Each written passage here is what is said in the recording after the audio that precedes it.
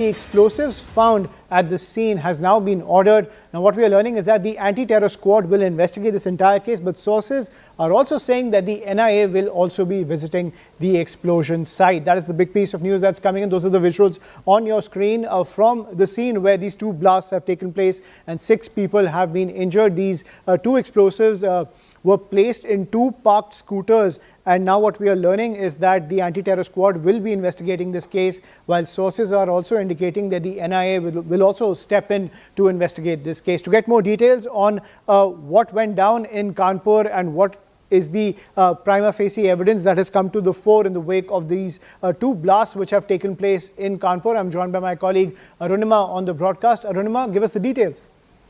So as of now, the UP ATS has seized off the matter, but we are told that following the standard operating procedure, the National Investigation Team could also go to Kanpur to take a look at the blast site, and it's only once, prima facie the investigation is completed, will we know exactly what has happened. But the basic details that we know is that the blast happened. There were 2 scooters which were parked on Kanpur's Mestern Road, and suddenly there was an explosion in these 2 scooters. 6 people were injured, including 1 woman.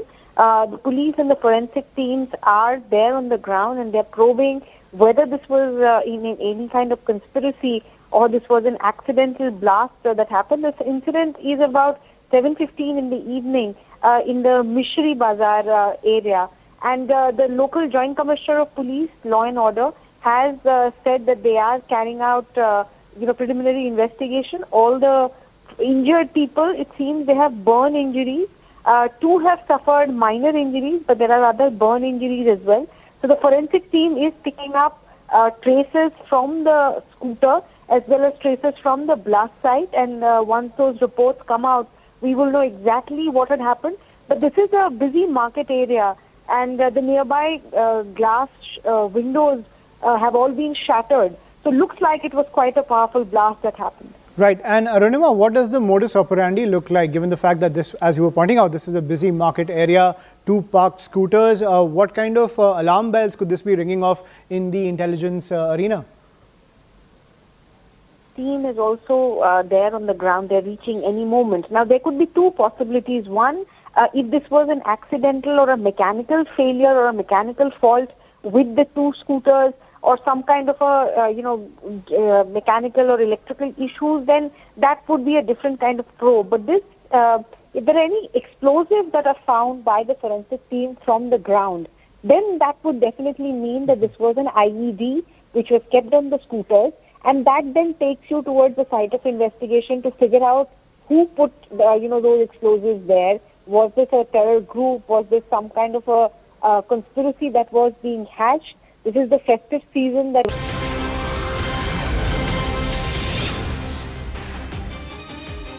Good morning. Welcome to our special coverage here on CNN News 18 as we count down to the big meeting between British Prime Minister Keir Starmer and Prime Minister Modi. It's expected to happen in the next hour in Mumbai. They will be meeting at the Raj Bhavan, and of course they will be exchanging the progress of the India-British partnership so far. This is the second time the 2 leaders are meeting in the last 3 months. The Prime Minister was in London in July when the historic FTA, the Free Trade Agreement, as it's now called, the Comprehensive Economic and Trade Agreement between India and Britain was signed. They will take stock of the progress after the signing of the FTA that has happened in these last 3 months. A majority of British goods will now become cheaper being exported into India, and vice versa. Indian goods going into the British market will become substantially cheaper, whether it is Scotch whisky, cars, electric cars particularly. All of that will now see cheaper rates, both for Indian exports into the UK and also vice versa. The British Prime Minister is in India for a 2-day visit. Today is the business end of his visit. He will be meeting with Prime Minister Modi. The formal bilateral delegation level talks and restricted talks will happen first thing in the morning. That's going to happen in Mumbai. And then subsequently, the Prime Ministers of both countries will address the Global FinTech Summit, which is happening at the Geo Center at the BKC complex in central Mumbai.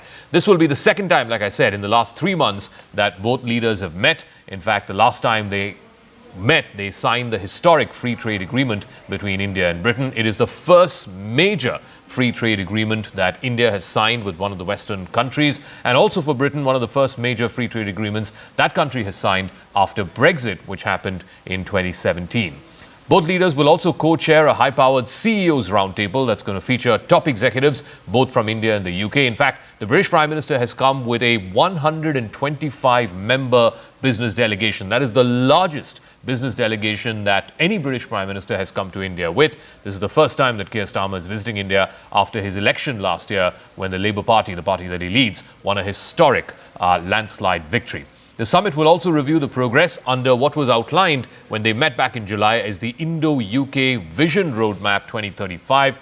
That's what they want to do to double the existing trade in both goods and services between India and the UK, whether it is trade, tech, climate, education. India stands right at the heart of this global partnership, driving innovation and growth. So just to give you a sense of perspective of the gamut, the broad range of areas that are covered under the India-UK bold vision that's been unveiled for 2035. It's a comprehensive plan aimed at deepening the strategic, economic and technological partnership.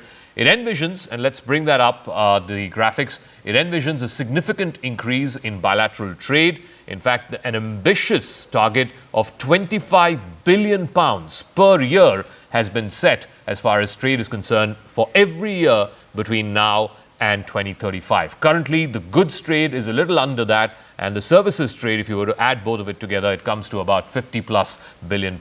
Now, both countries are committed to driving growth as well as job creation through greater market access for each other's goods. On the defense and security front, there will be collaboration which will expand into advanced technologies, complex weapon systems, reinforcing shared priorities when it comes to innovation and resilience. There's also a strong skills partnership which is in focus, with plans to establish campuses of leading universities in both countries. Already, a couple of British universities have begun operations in partnership with Indian universities right here on Indian soil. And this is, of course, in an attempt to try and foster global talent exchange. Both sides are also set to advance cooperation in cutting-edge technologies, including future telecom, artificial intelligence, and critical minerals, which has become a huge leverage point in the geoeconomics and geo-trading economies that we're seeing in recent times, particularly under President Trump. Also, there is a significant climate partnership between India and the UK, where both countries will work together to accelerate clean energy transitions and mobilize climate financing, steering the world towards a more sustainable future. I want to go across to my colleague Akanksha Swaroop, who's joining us here in the newsroom. Siddhant Mishra is joining us from Mumbai, where the two leaders will be meeting over the course of the next hour or so. 10 o'clock is when the official proceedings will begin between the two prime ministers. Akanksha, what is at stake as these two leaders meet? Right, I think it is the timing which is very critical for both the countries because remember, it is a historic deal, not just for India, Zaka, but you're also looking at Britain touting it as one of the biggest deals, or rather the biggest deal they've struck after Brexit. For India also, it has to mean something when the British Prime Minister is arriving with the biggest trade delegation comprising 125 executives who are going to be part of this delegation. You have the British Airways, you have the Rolls-Royce CEO, you also have companies like Diageo, you also have companies like say BP, which is the oil company. You're looking at telecom as well. So a host of sectors now are going to be involved in today's talks at that CEO roundtable that will be taking place. And we can expect a host of announcements. What we are learning from our sources is that there's going to be one key critical announcement. We are all waiting what it is going to be. But there's been a turbocharge of a momentum when you look at what's been happening between both the countries after the FTA. It's not just trade, it's not just fintech. I also want to emphasize on the way our security cooperation and defense partnership is also on the rise, because Prime Minister Keir Starmer has arrived on a day when India has also concluded its maritime exercise Konkan, that commenced on 5th of October. It took place in the western part of the Indian Ocean. This is the first time that our carrier strike groups were part of this exercise together. All right, Akanksha, we'll leave it at that. I'll come back to you as and when we get further details, and pictures are awaited from Mumbai, where at the Raj Bhavan at 10 o'clock this morning, Prime Ministers Modi and Starmer will be meeting, after which at 11:30 there will be the India-UK joint statement that is expected to be read out. There might be a brief press interaction as well. And then at 1:30 in the afternoon, they will jointly attend the CEOs Forum at the Geo World Centre, which will be followed by the Global FinTech Fest, which both Prime Ministers will attend together. But what is at stake in this India-UK relationship? This is the second time that both leaders are meeting in the space of the last 3 months. I want to go across to Nick Booker, who's a historian and philosopher, and also Ashok Sajanhar, former diplomat, who's joining us. Mr. Booker, I just want to lay the context for our viewers before I come to you, and that is, for Prime Minister Starmer, this meeting couldn't come at a more opportune time. He is really under a lot of pressure domestically. I think the conversation in Britain, particularly when it comes to immigration, has shifted really far out right. There are opinion polls and polls in the country showing that if elections were to be held today, Prime Minister Starmer will find it difficult to get re-elected. And one of the major concerns for the British people is the issue of immigration. At a time such as this, for him to make this big visit, this big showcase visit to India with the largest business delegation, 125 of them, what's at stake for him? Namaskar and good morning. It is very exciting being in Mumbai, because wherever you go in the city at the moment, you're seeing these huge placards of Prime Minister Keir Starmer and Prime Minister Narendra Modi. And even the Bandra-Worli Sea Link, I don't know if you saw that, but last night it was lit up with their faces saying Mumbai welcomes UK-India partnership. And of course, this city has been part of the UK-India relationship for over 350 years. If you go back to 1661, Catherine de Braganza was Portuguese, and when she married King Charles II of England, part of her dowry were the islands of Bombay, the Good Bay. And that is how Bombay became part of British history. And what is going on now with the situation with Prime Minister Keir Starmer domestically in terms of politics? Well, of course, with a 1.5 million strong Indian diaspora, Indians are incredibly important in domestic politics. And I think that the positive story there is the fact that increasing trade, currently £42.6 billion a year between UK and India, increasing that trade by about 39% to in terms of the extra increase that this trade deal will bring, is something that is Keir Starmer is very keen to be touting to the wider economy in the UK to get more British people excited for the potential for trade with India to increase. And of course, that trade includes goods and services. And part of the services that Britain provides to India are education. And Indian students are an absolutely critical part of British universities, of British university life. And 98,014 Indian students studying in the UK. Many universities really depend on that Indian student income. So when we talk about immigration, it's a shame that in the last few years, Indian students have been included in those statistics, when in fact they are making such a positive contribution to British life and to British universities themselves. I do want to ask Ambassador Sajanhar also about this whole conversation around students, and this is coming at a time when we've seen what is happening across the Atlantic on the H-1B issue. There's been a significant drop in the number of students, for example, going into the US. I think there's a 50% drop compared to last year. And I think Prime Minister Starmer was asked this question by the British press on board when he was arriving to Mumbai. About the question of Indian students. And I think from what I remember, it used to be at a peak of 170,000 or so a few years ago. Now it's come down a bit. And he's also sort of buying into this philosophy of, we would love for Indian students to come study in British universities, but we also want them to go back. And I would rather encourage British universities to set up shop in India, like a couple already have. He wants more of that to happen and not so much get tied down in this whole immigration debate, much like we're seeing in the United States. Ambassador Sajanhar. Yeah, thank you very much, Zaka. You're very right that this has been an agenda that has really struck Prime Minister Keir Starmer, and there are sort of ripples from across the Atlantic as far as the United States is concerned. But I think as far as Indian students are concerned, you're right, it was 170,000, it's come down a little. But I think if it is coming down in the United States, the Indian students will either continue to study. There have to be more opportunities, more facilities that we have to create in India. And as you said, there are the UK universities. I think the University of Southampton has established a campus in Gurugram. There are two other universities that are looking at the gift city to come there. There are universities from Australia that are coming here. So I think there is an increasing number of high-end universities, for which Indian students would go out.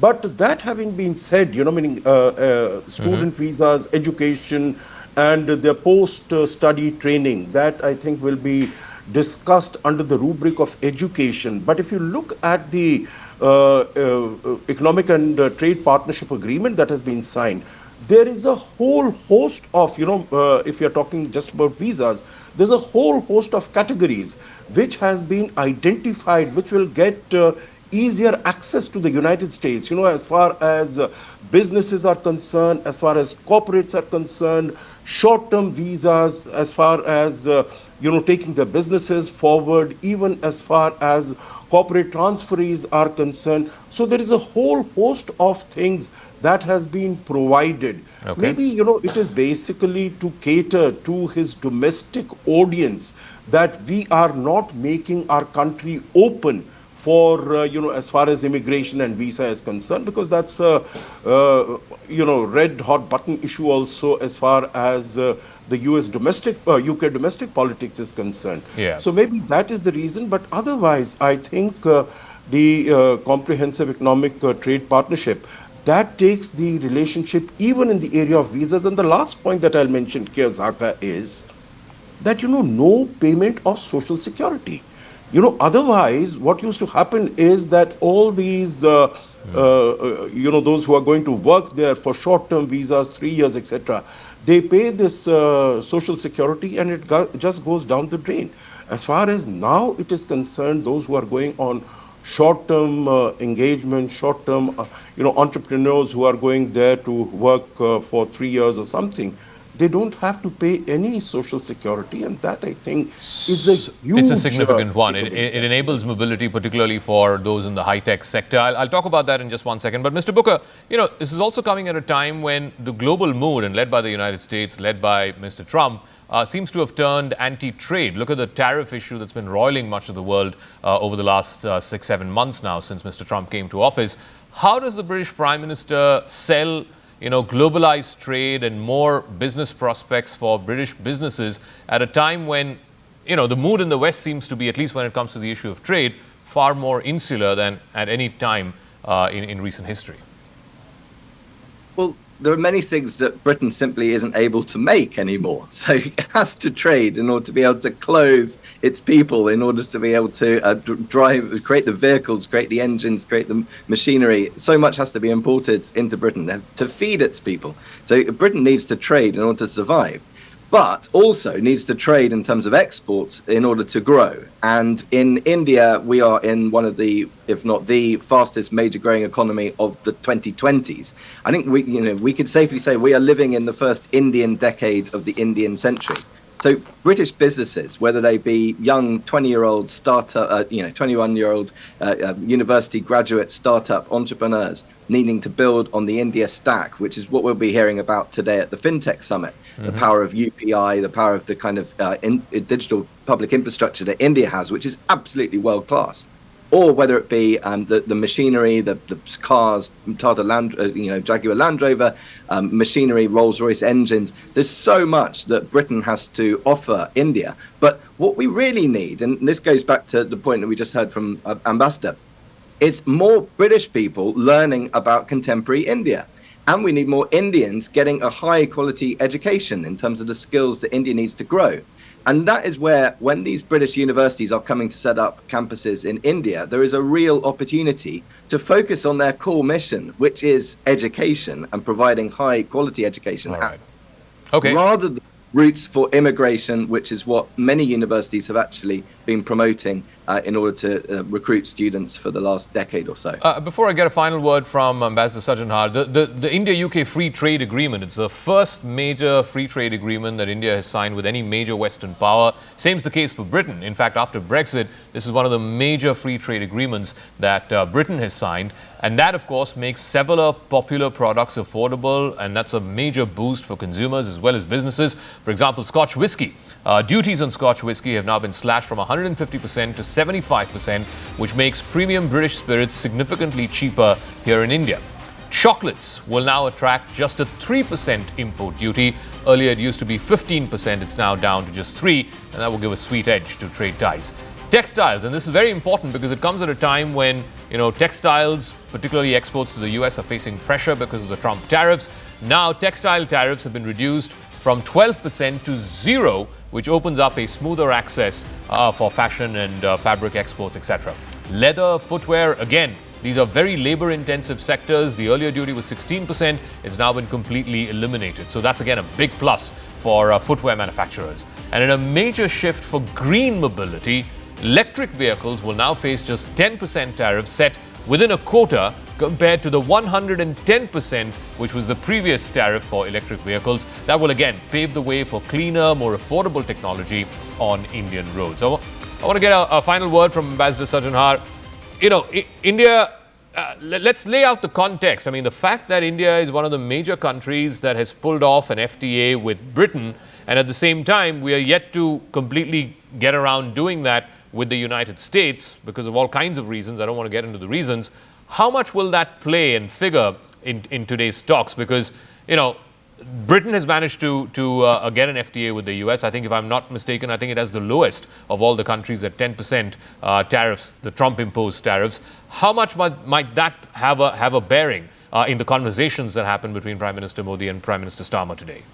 Yeah, I think that will be a huge issue of discussion, and I think it will also send out a very strong message. Of course, Prime Minister Modi went in July to the United Kingdom and signed that agreement. But in terms of the elements, in terms of the scope, the comprehensive nature of this agreement, 26 chapters, including environment, labor, high-tech, investment, IPRs, etc., I think this is going to send out a very strong message.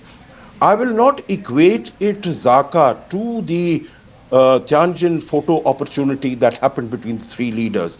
But I think it is going to send out a very strong message. Number two, I think this is also going to serve as a template for other agreements that we are negotiating. For instance, as far as India-EU is concerned, if the United Kingdom can sign this agreement, if before that Australia, we were able to sign a very comprehensive agreement with them also. And Australia, mind you, is a very significant and a very competitive manufacturer of agricultural products, producer of agricultural products. So if we can do that, then I think this is definitely going to send out a message to the United States. All right. The final point I'll make here is, no country, you take it from, last 100 years or plus, no country has been able to develop without focusing on its exports. No country has been able to develop without focusing on trade. So right now, what we are seeing is that there is weaponization of supply chain. Correct. We need to make resilient supply chains. We see that there is weaponization of tariffs. We see weaponization of access to markets. We have to diversify.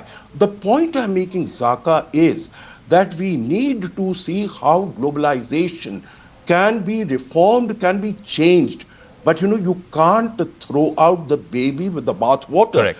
Say that, globalization has not served us, we are going to go away, and we are going to have bilateral deals. That will not work. Bilateral deals amongst, if you take WTO only, 166 member countries of the WTO, are we going to sign bilateral deals? That's what Mr. Trump started doing out. So, that's not the road to follow. I think it's the prevalent mood. Certainly, it's a passing phase, and as they say, these too shall pass. Thank you very much for joining us, Ambassador Sajanhar and Mr. Booker.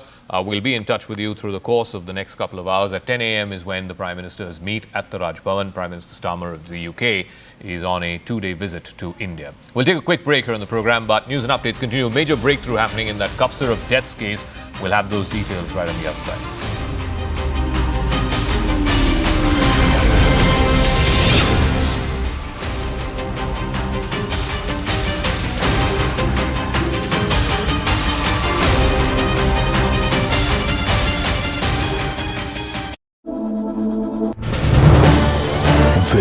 is News 18 Network.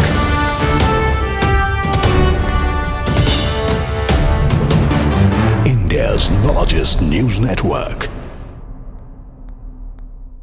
And from the state of Uttar Pradesh, where what we are learning is that a powerful explosion took place in two parked scooters in Kanpur, leaving 6 people injured. The incident took place in the Mishri Bazaar area of Kanpur city. Forensic examination of the explosives found at the scene has now been ordered. Now, what we are learning is that the anti-terror squad will investigate this entire case, but sources are also saying that the NIA will also be visiting the explosion site. That is the big piece of news that's coming in. Those are the visuals on your screen from the scene where these two blasts have taken place and 6 people have been injured. These two explosives were placed in 2 parked scooters, and now what we are learning is that the anti-terror squad will be investigating this case, while sources are also indicating that the NIA will also step in to investigate this case. To get more details on what went down in Kanpur and what is the prima facie evidence that has come to the fore in the wake of these 2 blasts which have taken place in Kanpur, I'm joined by my colleague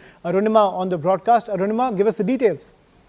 So as of now, the UP ATS has seized off the matter, but we are told that following the standard operating procedure, the National Investigation Team could also go to Kanpur to take a look at the blast site, and it's only once, prima facie the investigation is completed will we know exactly what has happened.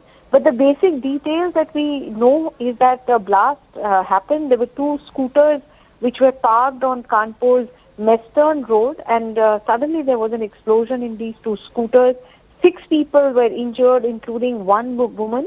The police and the forensic teams are there on the ground, and they're probing whether this was in any kind of conspiracy or this was an accidental blast that happened. This incident is about 7:15 in the evening in the Mishri Bazaar area, and the local Joint Commissioner of Police, Law and Order, has said that they are carrying out, preliminary investigation. All the injured people, it seems they have burn injuries. 2 have suffered minor injuries, but there are other burn injuries as well. So the forensic team is picking up traces from the scooter as well as traces from the blast site. And once those reports come out, we will know exactly what had happened. But this is a busy market area, and the nearby glass windows have all been shattered. So it looks like it was quite a powerful blast that happened. Right. And Arunima, what does the modus operandi look like, given the fact that this, as you were pointing out, this is a busy market area, 2 parked scooters? What kind of alarm bells could this be ringing off in the intelligence arena? Team is also there on the ground. They're reaching any moment. Now, there could be 2 possibilities. One, if this was an accidental or a mechanical failure or a mechanical fault with the 2 scooters, or some kind of a, mechanical or electrical issues, then that would be a different kind of probe. But this, if there are any explosives that are found by the forensic team from the ground, then that would definitely mean that this was an IED which was kept on the scooters, and that then takes you towards the site of investigation to figure out who put, those explosives there. Was this a terror group? Was this some kind of a conspiracy that was being hatched? This is the festive season that is ongoing. Diwali is around the corner. But it is too early now to comment. One will just have to wait for the forensic team's report to come in and the preliminary report from the UP ATS as well as the NIA to come in before one can comment exactly what happened. However, given the fact that this blast has led to burn injuries, severe kind of burn injuries in some cases, and the impact has shattered the glass panes, it looks a bit serious. Right. Thank you, Arunima, for getting us those details. Let's get a reaction coming in from the local security authorities in Kanpur. We're getting a reaction from the local police. Let's listen in. इस जगह पे work क्या है? ये कोतवाली क्षेत्र में ये दुकानें हैं और एक दुकान है, वहां पर बेल्ट और कैंची और इन सब का सामान होता है, छोटी दुकान है। उसके सामने 2 स्कूटी थी और स्कूटी में ब्लास्ट हुआ है, जिसमें 8 लोग टोटल थे। हल्का 2 लोगों को इंजरी थी, उनको तुरंत भेज दिया गया है। 2 लोगों को थोड़ा गंभीर चोटें हैं, झुलसे हुए हैं, और 4 लोगों का भी हमारे यहाँ पर है। हो सकता है हम हायर सेंटर में भेजें, परंतु सुरक्षित है। इससे ये हमारी फोरेंसिक टीम वहां पर पहुंच चुकी है हमारी बीडीएस टीम पहुंच चुकी है, पूरी चेकिंग कर रहे हैं, जानकारी कर रहे हैं कि ये ब्लास्ट किस ढंग से हुआ है।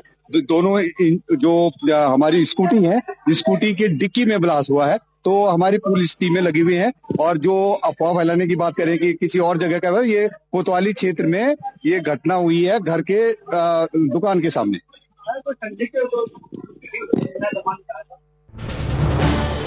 This is News 18 Network.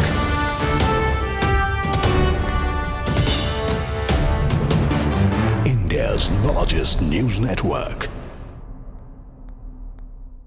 And from the state of Uttar Pradesh, where what we are learning is that a powerful explosion took place in two parked scooters in Kanpur, leaving 6 people injured. The incident took place in the Mishri Bazaar area of Kanpur city. Forensic examination of the explosives found at the scene has now been ordered. Now, what we are learning is that the anti-terror squad will investigate this entire case, but sources are also saying that the NIA will also be visiting the explosion site. That is the big piece of news that's coming in. Those are the visuals on your screen from the scene where these two blasts have taken place and 6 people have been injured. These two explosives were placed in 2 parked scooters, and now what we are learning is that the anti-terror squad will be investigating this case, while sources are also indicating that the NIA will also step in to investigate this case. To get more details on what went down in Kanpur and what is the prima facie evidence that has come to the fore in the wake of these 2 blasts which have taken place in Kanpur, I'm joined by my colleague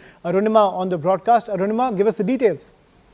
So as of now, the UP ATS has seized off the matter, but we are told that following the standard operating procedure, the National Investigation Team could also go to Kanpur to take a look at the blast site, and it's only once, prima facie the investigation is completed, will we know exactly what has happened. But the basic details that we know is that the blast happened. There were 2 scooters which were parked on Kanpur's Mestern Road, and suddenly there was an explosion in these 2 scooters. 6 people were injured, including 1 woman.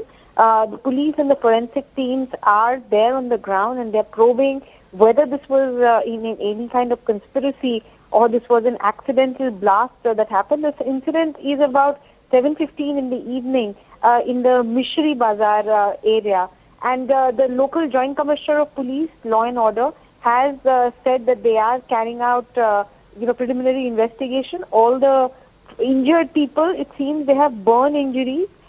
2 have suffered minor injuries, but there are other burn injuries as well. So the forensic team is picking up traces from the scooter as well as traces from the blast site. And once those reports come out, we will know exactly what had happened. But this is a busy market area, and the nearby glass windows have all been shattered. So it looks like it was quite a powerful blast that happened. Right. And Arunima, what does the modus operandi look like, given the fact that this, as you were pointing out, this is a busy market area, 2 parked scooters? What kind of alarm bells could this be ringing off in the intelligence arena?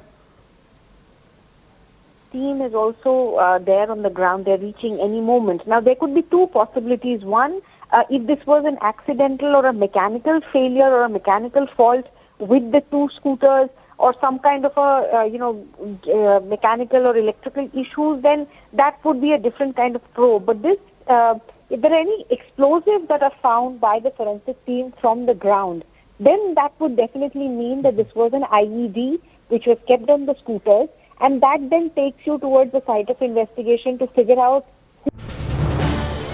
This is News 18 Network.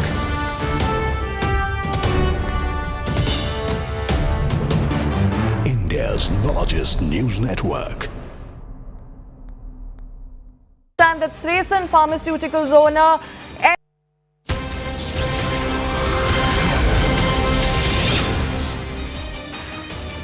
Welcome back. In a major breakthrough, Sreesan Pharma CEO has been arrested for negligence over the deadly cough syrup-linked deaths of 20 children in Madhya Pradesh. Documents obtained by CNN News 18 also reveal that the company once was delisted in 2009 and then resurfaced under a new name and license in 2011, and thereby it continued its operations. India's top drug regulator, the CDSCO, has stepped in and issued a nationwide advisory for strict testing of all raw material in medicines.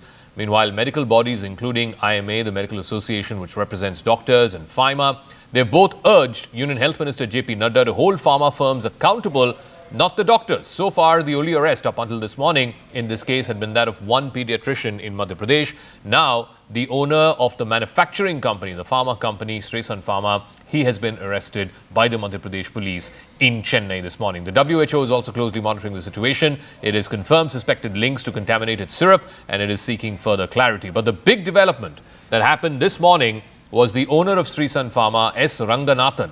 He has been arrested in connection with the death of these 20 children linked to contaminated cough syrup, the brand that was manufactured called Coldriff. Ranganathan is a 75-year-old pharma graduate from the Madras Medical College. He is a well-known figure in Tamil Nadu's pharmaceutical circles. He first rose to prominence back in the 1980s with his Pronit nutritional syrup.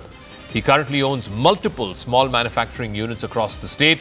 So the question is, why was he arrested? Ranganathan's company, Stresan Pharma, produced the Coldriff syrup, which contained a staggering 48% of a compound called diethylene glycol, or DEG. Now, diethylene glycol is a cheap substitute for glycerin. It's a toxic industrial chemical. The permissible limit is under 1%, whereas in the batch that was contaminated, which led to the deaths of these children, it was as high as 48%. Investigators also found that the firm had violated several safety and quality protocols. Ranganathan now faces serious charges, including culpable homicide under Section 105 of the BNS, adulteration of drugs under Section 276, and sale of counterfeit drugs under 27A of the Drugs and Cosmetics Act.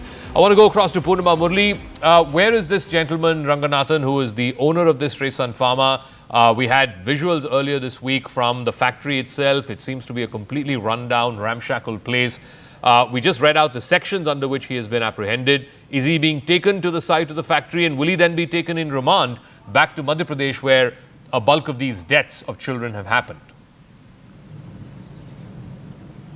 Well, he was arrested early this morning in Chennai, reportedly from Kodambakkam in Chennai, and sources say that he is likely to be brought to the factory, which is located in Kanchipuram, about 50 to 60 kilometers from Chennai. That's where the factory is located. And as you rightly pointed out, when the Tamil Nadu Drug Control Inspector did visit the site after that particular Stresan pharmaceutical manufacturing facility came under the radar, what they found was 350 lapses. Of course, unhygienic conditions and no proper procedures were followed during the manufacturing of syrup. And batch 13 was the batch that was sent for testing. 48% of diethylene glycol was found, and after that they issued show cause notice and they also shut the manufacturing facility. But that is unhygienic, and they've also been reported for gross violations. They've not done proper checks. There are no qualified staff. These are some of the observations made when the inspection was carried out last week, following which there was a show cause notice issued. We are en route to Kanchipuram facility. About 20 minutes from here is the factory. We are told that he will first be brought to the factory and then he will be produced before the court and then taken into remand. That's what we are given to understand. In the next 1 or 2 hours, there will be more clarity, because he will be produced before the court before being taken by the Madhya Pradesh team. Purnima, stay on with us. There are more details coming in, more information, and this is coming from Madhya Pradesh, where the Chief Minister Mohan Yadav has said that he will go to Nagpur today and inquire about the health of some of the children who were ill there with cough syrup. The same cough syrup, the same batch, we're given to understand, that was given to some kids in Nagpur. The Chief Minister will meet with the children who were admitted to the hospital. He will meet with the families as well. He will arrive at the hospital at a little past noon. Of course, the Chief Minister and the administration there have been facing some flack because of the number of deaths that have happened in Madhya Pradesh, particularly in Chhindwara itself. There have been close to a dozen deaths. Now, the overall toll in the deaths that have happened in Madhya Pradesh and in Rajasthan are above 20. Manoj Sharma has more details on this. What's the state's sort of defense, or what are they saying now in terms of, yes, the person who's the manufacturer has been arrested, but what about the responsibilities of the state when it comes to the drug regulators and others? Obviously, the Madhya Pradesh government is equally responsible. Though the manufacturer, it was contaminated. It was in fact toxic. With the prescribed limit was just 0.1%, and it was 48%. You can well imagine it was like a poison, which was circulated to kids as a cough syrup. But that is one thing. Madhya Pradesh Chief Minister Dr. Mohan Yadav is going to Nagpur today because there are 6 kids. They are still there in Nagpur hospital. The condition of 3 of them is still, we are told by medical authorities, is critical. And the death toll, unfortunately, it has risen further. We have been told that one more 3-year-old Mayank, he also succumbed to his illness late last night. And the total death figure in Madhya Pradesh is now stand at 21, 18 from Chhindwara, 2 from Baitul, and 1 from the neighboring Pandurna district. So obviously, the investigation is on. A special investigation team is camping there in Chennai, and we have been told by Superintendent of Police, Ranganathan would be brought back to Madhya Pradesh to Chhindwara and on transit remand, and he would be produced in Chhindwara court, and obviously he would be taken for police custody for interrogation. All right, Manoj, thank you very much for joining us. Manoj Sharma there with the details coming in from Madhya Pradesh. We're getting further information. Remember, the WHO had responded to CNN News 18. Now we have word, and I want to bring in our Sharon Elizabeth on this. This is further breaking news on this story. So the CDSCO, which is the top drug safety controller, has reportedly written back to the WHO regarding information on toxic cough syrup deaths in India. The CDSO has informed the WHO that the above products have been recalled and that identified manufacturers have been ordered to stop production of all of these medical products. The WHO had also responded to CNN News 18 in its queries about what caused these deaths and whether or not these particular products and these particular batches of these products have been taken off the shelves. Sharon has more details on this. So the CDSCO has responded now, Sharon, to the WHO. What have they said? Well, Zaka, as part of the standard protocol or standard routine, the WHO has in fact written for a clarification from the CDSO as far as the cough syrup are concerned. They specifically wanted to know that what is possibly the reason, what are the components, contaminated components that has been found in this particular cough syrup. Apart from that, they also wanted to know whether this cough syrup has in fact been distributed or supplied or exported outside the country. So CDSO has now responded. They have made clear that there are 3 cough syrup, including a Cold Riff and also Relife. There are 2 cough syrup from Gujarat, 1 from Tamil Nadu's Kanjipuram, which has found DEG, which is diethylene glycol, an industrial solvent, though the other 2 cough syrups in Gujarat has found the contamination level to be around 0.6% or 0.2%. But as far as Cold Riff cough syrup is concerned, the contamination level of this industrial solvent is 48.6%. WHO has, of course, raised their concern, and they have, in fact, been asking that they can support in any sort of action that needs to be taken as far as the entire issue is concerned. They also have been asked whether the total amount of contamination in terms of other industrial solvent that could, in fact, be present in this cough syrup. But this is not something new, Zaka. We have been seeing in 2023 as well, when the entire issue of children death in Gambia and Uzbekistan were concerned. Then also WHO has, in fact, sought clarification from the Indian government, and this time as well, a clarification is sought, and it has been made clear that this particular cough syrup has not been exported to any other country, but only being consumed in the country itself. Okay, Sharon, we'll leave it at that. Thank you very much. Sharon with the details of the latest between the CDSCO and the WHO. I'm going to move on to another big story that has happened internationally. The US President Donald Trump has announced a significant development in the Middle East this morning. He's announced that Israel and Hamas have agreed to what he calls the first phase of his 20-point Gaza peace plan. Hamas will release all the hostages, while Israel will withdraw its troops to a designated line that is in the Gaza Strip. And then, of course, subsequently, as each phase of this peace deal progresses, they will further and further withdraw, although maintaining a buffer zone as well as adequate security within Gaza. The agreement reached following intense negotiations in Egypt is seen as a crucial move towards ending the conflict. Trump has praised the role of the mediators, Qatar, Egypt and Turkey, expressing optimism for lasting peace. Israeli Prime Minister Netanyahu has vowed to bring all the hostages home, and Trump has hinted that he will be visiting the region soon, even as this deal inches to the completion of the first phase. I may go there sometime toward the end of the week, maybe on Sunday, actually, and we'll see. But there's a very good chance negotiations are going along very well. We're dealing with Hamas and many of the countries. As you know, we have all of the Muslim countries are included, all of the Arab countries are included. Prime Minister Modi has welcomed this peace deal between Hamas and Israel. Prime Minister Modi has just tweeted moments ago. He has praised the first phase of President Trump's peace plan, highlighting the leadership of both President Trump and Prime Minister Netanyahu. He's put a post on X, the social media platform, just a couple of minutes ago, where Prime Minister Modi has expressed hope that the release of hostages and the increased humanitarian aid will finally bring relief to Gaza, and it will pave the way for a lasting peace. Akanksha has more details on this. Akanksha, so the Prime Minister welcoming the completion of the first phase, Hamas and Israel agreeing to the release of the hostages. The Prime Minister was quick to welcome the 20-point peace plan when it was announced last week as well. What is India's skin in this game?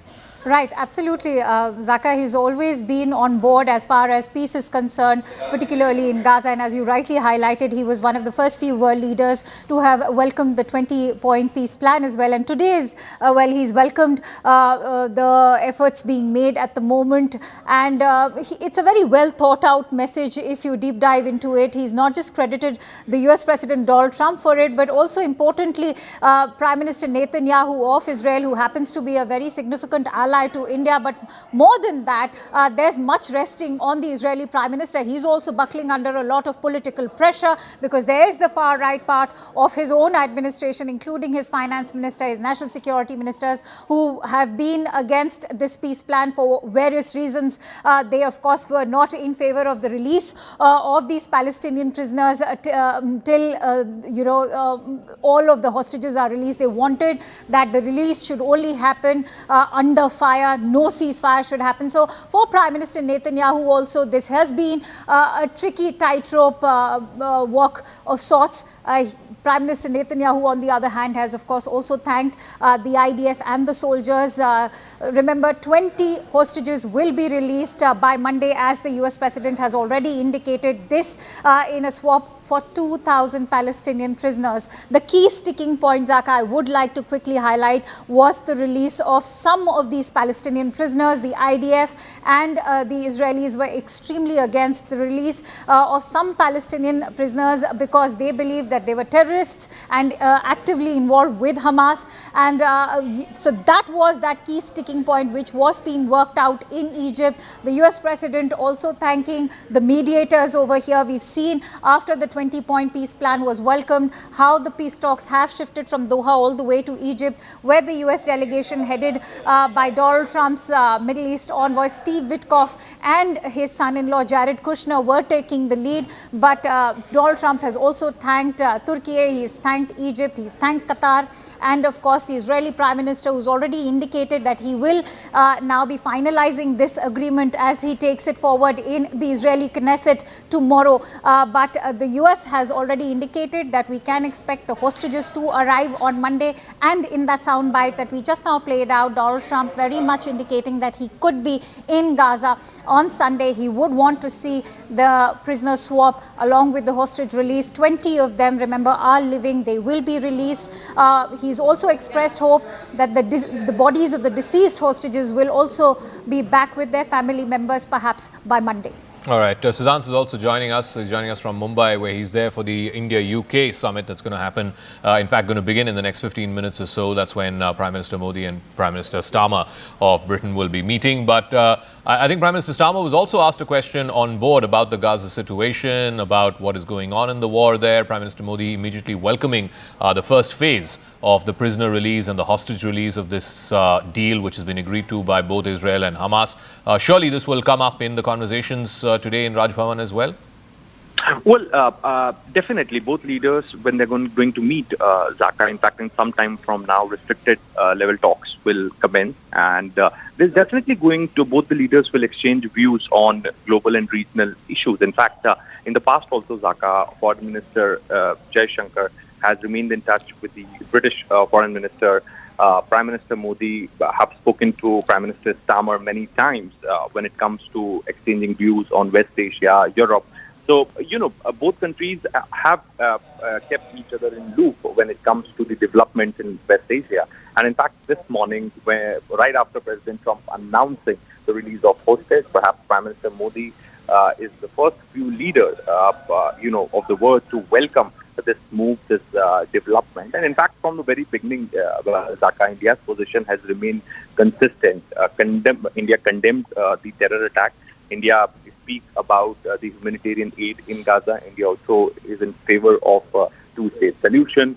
India also speaks about solutions through dialogue and diplomacy. So now, since the path of diplomacy has been adopted, India has welcomed it, and this must be Prime Minister's third statement welcoming the development in West Asia in last 2 weeks. Okay, we'll leave it at that. We'll come back to both our reporters at the top of the hour when we focus on the British Prime Minister and the Indian Prime Minister's meeting in Mumbai. The British Prime Minister's business end of his visit begins in about 15 minutes' time. The official meeting will happen at the Raj Bhavan. But coming back to this whole Hamas-Israel story, even as Hamas loses all the leverage with the release of the hostages, signaling the end of possibly the beginning of the end of this war, CNN's Fareed Zakaria highlights one key question. What happens next? Who will rule Gaza? Fareed, there's obviously still a lot we don't know about the contours of this deal, but how important a day is this? Oh, I think it's a very important day, and you're right that we don't know enough about the contours of the deal. The most important part, as Brett McGurk pointed out, is that Hamas seems to have agreed to release all the hostages in the first phase. They had never been willing to do that before. And that is a game changer because Hamas loses all its leverage once the hostages are released. That is the only leverage they have.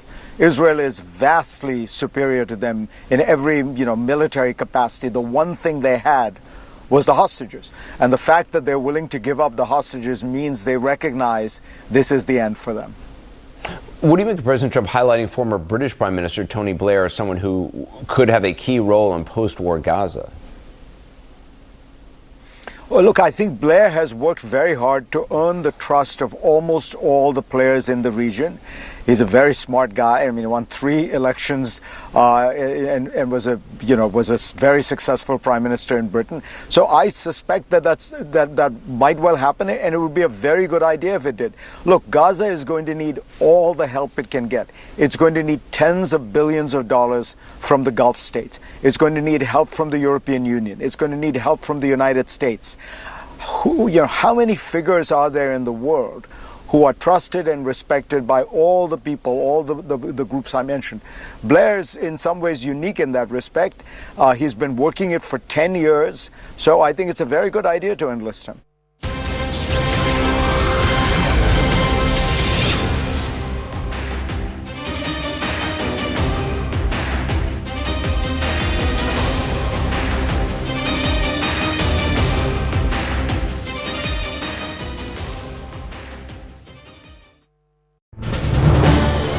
This is News 18 Network.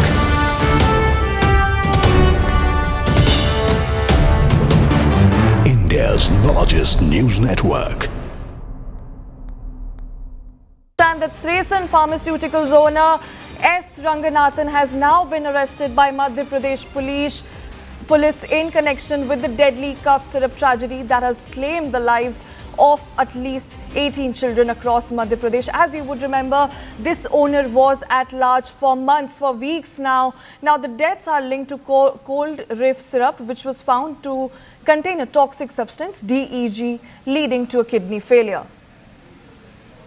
This is the breaking input we're receiving for you. The owner of Sresan Pharmaceuticals has now been arrested. A manhunt was on to nab him. He has now been arrested. Now the investigation, which initially focused on the syrup's widespread distribution, pointed to the pharmaceutical company for allegedly manufacturing and supplying the contaminated batch. This arrest comes amid growing public outrage and concerns over the safety of unregulated pharmaceutical products, especially the cold reef syrup in the market. This is the latest input we're getting in for you. This man, the pharmaceutical owner, Sraysan's pharmaceutical owner, has now been arrested. He goes by the name S. Ranganathan. He's now been arrested by the Madhya Pradesh police in connection with the deadly cough syrup tragedy. We're also given to understand that he has been arrested in Tamil Nadu.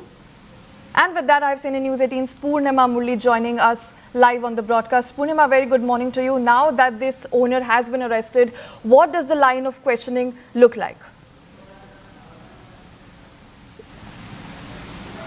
Well, Sraysan Pharmaceuticals is located in Kanchipuram, which is about 2.5 hours from Chennai. Sources say that the Madhya Pradesh team had arrived here 2 days back, and questioning began. Remember, a show cause notice was issued to Sraysan Pharmaceutical Company, and they were asked to reply within 5 days because one of the batches, batch 13, that was sent, that sample that was sent for testing did find 48% diethylene glycol. So that's something that the samples had, and therefore they issued show cause notice. The company since Saturday, that's been shut following these investigations and links to Sraysan Pharmaceutical Company. And the owner Rangarajan was grilled. Sources say that he's been arrested. He's been arrested by the Madhya Pradesh team, and he is likely to be taken to the Kanchipuram manufacturing unit, is what we are given to understand. Right, Purnima, I also wish to understand what are the charges that this man, S. Ranganathan, is currently facing? Well, more details on that, they are awaited, but prima facie, the factory that belongs to Sraysan Pharmaceutical Company, the samples that were tested, the Tamil Nadu government had indeed released a press statement, and it said that yes, the samples that have been tested from the Sraysan Pharmaceutical Company that also manufactures Coldriff cough syrup, even those samples, they had 48% diethylene glycol, which is a reason why the company was issued show cause notice. That was one batch, which was batch 13 is what the government had said. And they also spoke about the illegal chemicals that were present within the manufacturing unit in Kanchipuram. These were some of the observations made after inspecting the factory, following which the Madhya Pradesh team had also arrived in Chennai on Tuesday night. Yesterday also they were likely to visit the Kanchipuram factory, but the team was here investigating the owner, Rangarajan, the visual on your screen, that's the owner. And now we are given to understand that he's been arrested. On what charges? We'll have to wait for further details on that.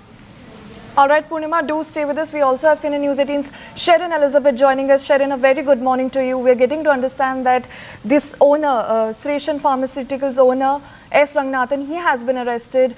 Remember, there was a manhunt which was underway to nab him, and now he's been arrested. What is the latest you're picking up? Well, of course, the latest is that Madhya Pradesh police that was stationed in Tamil Nadu, they have also, in fact, put in money on him. Around 20,000 was the reward price that was put against this particular owner of Sraysan Pharmaceutical, and now he has been arrested. It's a joint effort, of course, by Madhya Pradesh police as well as the Tamil Nadu police.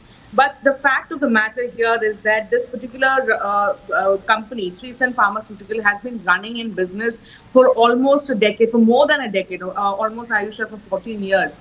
So was this particular company flouting the rules altogether for all these years? Because right now, what the health ministry sources have been suggesting is that there were over 380 such objections that was raised during the raid of this particular pharmaceutical company, Sraysan Pharma in Kanchipuram. The QMS, the quality management, the good manufacturing management, all this was never followed in this company. Clearly, there was rules that was being flouted by Sraysan Pharmaceutical. Of course, the blame is on Tamil Nadu FD at this point, is what the health ministry sources have been saying, that why no proper check was being done. It was only done after the death of these children. Remember, it was on the request of the Madhya Pradesh government that Tamil Nadu FDA went ahead and tested the sample of the Coldriff, which is manufactured by Sraysan Pharma. They found the diethylene glycol is beyond permissible limit. Ayusha, only 1%, less than 1% of industrial solvent can be present in cough syrup, but this particular company was manufacturing cough syrup, which had almost 48% of industrial solvent present in the cough syrup. And that has led to the death of almost 19 children in Madhya Pradesh's Chhindwara. So now this man has been arrested. The owner of the Sreesan Pharma has been arrested. Of course, apart from that, the drug controller of Chhindwara, Madhya Pradesh, he is suspended. Apart from that, the doctor, Praveen Soni, who prescribed this particular medicine to children, has also been arrested. So this is the status. And this is, of course, a big win for the Madhya Pradesh police at this point. We have to, of course, see what are the charges that going to be slapped against. Right. Sharon, Purnima, do stay with us. We also have CNN News 18's Imani joining us. Imani, very good morning to you. Now that Sreesan pharmaceutical owner has been arrested, I wish to understand a few things about this firm from you. First of all, of course, being the fact that, did this owner, did he falsify test data or operate without any valid clearances? What is it that we are learning about this firm owner? Sreesan Pharma, as we know that the name of this firm has been highlighted several times in the public health alerts that are issued by CDSCO every month. Now there is another confirmed news that is coming from WHO. WHO has told News 18 yesterday late evening that the Indian drug regulator has finally given confirmation to W as well about the contamination of DEG.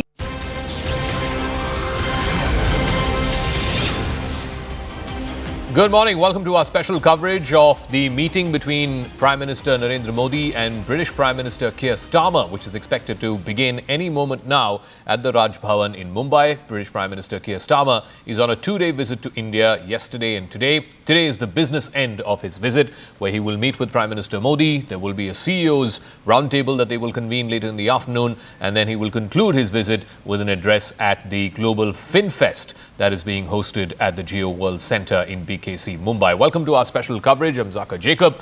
Lots at stake. It's a busy morning in Mumbai for both British Prime Minister Keir Starmer, who's on a two-day visit to India, and he's all set to hold bilateral, delegation level as well as restricted talks with Prime Minister Modi. The talks are expected to begin at 10 a.m. at the Raj Bhavan, where both leaders will meet. This meeting will be the second that both leaders will have in a span of just 3 months. Prime Minister was in London just a few months ago, the highly successful visit that happened there just back in July when the FTA, the Free Trade Agreement between India and the UK was signed. That historic agreement was signed just back in July of this year. Both leaders will also co-chair later this afternoon a high-powered CEO's roundtable featuring top executives from India and the UK. In fact, the British Prime Minister has come with the largest British business delegation ever at 125 British business executives. The aim will be to, of course, boost business ties, create jobs, and unlocking new opportunities. The summit will also review the progress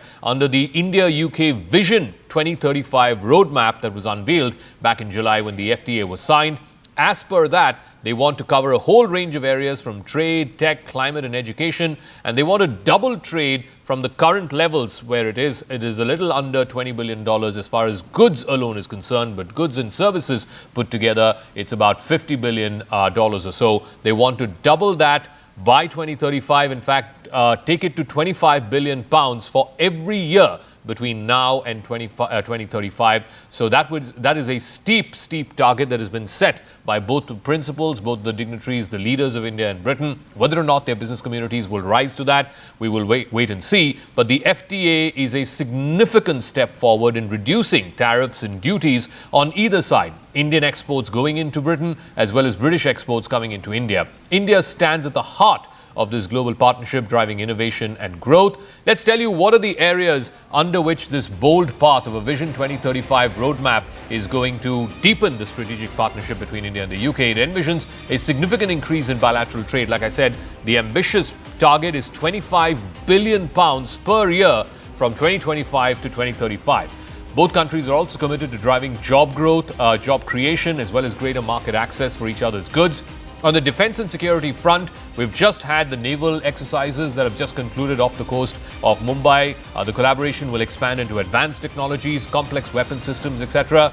A strong skills partnership. This is where mobility and immigration also come into play. Lots of British universities are expected to open shop. In fact, a couple already have here in India in partnership with Indian universities. The focus is going to be to establish campuses of leading British universities here in India to foster global talent exchange. Both sides are also set to advance cooperation in cutting-edge technologies, whether it's the future of telecom, artificial intelligence, critical minerals, which has of course become a huge point of leverage in global trade right now. And under the climate partnership, both India and the UK will work together to accelerate clean energy transitions and to mobilize climate financing. I want to go across to our reporter. Siddhant is joining us live from outside the Raj Bhavan, where this meeting is expected to happen in the next few minutes, begin in the next few minutes between the two prime ministers. I'm also joined by Akansha Swaroop here in our newsroom. Siddhant, let me come to you first. What is at stake? What are the agenda points, and what is the expected schedule of events over the next few hours when the two leaders meet, the British Prime Minister and the Indian Prime Minister? Well, Zaka, we are inside the Raj Bhavan. In fact, after much of security hassle, I could finally make it to the Raj Bhavan. So in some time from now, the talks between Prime Minister Modi and Prime Minister Starmer will commence. In fact, first, there's going to be restricted level talks, which will be followed by delegation level talks, Zaka. And after which there will be a press statement taking place in Raj Bhavan. And as you were pointing out, this particular visit is very, very significant. Zaka, particularly two major milestones have been achieved in this relationship in the last 2 years. One is technology securities initiative, and the other is free trade agreement. Perhaps now both leaders want this momentum to not to go waste, and this is the reason that Prime Minister Starmer is traveling with 125 top executives of British multinationals. In fact, yesterday, Indian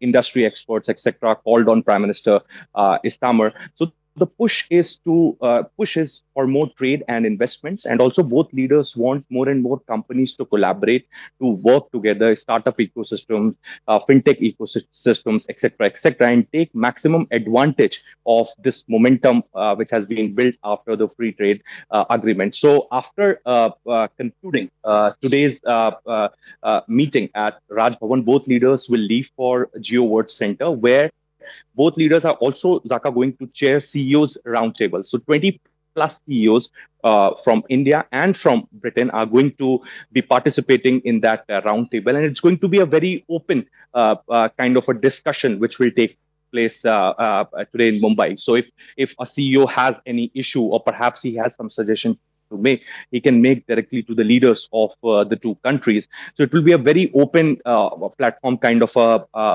an arrangement which will be provided to the CEOs of these two countries.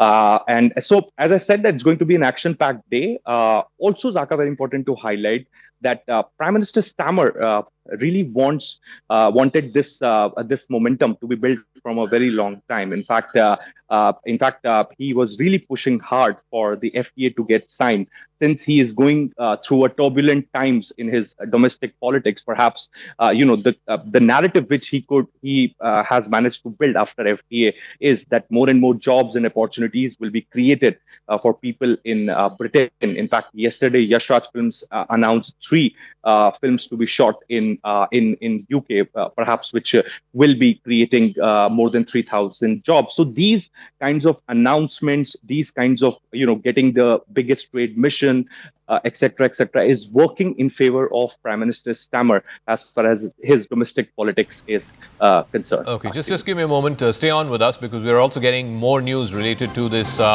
upcoming meeting between Prime Minister Modi and Prime Minister Starmer, which is expected to begin anytime now. Union Minister for Commerce, Piyush Goyal, has met with the UK Prime Minister Keir Starmer. In fact, they had also met a few months ago when the historic FTA was signed. Piyush Goyal has now put out on social media, X, and I quote, "Delighted to call on the UK Prime Minister Keir Starmer, discussed avenues to further deepen India-UK trade and economic partnership for mutual prosperity." Of course, the aim of the FTA is to double the trade between now and 2035. In fact, take it up to £25 billion for every single year between now and 2035. That is a steep target. But the Commerce Minister just meeting the Prime Minister of Britain. Just ahead of that meeting, the bilateral meeting between the two Prime Ministers at the Raj Bhavan. A quick word from Siddhant. Siddhant, so the FTA now becomes the basis for further partnership between India and the UK. But this is a steep target, the Vision Roadmap 2035 that was unveiled back in July. They have to really, the businesses of both sides really have to bring in their A game to double trade by £25 billion every single year for the next 10 years. Well, that's right, Zaka. As per the projections, this will the free trade agreement will give GDP boost for about 0.13% to the economy of Britain and 0.06% to the economy of India. But, what is working in India's favor, Zaka? Not getting into the technical things, but what I could manage to understand after speaking to the MSMEs in India. So after Trump's 50% tariff, Zaka, the Indian exporters have been looking for more options so that they can send their goods, etc., to the United States. Now, how that can be done? That can only be done if we have a free trade agreement with any country, so the goods can be routed through that country. Now, Indian MSMEs, Indian exporters are looking London as one such route where they can through London they can be sending their their goods to the United States, since the tariff on UK is only 10%, Zaka, and India and United Kingdom has now free trade agreement. So the 99% of the Indian goods are tariff free in United Kingdom. So MSMEs in India, the exporters in India, are perhaps looking for offices in London, in UK, so that they can send their goods to the United States via United Kingdom. So that is how this free trade agreement right now is working in favor of Indian exporters. Okay, we'll come back to you as and when we get the first pictures of the meeting between the two Prime Ministers. It was scheduled to begin at 10 a.m. We will, of course, know that the moment those pictures are tweeted. I also want to go across to Akanksha Swaroop, who is here in our newsroom. So it also comes at a time domestically. What does this mean for Keir Starmer? Because there is rising anti-immigrant sentiment. He is under pressure on the right, both from Reform UK and the newly launched political party of Tommy Robinson. Now the Conservatives, the traditional opposition party there, has also gone the same way when it comes to this anti-immigrant rhetoric. At a time such as this, for Keir Starmer to be coming to India with the largest business delegation, yesterday I think he tweeted saying, "I'm flying the flag for British businesses."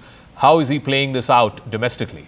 Absolutely, Zaka. That is a crucial bone of contention for UK politics right now, which is why perhaps Sir Keir Starmer made that conscious effort of reaching out to the British press, where he clearly declared and outlined that there will be no talk about expanding visas for Indian immigrants. Yes, we are looking at a comprehensive strategic partnership under which the security fee will be reduced for Indian immigrants who will be there. There will be greater job opportunities. But the way the British Prime Minister has touted this is not just as the biggest post-Brexit deal, which is going to also generate a lot of employment. It is also going to bring or open the access to Indian markets for British entrepreneurs and for British brands as well. That for him is a huge shot in the arm as far as his own popularity, which seems to be dwindling, as you rightly highlighted. Yes, currently he's being given stiff competition by far-right leader Nigel Farage's Reform Party, which, remember, is extremely against the idea of immigration, and that seems to have worked in his favor. But at a time we are seeing how the global climate economically is being in fact disturbed by Donald Trump's tariffs. Both the countries are looking towards expanding their markets, and as far as India opening up that kind of market access to Britain is concerned, Britain is much delighted by that. The British Prime Minister also already Give me a moment. These are live pictures of the two Prime Ministers at the Raj Bhavan. The traditional photo opportunity, the photo call between British Prime Minister Keir Starmer and the Indian Prime Minister Narendra Modi there. The flags of both India and the Union Jack in the background. This, of course, is the photo opportunity, and then they will move into the Raj Bhavan, where the official bilateral dialogue will get underway. The British delegation, of course, the biggest in terms of business and community that has come in. 125 business executives and CEOs have accompanied the British Prime Minister. He said yesterday that he's flying the British flag for British businesses at a time when there is rising anti-trade as well as anti-immigrant sentiment across the world, whether it's in America or even in the UK. And you can see those pictures. You can see the Arabian Sea in the background. Of course, the Raj Bhavan in Mumbai is one of the most picturesque spots in the city. If we can go back to Siddhant for these live pictures. Siddhant, so the photo opportunity between the two prime ministers, even as we see the flags in the background and the beautiful sight of the Arabian Sea in the background. Akanksha, again, what is at stake as far as this set of talks are concerned? And it's the second time these two leaders are meeting in the last 3 months. So clearly they have decided to, gear up this relationship to gear 5 now. Just want to also highlight that somebody who will also be very keenly watching this meeting is going to be the US President Donald Trump. I'm not surprised that he's also trying to steal the thunder by coming up with this big announcement of hostage release. But that was also a parallel critical development that's taking place. But most importantly, under CETA or CETA, you're looking at labor-intensive sectors such as textiles, gems, jewelry, engineering goods, auto parts, leather. All of these goods are right now a crucial bone of contention as far as the India-US trade talks are concerned. But we've managed to forge this FTA, and over here you're looking at a very broad access being given to the British market for Indian exporters, and that's good news for all of these Indian exporters, because remember, when the 50% tariffs were slapped on India, we had gone on ground level, spoken to all of those exporters, and they were pretty much crestfallen about what will we do. Christmas is round the corner and many of them are supplying to the Western markets. So here you have with the talks also currently ongoing with EU, but Britain has very much opened up its market and vice versa. They're looking towards forging this deal with one of the fastest growing economies among the top 5 actually, that is India. And so the British Prime Minister, to come back to the question you had posed earlier, is touting this as a big win for a post-Brexit England, which is now looking towards generating more jobs, more employment. He's trying to take away that whole approach in Britain, which is being adopted by the far-right parties and far-right leaders, whether it is Nigel Farage or say even a Tommy Robinson, who are saying that Britain should be for the British first, just like Donald Trump, who believes in America first. So over here, he's in fact also been condemned for not being able to do much or crack down on immigration. The grooming gangs are also being blamed on the Labour Party for their soft approach towards immigration. Right. So he's trying to approach that by generating more employment, by bringing more business to entrepreneurs back in Britain. Let me also go across to Siddhant, who is in the Raj Bhavan, where this meeting is going to happen between the two prime ministers and the two delegations. This is the customary photo opportunity, the photo call on that happened between the two leaders. Of course, the background being the beautiful Arabian Sea. You can see the flags of both countries. Siddhant, walk us through, what's happening there. And I said this earlier as well, the Raj Bhavan in Mumbai is one of the most beautiful, most picturesque places anywhere in the city, sort of just overlooking the sea. And you can see the sea in the background of this photo op as well. Walk us through what's happening. Yeah. Well, that's right, Zaka. So both prime ministers have met, and now they have left for a restricted talks, followed by a delegation level talks in Raj Bhavan. This must be 4th time that both prime ministers are meeting, Zaka, and there is also the personal bonhomie that could be seen whenever they meet. In fact, I would also like to draw your attention to their meeting in Kananaskis on the sidelines of the G7 summit. Both leaders were walking, in the corridor, and they accidentally met, and conversation started. Nobody knows what they discussed, but right after that, Prime Minister Modi's visit to UK was announced, and Prime Minister went to London to sign the free trade agreement, etc., etc. So there is this personal rapport, the personal bonhomie that could be seen between Prime Minister Modi and Prime Minister Starmer. In fact, yesterday also, Zaka, I did manage to speak to many executives of British multinational yesterday at Taj Palace. And in fact, they said that Prime Minister Starmer was surprised seeing the kind of welcome India extended on his arrivals, right from the airport to the hotels, billboards after billboards welcoming Prime Minister Starmer on both sides of the road, red carpet welcome at the airport, dhols, dance performances, etc., etc. So this was something which these executives, the delegation traveling with Keir Starmer never experienced. Not just with Mr. Starmer, but with any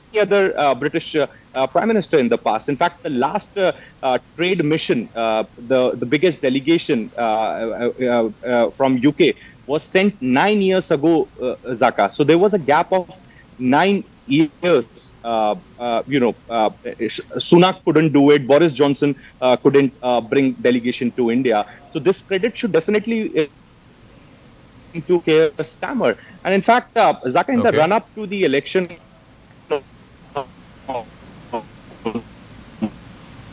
all right, I think we've lost that audio with Siddhant. We'll try and see if we can go back to him. He's inside the Raj Bhavan, so you would typically expect some level of jammers and stuff being installed there when the two principals meet.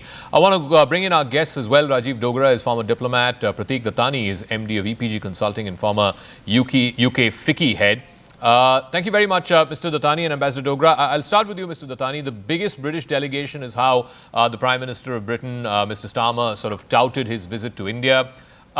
They just met a couple of months ago in July when the historic FTA was signed.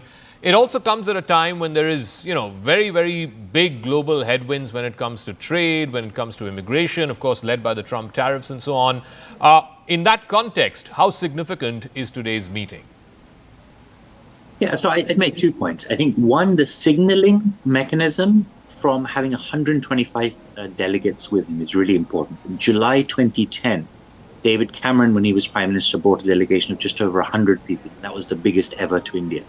And Keir Starmer has clearly tried to match that figure and beat it in a show of strength from the UK side.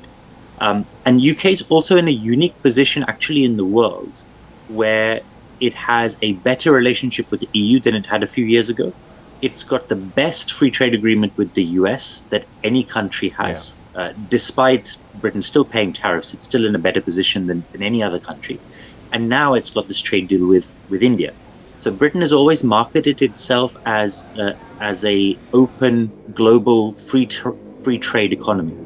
And with these three, the US, the UK, the US, the EU, and India, with ready access to the UK market, it puts the UK in a really unique perspective.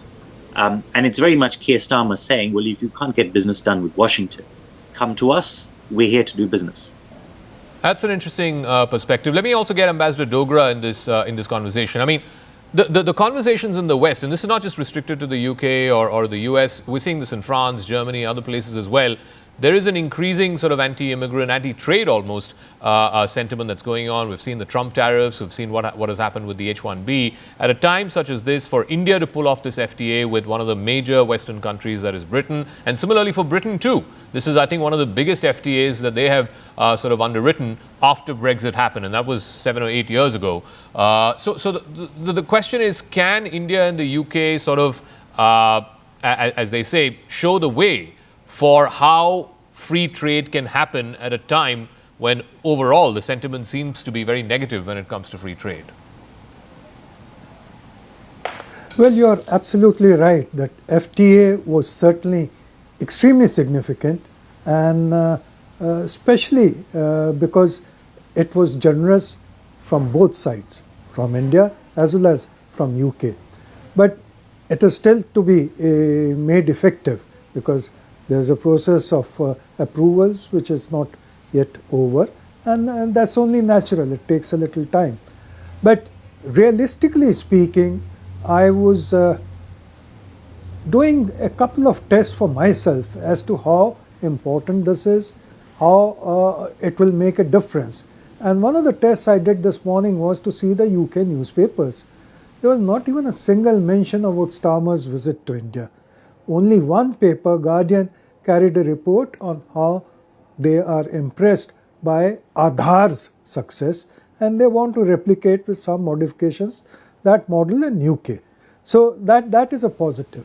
But realistically speaking, as far as UK is concerned, Starmer is passing through a tough time. Within 1 year of his being the Prime Minister, he's managed to get the lowest approval rating of any prime minister in UK in history. Secondly, the unemployment is creeping up. Manufacturing facilities are not rising. And there is a sense of disappointment that UK, in terms of its standing as a country which had law and order, is now not considered a safe country. Some of its cities are not exactly clean either. So there is a sense of apprehension as to the direction where UK is going. And as you said, Nigel Farage, if the elections were to be held today, he would win hands down against Labour. So things are not very healthy also on the investment front. In fact, high net worth individuals from India who had settled in UK are now transferring out because of high taxation, which is also a sort of concern for the delegation, the British delegation which is accompanying Starmer. One of the reasons why they are coming, and it is a little cynical, is to catch his ear and tell him that, look, UK will go down the tube if the same kind of policies continue on investment climate in UK. So let me ask Mr. Dattani, clearly for Prime Minister Starmer, let's use the phrase very, very carefully, he's really under the pump in terms of the opinion polls there, and this is just barely a year into office, and he is being pushed further and further to the right by Nigel Farage of Reform UK. Now the traditional Conservatives, Kemi Badenoch, in fact, unveiled this whole anti-immigrant thing, this policy that they're going to send back 150,000 immigrants, illegal immigrants, every year if voted to power for 4 years. So really, how much leeway, how much leverage does he have when the environment is this? I think he was asked a question when he was on board the flight from London to Mumbai about universities and, Indian students in British universities, and he said, I'd much rather have British universities open campus in India rather than all of them coming here, which is not exactly what you would hear from a Labour Prime Minister. So how much is that playing at the back of his mind, how this is perceived back home domestically, and whether or not this will actually improve his image and improve his approval ratings? Yeah, there's no doubt that if Keir Starmer could go back in time a year, he would do many, many things differently. For a centre-left government to actually have very centre-right policies, some of which are copies from Reform UK and Conservative, is very, very unusual compared to, let's say, previous Labour governments like with Tony Blair. I think there are 160, 170,000 Indian students in the UK. And regardless of what both governments might say about the relationship between the two countries, the reality is that Indian students largely come here as postgrads. They get 18 months to stay after university in which they have to find a job. And the very, very vast majority of them will not find a job because Britain, as Ambassador just said, is going through a very soft economic patch. And those, out of those 170,000, the vast majority will come back to India. And that is where the challenge is with immigration, the immigration debate in the UK. People like Nigel Farage very successfully mix up illegal immigration, highly skilled legal immigration, and then student immigration. What Keir Starmer is trying to do is say, highly skilled legal immigration, we would love. If you can't go to the UK because it costs $100,000 for an H-1B visa, come to us. But at the lower skilled end, or the younger migration end, the students, etc., we probably don't want as many. We would rather open up campuses in India because that's more lucrative for UK universities, significantly more lucrative. And the political dial in the UK is simply that the UK doesn't want to see as many immigrants. I want to get Ambassador Dogra also and his views, and this is just as much true in the US as well. I mean, look at the whole conversation around H-1B. Trump has now virtually made it impossible for any tech company to pay $100,000 to recruit a high-tech worker unless the value of that worker or the skills that worker brings is significantly higher than the $100,000. So he's pretty much killed H-1B. Even when it comes to universities, this whole fight that's been going on between Trump and universities, the number of Indian students, for example, going into the US has significantly fallen. It's fallen by almost 50%. And the reason why Indian students go, whether to the UK or to the US, one part of it is education, but definitely a large part of it is also to live there, to work there, for employment prospects. That's now being taken off the table by whether it's in the UK or whether it is in the US. Well, absolutely, Zaka. The case of Trump is different because he's a different breed of politicians, very rare in the world, very rare in the history of the world. So I'll not comment on that. But as far as Starmer is concerned, his concerns on visa and on immigration are guided by his constituency, the Labour's constituency, which is largely Muslim and Pakistani. And he does not want to upset that constituency by being liberal on the Indian case. The second thing, which was a bit of a disappointment for me, you've referred to that in passing, that during his press briefing on board on his way to India, he touched on 2 or 3 things which are disturbing. One, he said flatly no on visa. So unless he changes his mind between that meeting, that press briefing and meeting with the Prime Minister, that will be a welcome surprise, but I doubt it. So to come to India, on the way to India, he gives 3 negative signals, as I said, on visas. Secondly, there was nothing at all on Indian fugitives who are enjoying life in Britain. Okay. But on the other hand, he emphasized that he wants to get the terrorist, the Khalistani terrorist who is in prison in India, back in UK. So what kind of message is Starmer sending to Indian people? Yeah, I mean, India would love to have some kind of agreement to get, Vijay Mallya and Nirav Modi and all the others, the fugitives, the economic fugitives who are biding their time in the UK. Thank you very much, Ambassador Dogra and Pratik Tani, for joining us. We'll be in touch with you as the morning progresses here in New Delhi, the meeting happening in Mumbai between the British Prime Minister and the Indian Prime Minister. We'll take a quick break, but news and updates continue. All the other stories, domestic stories, right on the other side of this quick break.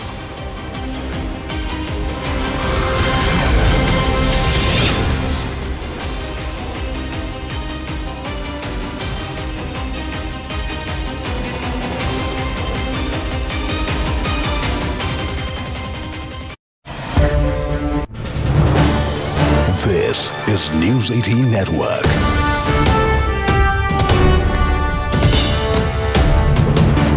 India's largest news network.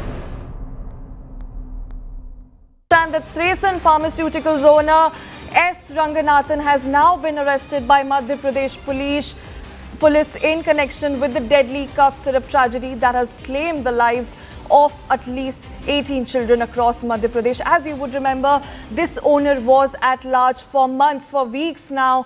Now, the deaths are linked to cold reef syrup, which was found to contain a toxic substance, DEG, leading to a kidney failure. This is the breaking input we're receiving for you. The owner of Sreesan Pharmaceuticals has now been arrested. A manhunt was on to nab him. He has now been arrested. Now, the investigation, which initially focused on the syrup's widespread distribution, pointed to the pharmaceutical company for allegedly manufacturing and supplying the contaminated batch. This arrest comes amid growing public outrage and concerns over the safety of unregulated pharmaceutical products, especially the cold reef syrup in the market. This is the latest input we're getting in for you. This man, the pharmaceutical owner, Sreesan's pharmaceutical owner, has now been arrested. He goes by the name S. Ranganathan. He's now been arrested by the Madhya Pradesh police in connection with the deadly cough syrup tragedy. We're also given to understand that he has been arrested in Tamil Nadu. And with that, I've seen in News 18's Purnima Murli joining us live on the broadcast. Purnima, very good morning to you. Now that this owner has been arrested, what does the line of questioning look like? Well, Sreesan Pharmaceuticals is located in Kanchipuram, which is about 2.5 hours from Chennai. Sources say that the Madhya Pradesh team had arrived here 2 days back, and questioning began. Remember, a show cause notice was issued to Shreesan Pharmaceutical Company, and they were asked to reply within 5 days because one of the batches, batch 13, that was sent, that sample that was sent for testing, did find 48% diethylene glycol. So that's something that the samples had, and therefore they issued show cause notice. The company since Saturday, that's been shut following these investigations and links to Shreesan Pharmaceutical Company. And the owner Rangarajan was grilled. Sources say that he's been arrested. He's been arrested by the Madhya Pradesh team, and he is likely to be taken to the Kanchipuram manufacturing unit, is what we are given to understand. Right, Purnima, I also wish to understand what are the charges that this man, S. Ranganathan, is currently facing? Well, more details on that, they are awaited, but prima facie, the factory that belongs to Shreesan Pharmaceutical Company, the samples that were tested, the Tamil Nadu government had indeed released a press statement, and it said that yes, the samples that have been tested from the Shreesan Pharmaceutical Company that also manufactures Coldrif cough syrup, even those samples, they had 48% diethylene glycol, which is a reason why the company was issued show cause notice. That was one batch, which was batch 13, is what the government had said. And they also spoke about the illegal chemicals that were present within the manufacturing unit in Kanchipuram.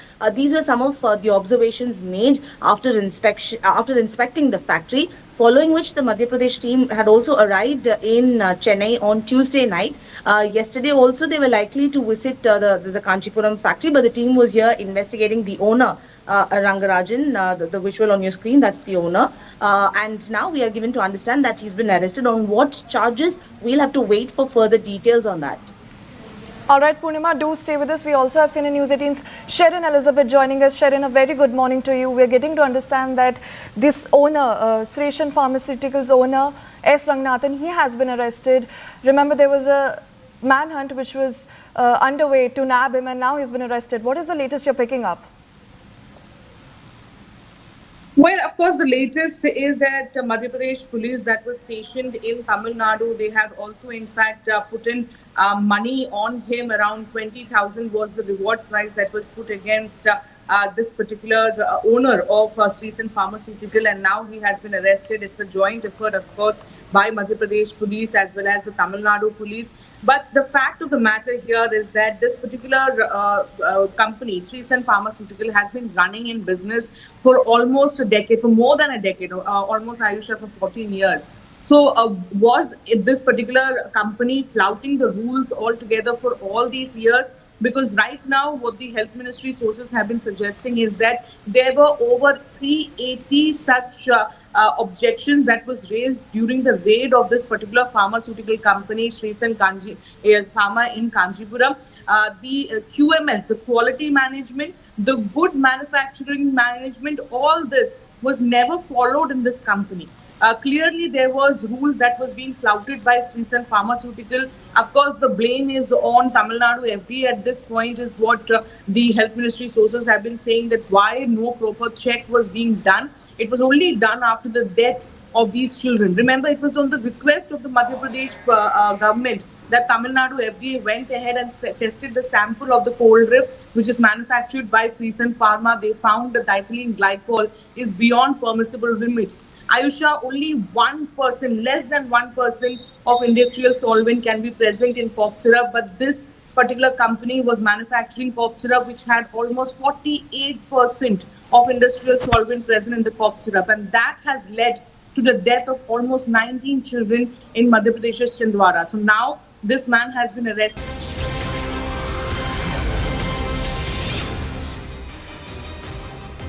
Welcome back. Thanks for staying tuned to CNN News 18. I'm Kritsween Balia. Let's shift our focus now to the investigations that have been underway in the cough syrup controversy. Do remember, several deaths have taken place across the country, and now in a major breakthrough, Shreesan Pharma's CEO has been arrested for negligence over the deadly cough syrup linked to the deaths of 20 children in Madhya Pradesh. Madhya Pradesh Chief Minister Mohan Yadav will be visiting the Nagpur hospital today to meet children affected by the syrup. Documents obtained by CNN News 18 have revealed the company, once delisted in 2009, resurfaced under a new name and license in 2011, continuing its operations pretty much. India's top drug regulator, the CDSCO, has stepped in, issuing nationwide advisory for strict testing of raw materials and medicines. The product has been recalled, and medical bodies in the meanwhile, including IMA and FEMA, have urged Union Health Minister JP Nadda to hold pharma firms accountable, not the doctors. The World Health Organization is also closely monitoring the situation, confirming suspected links to contaminated syrup and also seeking further clarity from Indian authorities. But let's take you through more details in this latest development that's come in. The owner of Srisan Pharma, this is S. Ranganathan. He has been arrested in connection with the death of 20 children linked to the contaminated cold reef cough syrup. He's a 75-year-old farmer, graduate from Madras Medical College, is well-known figure in Tamil Nadu's pharmaceutical circles. He first rose to prominence in 1980s with his Pronit nutritional syrup and currently owns multiple small manufacturing units across the state. But why was he arrested? Ranganathan's company, Srisan Pharma, produced cold reef cough syrup that contained a staggering 48% diethylene glycol. This is that toxic industrial chemical which is believed to be the reason why these deaths have happened. The safe limit by comparison is just 0.1%. Compare that to a 48% which has been found. Investigators also found that the firm had violated several safety and quality protocols. Ranganathan now faces serious charges, including culpable homicide under Section 105 of the BNS, adulteration of drugs under Section 276, and sale of counterfeit drugs under Section 27A of the Drugs and Cosmetics Act. So this is why this pharma company is under scanner. The owner has now been arrested. Let me quickly go across to Purnima Murli joining us live on the story. We also have Sharon Elizabeth with us. But Purnima, to you first, tell us all about what we know of this pharma company after being delisted long back, resumed operations under a new name. The founder owner has now been arrested. But what more has the probe revealed in the latest? Well, we are coming to you from the factory that's located in Kanchipuram district. This is the Srisan Pharmaceutical Manufacturing Company. You can see the show cause notice that was stuck here 2 days back. And based on the inspection conducted by the Tamil Nadu Drug Control Department, they found non-functional air filters, rusted equipment, and also, most importantly, the illegal use of non-pharma grade chemicals. If you look at this factory, it lacks basic facilities and they do not have qualified staff, and they also have not followed the due process to ensure safety. So these are, it's totally unhygienic, and many medicines in cough syrup bottles were burnt, and that's on the back of this particular facility. It's a very small facility. It does not really look like a facility, and you can see the unhygienic condition. There's stench emanating from this place. So this is why these were there were 315 lapses that were found in this particular facility post the inspection, which is why this remains shut. The show cause notice was issued. What we are learning is that, as you said, in the 1990s is when Srisan Pharmaceutical Manufacturing Company was listed, but then it got delisted. Since from then till now, the owner is Ranganathan, 75 years old. However, they started this manufacturing company with another name. Okay. Apologies to interrupt there. Purnima, will come back to you in just a bit. For now, we need to cut across to these live visuals coming in. What you see on your screens is the one-on-one between UK Prime Minister Keir Starmer and PM Modi. These visuals of the meeting that's just begun between the two world leaders. Do remember, lots expected from this meeting. This is Keir Starmer's first visit to India, first official visit, and day two is going to be very eventful. Starts with the meeting between the two world leaders, a one-on-one between Prime Minister Modi and Keir Starmer, and these latest visuals on your screen coming in from Mumbai. Do remember Keir Starmer, with the largest ever trade delegation from UK, reached Mumbai yesterday. Several top business engagements have been ongoing ever since. In fact, yesterday we saw wonderful visuals of Keir Starmer also, visiting Yash Raj Film Studios, lit diyas ahead of Diwali. And his visit, and this is one of the key talking points here, his visit comes months after India and UK signed a landmark free trade agreement. So it's looking at boosting bilateral trade by more than $25 billion annually. And this has been called the biggest deal since Brexit. And Keir Starmer has been pointing that out in as many words. So this partnership looking stronger by the day is what is being opined by the two world leaders. In fact, the Prime Minister, while talking about what he makes of the meeting to take place with Keir Starmer, also spoke of how the relationship is only going to prosper going forward. And this is the interactive meeting that's taking place between Prime Minister Narendra Modi and his UK counterpart Keir Starmer. In fact, the two could be seen walking together at Raj Bhavan in Mumbai a little while earlier. Now they're seated for this high-level diplomatic engagement. Now, we've seen a couple of other meetings on the sidelines too. Another splendid visual set of the two world leaders seated outdoors. We will keep flashing all these latest visuals coming in from Mumbai. The meeting, like we've been saying, is historic in so many ways, but we've seen several other business leaders, NDA ministers also interact with the trade delegation from UK and the Prime Minister himself. In fact, visuals came in a short while ago of Union Minister Piyush Goyal also meeting Keir Starmer, discussing trade partnership. Trade and tech, remember, are the key talking points as far as this visit by Keir Starmer and the UK trade delegation is concerned. The largest ever UK delegation, remember, to make its way to India.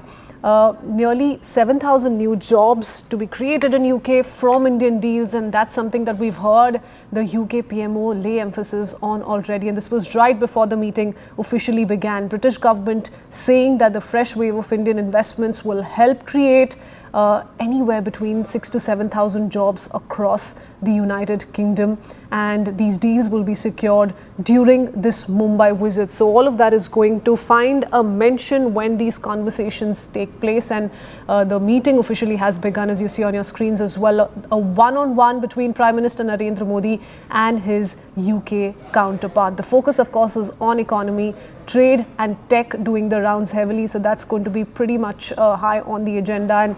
And we've heard Keir Starmer also secure $1.3 billion in Indian investment for UK. All of those developments on the sidelines, and we keep up with these visuals that are coming in from Mumbai. Akanksha Swaroop joins us for more.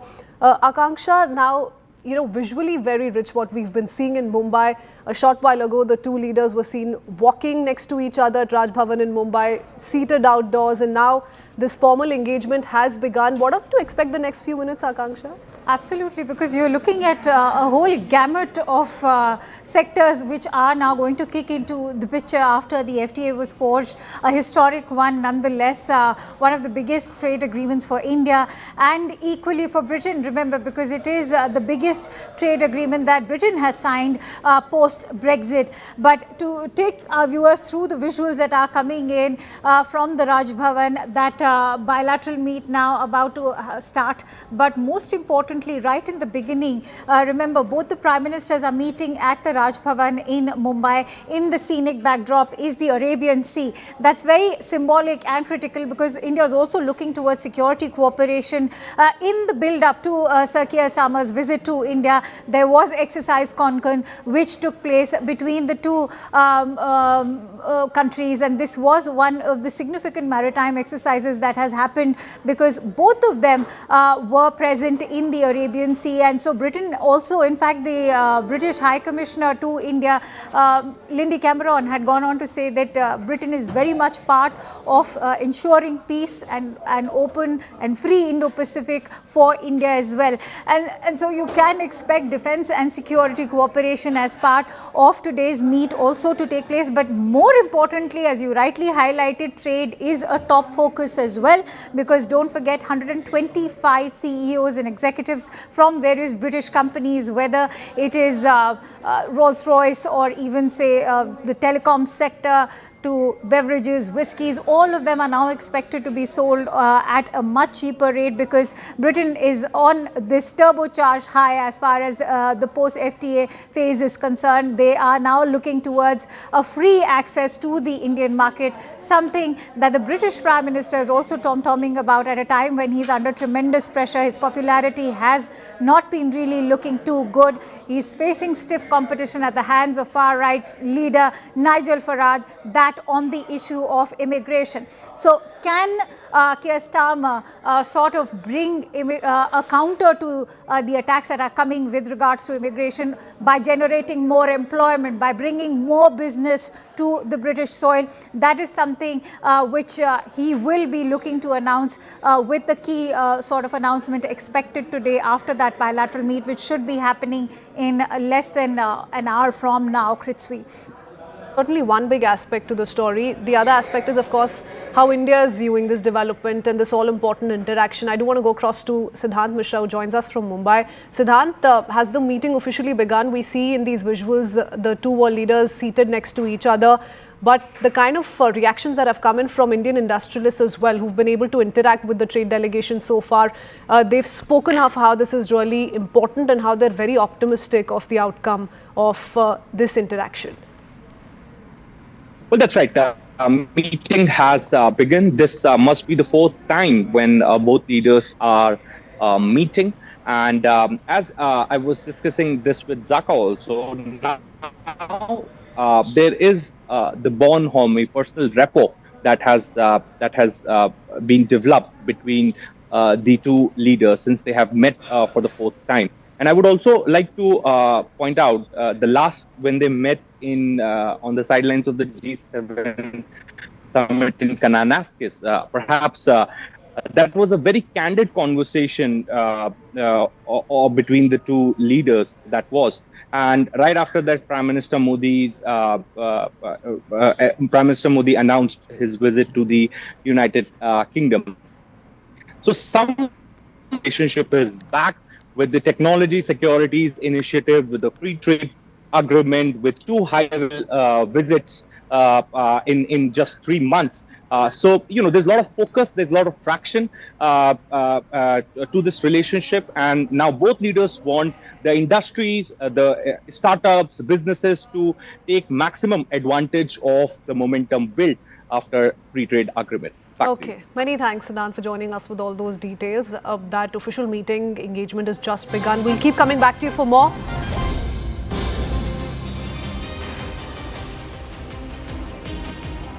And for now, we shift our focus to the story that we were tracking a little while earlier, which is that of the killer cough syrup leading to 20 deaths, and the accused, the owner of Sri Sun Pharma, S. Ranganathan, will be brought to Madhya Pradesh on a transit remand by the SIT. The SIT is completing all formalities in Tamil Nadu. The team will reach Madhya Pradesh with the accused late tonight or by early tomorrow morning. So that's the latest that's just come in terms of the SIT probe that's currently underway.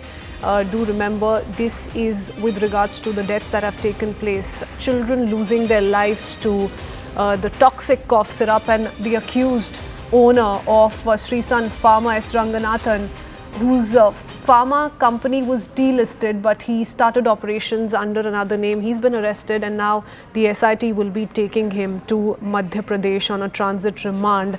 That's the latest as far as the SIT probe is concerned. He has been arrested, do remember, and all formalities as we speak are being completed by the SIT, and we're learning that in all likelihood the team alongside the accused will reach Madhya Pradesh either by later tonight or early tomorrow morning. This is Sri Sun Pharma owner who's going to be taken to Madhya Pradesh. Manoj Sharma joins us with more details. Manoj, a little while earlier, Purnima was breaking down details of the manner in which this pharma company operated and why exactly his firm is under scanner now. But tell us what we know about the man that we're flashing on our screens. He's the accused in the case, is going to be taken to Madhya Pradesh. SIT is going to be probing this matter going forward. What are the expectations from the probe given this arrest has happened now? Yeah, Madhya Pradesh government has already constituted 5-member special investigation team to probe this matter, and this is in fact big achievement for Chhindwara police. because the one prime accused, Dr. Praveen Soni, was already arrested and he is on judicial remand, and his bail plea has already been rejected by the local court there in Chhindwara. So now, obviously, the Madhya Pradesh police would seek the transit remand, and he would be brought to Chhindwara, and he would be produced in the Chhindwara court, and the police would obviously seek his police remand for interrogation, because the prescribed limit of just 0.1%, and what was mixed there as industrial solvent to the extent of 48% DEG, diethylene glycol. So it was actually, I was talking to so many doctors, they were saying it is not only criminal, it is in fact inhuman how he could use this extent of DEG in a syrup which is specifically used by children only. So now the entire case is under investigation, and police have also been trying to understand who are the other people associated with this ration company, first thing, and who are the people who were doing this thing, that this industrial solvent is used and it is being supplied across the country. This syrup is supplied across the country despite knowing the fact that this DEG content can be toxic, can be so dangerous to the extent that 21 kids have already died. 3 are battling for their life in different hospitals in Nagpur. So much so that Ranganathan had been on the run since the cough syrup tragedy, finally has been arrested, and now an official probe has begun as well. Manoj, many thanks for joining us with all those details. With that, we head into a very short break. Non-stop rolling coverage on the meeting between the Prime Minister and his UK counterpart. On the other side of a very quick break, we'll be right back.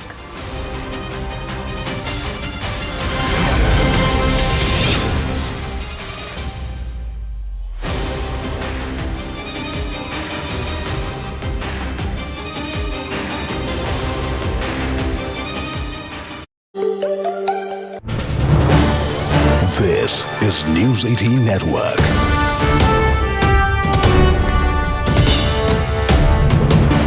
India's largest news network. Down to the big meeting between British Prime Minister Keir Starmer and Prime Minister Modi. It's expected to happen in the next hour. In Mumbai, they will be meeting at the Raj Bhavan, and of course, they will be exchanging the progress of the India-British partnership so far. This is the second time the two leaders are meeting in the last 3 months. The Prime Minister was in London in July when the historic FTA, the Free Trade Agreement, as it's now called, the Comprehensive Economic and Trade Agreement between India and Britain was signed. They will take stock of the progress after the signing of the FTA that has happened in these last 3 months. A majority of British goods will now become cheaper being exported into India, and vice versa. Indian goods going into the British market will become substantially cheaper, whether it is Scotch whisky, cars, electric cars particularly. All of that will now see cheaper rates, both for Indian exports into the UK and also vice versa. The British Prime Minister is in India for a 2-day visit.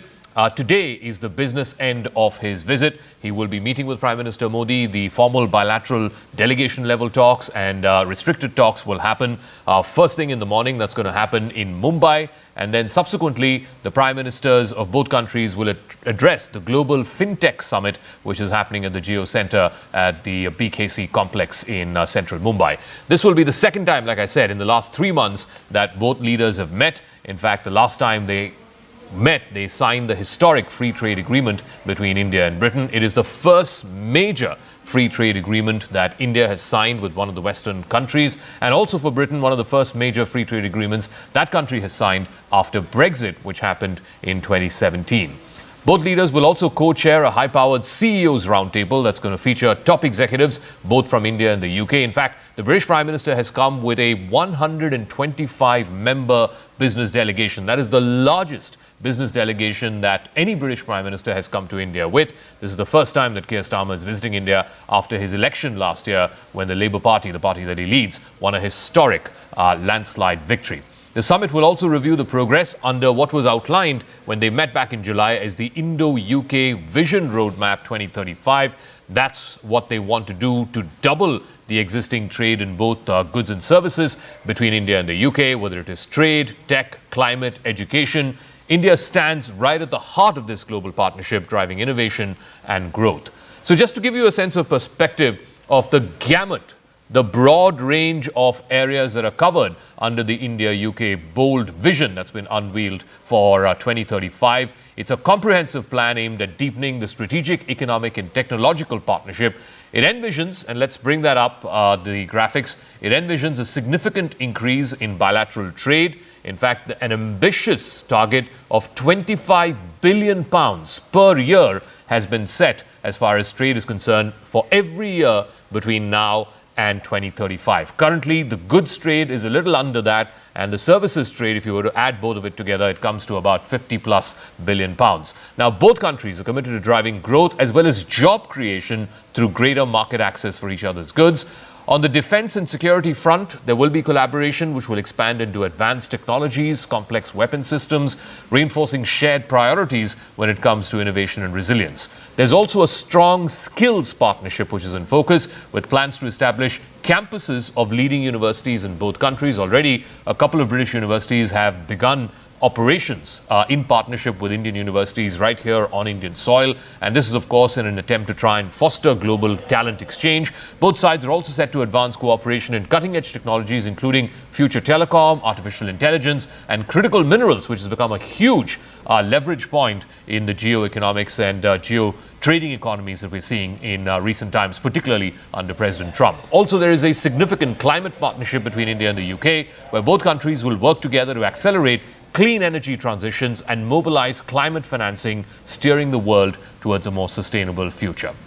I want to go across to my colleague Akanksha Swaroop, who's joining us here in the newsroom. Siddhant Mishra is joining us from Mumbai, where the two leaders will be meeting over the course of the next hour or so. 10 o'clock is when the official proceedings will begin between the two prime ministers. Akanksha, what is at stake as these two leaders meet?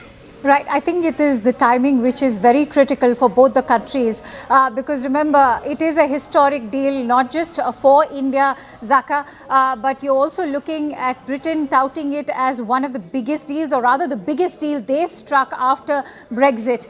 For India also, it has to mean something when the British Prime Minister is arriving with the biggest trade delegation comprising 125 executives who are going to be part of this delegation. You have the British Airways, you have the Rolls-Royce CEO, you also have companies like Diageo, you also have companies like say BP, which is the oil company. You're looking at telecom as well. So a host of sectors now are going to be involved in today's talks at that CEO roundtable that will be taking place. And we can expect a host of announcements. What we are learning from our sources is that there's going to be one key critical announcement. We are all waiting what it is going to be. But there's been a turbocharge of a momentum when you look at what's been happening between both the countries after the FTA. It's not just trade, it's not just fintech. I also want to emphasize on the way our security cooperation and defense partnership is also on the rise, because Prime Minister Keir Starmer has arrived on a day when India has also concluded its maritime exercise Konkan, that commenced on 5th of October. It took place in the western part of the Indian Ocean. This is the first time that our carrier strike groups were part of this exercise together. All right, Akanksha, we'll leave it at that. I'll come back to you as and when we get further details, and pictures are awaited from Mumbai, where at the Raj Bhavan at 10 o'clock this morning, Prime Ministers Modi and Starmer will be meeting, after which at 11:30 there will be the India-UK joint statement that is expected to be read out. There might be a brief press interaction as well. And then at 1:30 in the afternoon. The headlines this hour, viewers: Prime Minister Modi meets UK Prime Minister Keir Starmer in Mumbai to boost India-UK trade, technology and diplomatic ties. This is a very important reset after a while in Indo-UK ties. Prime Minister Modi and Keir Starmer to host CEO in Mumbai next, aim to strengthen India-UK business partnerships on the back of the big CETA landmark agreement. Treshan pharma owner Ranganathan Govindan arrested in Chennai over cough syrup linked to 20 child deaths. Doctor's body urges Health Minister Nadda for central-led probe into children's death, raise safety concerns over children's medicines across the nation. And hectic parlays continue with NDA's smaller players play hardball to get a bigger chunk of the pie. All eyes on Chirag's seat claim in the Patna meeting. CCTV footage reveals exact moment of blast in Kanpur market in which 8 people were injured. Investigations underway. ATS joins the probe. Israel and Hamas agree on first phase of Gaza peace plan to end 2-year conflict and free hostages. It's a big turning point. Prime Minister Modi hails phase 1 success of the Gaza peace plan, praises Netanyahu's strong leadership. Viewers, Prime Minister Narendra Modi met his visiting British counterpart Keir Starmer in Mumbai. The two leaders held talks aimed at strengthening the India-UK comprehensive strategic partnership under the Vision 2035 roadmap. Their discussions are expected to cover cooperation in trade, investment, technology, defense, climate and education. So it is really a very wide remit. They will also participate in the CEO Forum and Global FinTech Fest of 2025 in a bid to try and deepen this relationship, give it breadth at a time when Europe is beginning to look across and exercise its own diplomatic choices beyond the traditional Western Hemisphere. Why, viewers? Because of uncertainty, global headwinds, trade tariffs, all sorts of other complications which are now leading for European countries to expand their engagement basket. And India, of course, features prominently. No one today who aspires to global leadership can ignore India, that will soon become the 3rd largest economy. In fact, Keir Starmer, the UK Prime Minister, yesterday said that for Britain to become prosperous and create jobs, it needs to make and build in India. So you can imagine, viewers, the thrust of that conversation. It is really to bring an activation to that important CETA agreement that was signed between the two, and that was sort of in some ways or the other gestated for the 3 years. Let me just go straight across to Akansha Swaroop and Siddhant Mishra live from inside the Raj Bhavan in Mumbai. Akansha, I'll just come out to you, but I want to quickly go across to Siddhant for a quick update from the ground. Siddhant, what's happening? What can you tell us? What's happening on the ground? Where have these conversations proceeded? How much time have these leaders been locked together?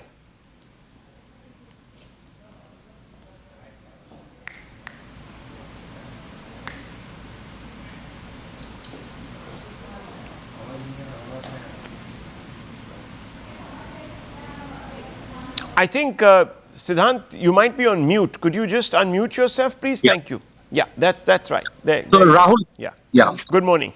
Rahul, first, restrictive level talks happened between Prime Minister Modi and Prime Minister Starmer, followed by delegation level talks. This must be the 4th time that two leaders are meeting in last 1 year. And now there is also this personal rapport which has been developed between the two leaders, Rahul, because in last 2 years, 2 major milestones have been achieved in this particular relationship. One is technology securities agreement and the other is the free trade agreement. Now, both leaders want, Rahul, for the startups, for the business houses in both India and Britain to encash this momentum. And this is perhaps the reason that Prime Minister Starmer is traveling to India with 125 top executives of the British companies. In fact, there's also going to be a round roundtable, CEO's roundtable, which will be chaired by Prime Minister Modi and Prime Minister Starmer later today at Geo World Center. So the focus is to create more jobs, more opportunities, both here in India and in Britain. And perhaps as Prime Minister Starmer is also going through troubling times in his domestic politics. So this particular visit will definitely give boost to his political stocks back home. Okay, Akanksha, let me very quickly weave you into this conversation. Look, there were many other parts of the India-UK Migration and Mobility Partnership Agreement that have been patchily sort of enforced. And that's important because if you really want to deepen this exchange between these two countries at an economic level, you would want easier access to each other's markets. Clearly, you'd want more liberal visa policies, procedures for diplomats, officials, transit passengers, businessmen, etc., etc. So that's been sort of kept off the table from what Premier Starmer said yesterday, isn't it? Absolutely. And Rahul, that is also a very politically strategic move by the UK Prime Minister, because he made a conscious effort to reach out to the British press before his departure for Mumbai, and he made it amply clear that as far as expanding visas for Indian skilled labour is concerned, that's off the table. Why is he doing that? Because his government is currently under tremendous pressure from the far right, whether it is, say, UK Reform Party leader Nigel Farage, or even, say, the likes of Tommy Robinson, who've just freshly launched their party, and they are soaring in popularity. From our own personal interactions with these leaders, we can tell you so. The polls are an indication that themselves that Keir Starmer's popularity has been sinking, particularly when it comes to the issue of immigration and visas. The Labour Party is being accused of being very soft when it comes to the issue of immigration. They are also blaming the government for not doing much about the grooming gangs. So yes, he's kept the visa issue off the table as of now for skilled Indian workers, but they're also trying to make up for it by giving greater access to Indian exporters. Remember, when the US trade tariffs, which are the highest for India across the globe, 50% of them were slapped. The exporters in India were extremely crestfallen, many of them who are supplying Christmas goods to Western markets. And so the only option for India is to capitalize either on Britain or with EU. But EU, our trade talks are still on. There is no FTA, but under CETA and under the recently forged FTA, which for Britain, by the way, is the biggest trade deal post-Brexit. For India also, it's a huge shot in the arm. You're looking at all of those goods currently which are facing a stumbling block from the United States, whether it's marine products, textiles, leather, gems, jewelry, all of them which are going to bear the brunt as far as United States are concerned. They are going to be able to get entry in the British market. India is now looking, India and Britain both are looking towards at a ground estimate of £25 billion worth of trade to go up. But that's what they're saying, that this is just a ground estimate. The ceiling could be anything beyond. How India and Britain now managed to turbocharge that FTA, how they managed to do that, because it's not just, you're not just looking at these trade of goods, you're also looking at critical minerals, you're looking at semiconductors, yes, all of which will be touched upon under the CETA, okay, not to forget the security cooperation. We've just had maritime exercises, Exercise Konkan, that's taken place in Arabian Sea, and symbolically enough, you had prime ministers of both the country pose in that backdrop today. It's presumably only fitting, therefore, that both London and Mumbai, being financial hubs, Mumbai is being considered the venue for this particular interaction. Do stay on with us, Akanksha and Siddhant. I want to open this up to our experts. Mark Brolin, author and geopolitical strategist, here with us. And of course, there's Professor Brahma Chileni, needs no introduction. It's almost a household name. Mr. Brolin, let me come out to you first. How do you see this uptick, as some people have described it, in Indo-UK relations? What do you make of this? What do you make of the fact that we were able to conclude the CETA, or the Comprehensive Economic and Trade Agreement, after 3 years of back and forth? In a way, I think we are very lucky with the timing. And I think from the UK perspective, there are two key drivers of growth. And one is, of course, that India is the fastest growing big economy on the planet.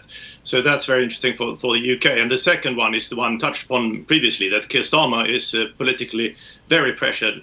People are talking here in the UK about replacing him, even though he won a landslide victory only a year ago. So that is unique territory, actually.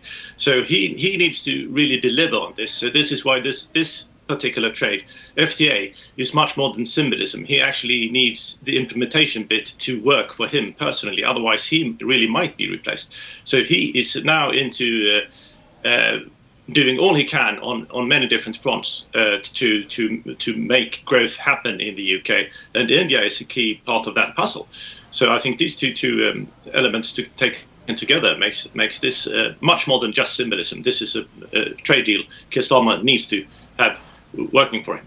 So, Mr. Brolin, you're suggesting that his future is really pegged to the outcomes, to how much he can actually bring home under the CETA. Is that what you're saying? Yes, I mean, it's not only India. He has to deliver on other fronts as well. But his hands are sort of tied domestically. So his foreign policies are much more important to him than they have ever been in his entire career. So, of course, he needs to work. The US-UK trade deal also needs to work. But this one is more tangible since the US deal is much more of a framework, and that has to be hammered out. This has gone further. So it is a big important step. And I think also we have this second element here in the UK, as in Europe. People are not trusting the US as much as used to be the case, and nobody really trusts China. So if we can have these mid-sized players, I mean, this behind, after China and the US, these are the biggest economies on the planet. We have like, Japan, India, UK, Germany. And if India and UK can do something together, that can be also a force in itself to make China and the US behave a bit better. So it is important. It is really an important deal, yes. Okay. Professor Chineni, where do you weigh in on this? The West, many people are saying, are looking beyond really its borders, especially continental Europe, because it realizes that it's slightly uncomfortable or discomforted by Donald Trump's America First nationalism, hemming this block of countries in. The UK broke away, of course, from Europe in a sense. There was Brexit, and found itself sort of caught between two headwinds in a sense. Does this make sense? You raise an important issue, Rahul. In addition to the Trump factor, there are two other factors. In fact, there are two other factors that are even more critical than the Trump factor that underscore why Europe is facing strong economic headwinds. The British economy is struggling, and most European economies are stagnating today. The two reasons are, one, that Europe relied for long on cheap Russian energy and on the Chinese market for exports. Now, both those factors either have disappeared, especially in the case of cheap Russian energy imports, and the Chinese market no longer is that attractive for European exporters, given the increasing protectionism of the Chinese government, which is why India becomes very important for the struggling British economy. At a time when most developed nations face stagnation in terms of growth, India is a still growing giant. And that is why, for Prime Minister Starmer, this deal with India, the FTA, translating that into tangible economic gains for Britain, is so crucial. It's crucial to his political career. He's going to face important local elections next year, which his party is likely to lose, but he doesn't want to undermine his own political credibility. And for him, given the huge Indian market, translating the FTA into concrete gains for Britain is crucial. Of course, there's the other question as to what India gains from this FTA with Britain. But for Britain, this FTA makes a lot of sense. Can you elaborate on that? Because there have been people, and I don't want to sort of always focused on the negatives, but there have been people who say that perhaps this FTA is not going to serve India's interests as much as we expect it to. Would you agree with that? Number one. Number two, most importantly, I wanted to ask you whether issues like the support, or at least the perceived support, for extremist groups, especially those linked to Khalistan and perhaps pro-Pakistan and POK, will that really come up for discussion? There are two aspects to this. First, the structure of the Indian economy. The Indian economy is very different from other important Asian economies or from European economies. It's not an export-driven economy. India relies on domestic consumption for its growth. India's imports are far greater than its exports. So for India, FTAs do not really translate into concrete gains for the economy. The Commerce Minister Piyush Goyal himself said last year that the FTAs India had signed with ASEAN, with Japan, with South Korea, etc., he said those FTAs signed during Manmohan Singh's government have actually undermined Indian manufacturing. Of course, he was trying to blame the previous government, but the point is that these FTAs have not delivered concrete economic gains for India, and that's because of the structure of the Indian economy. India doesn't need FTAs, and that's the reason why many were asking as to why India got into an FTA with Britain. And even if India wanted to get into an FTA with Britain, it should have leveraged Britain's desire for a free trade agreement to resolve some of these irritants, some of these issues that are at the core of India's concerns. You raised the important issue of Sikh militants, the fact that UK-based Khalistan militants are shielded by the British state. Not long ago, they stormed the Indian High Commission in London. Yes. They even pulled down the Indian flag with the police nowhere.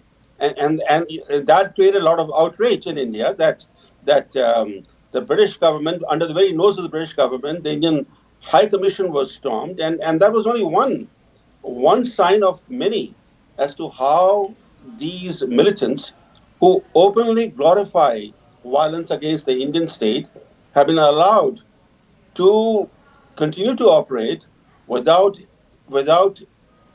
the state seeking to rein them in, because it's one thing to use British freedoms to demonstrate. It's okay to demonstrate against India in front of the Indian High Commission. But it's another thing to call for terrorist actions against the Indian state from British soil. And then the second issue is that Britain has become a magnet for billionaires from India fleeing from Indian law. Yes. These are high-profile economic offenders. They escaped from India to Britain. Malia and Narendra Modi are just two examples of many. And the British government process and the legal process are deliberately designed to prolong proceedings of extradition despite a bilateral extradition treaty. So that's the reason why even guys like Malia and Narendra Modi have still not been sent back to India. And then, of course, there are these other issues that Prime Minister Starmer thinks are not trade issues, like visa liberalization. That goes to the very core of what the British government is seeking to do. It's seeking to attract Indian talent, yet at the same time, it's not willing to liberalize visas. So it undercuts its own policy of bringing in technologists, doctors, and other professionals from India at a time when the British economy needs such talent. Very interesting. Let me open this up and bring in Mr. Brolin. Mr. Brolin, can the CETA be a win-win for both countries? Yeah, I think it absolutely is, and perhaps for two reasons on the Indian perspective, from the Indian perspective. But I think one is that UK has always been one of the most open countries on the planet, and I think that was one reason for Brexit. The UK didn't like to be restrained by Brussels, and India, during its development path to become one of the top players in the world, perhaps needs to be a little bit more open. And I think this procurement process opening up to UK companies can help on that prospect. And in other ways, also UK and India complement each other very much on, like, the service expertise in the UK is somewhat different from the one in India, and vice versa. And we have the manufacturing as well, complementing each other in many ways. So I do think it's a win-win. I think Starmer needs it much more than it's needed in India, but it's still, I would still think it's a good thing for both countries. And that's, I think, is also why it might turn even better as time passes by, since the relationship might deepen. Of course, the devil is very much in the details about these things, so it has to be hammered out now in the future. And even what's happening now could be deepened over the years to come. And that, I think it has to start this way, because of all the special interests on both sides who tries to stop things from happening. But I think it has.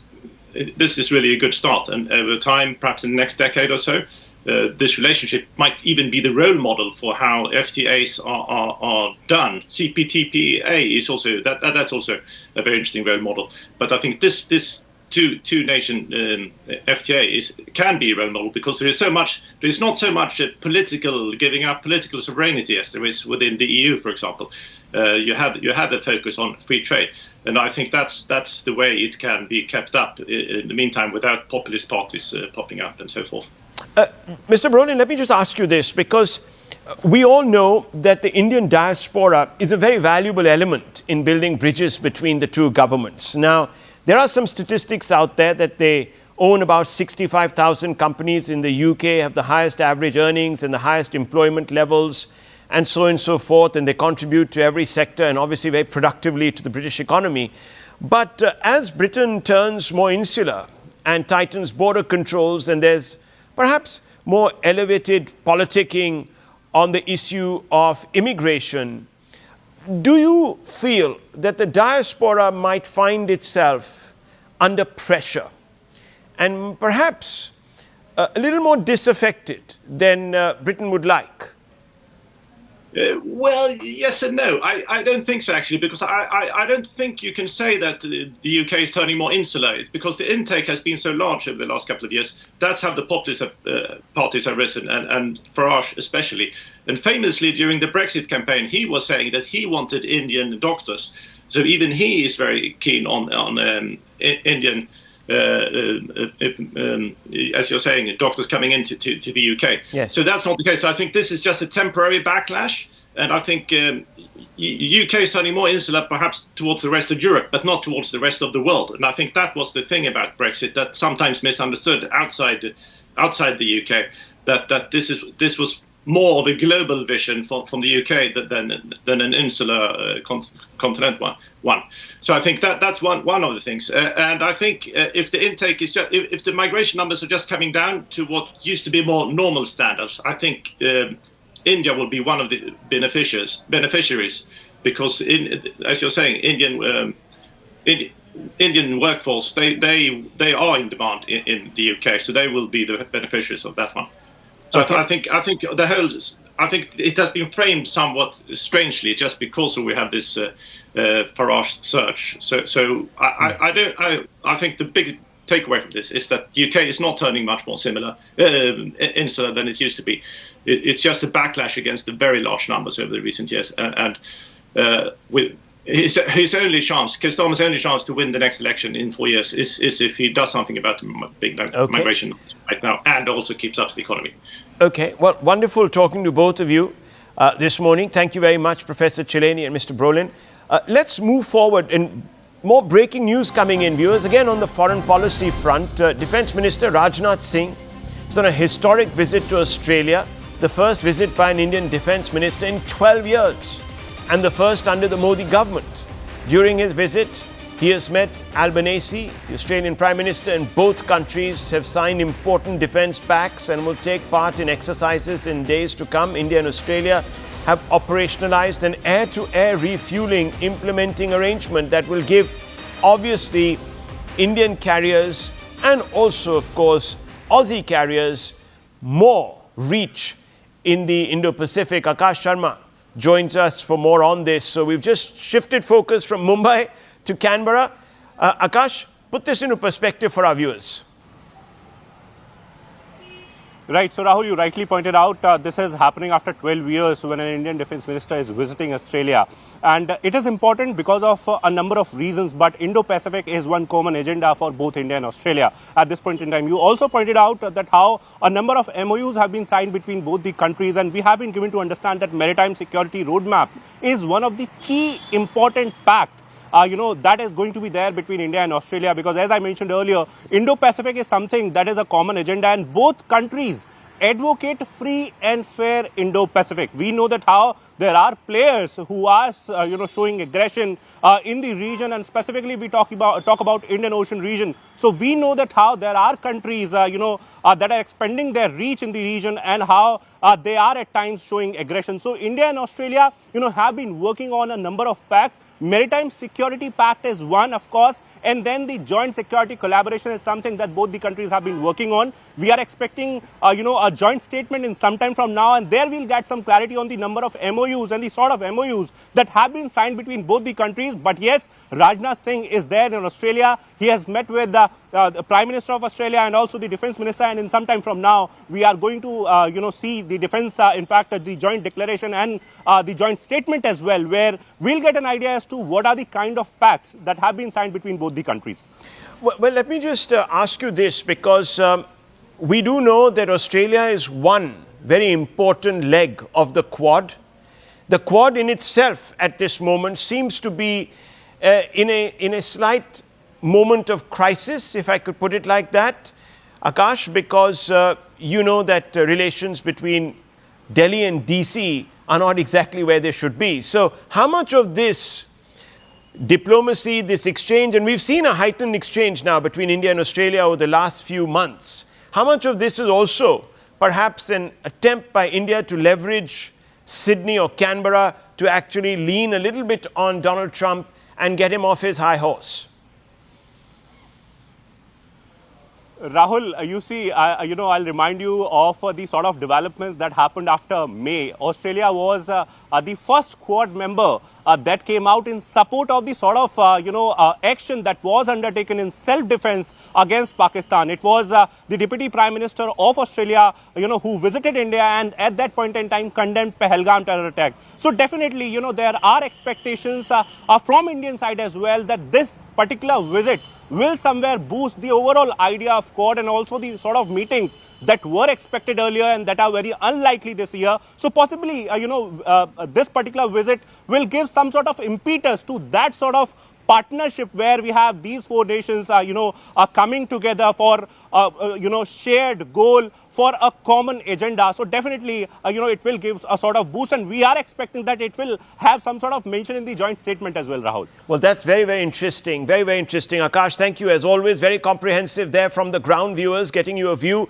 There's also, of course, talk that Prime Minister Modi and President Trump might actually meet towards the end of this month in Southeast Asia. There's big expectation, and then they will meet and try and narrow these big gaps that we have in our understanding, mutual understanding of our trade and tariff issues. So we're going to look at those, and we're going to build those stories, viewers, as we go along. We'll take a very short break. When we are right back, the other focus on the other big news stories. There's a lot happening. Stay with us, don't go away.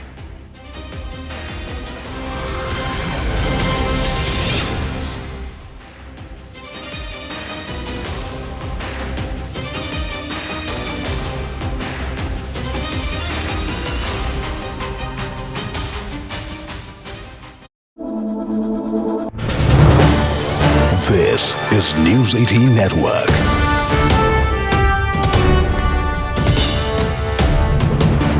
India's largest news network. Down to the big meeting between British Prime Minister Keir Starmer and Prime Minister Modi. It's expected to happen in the next hour.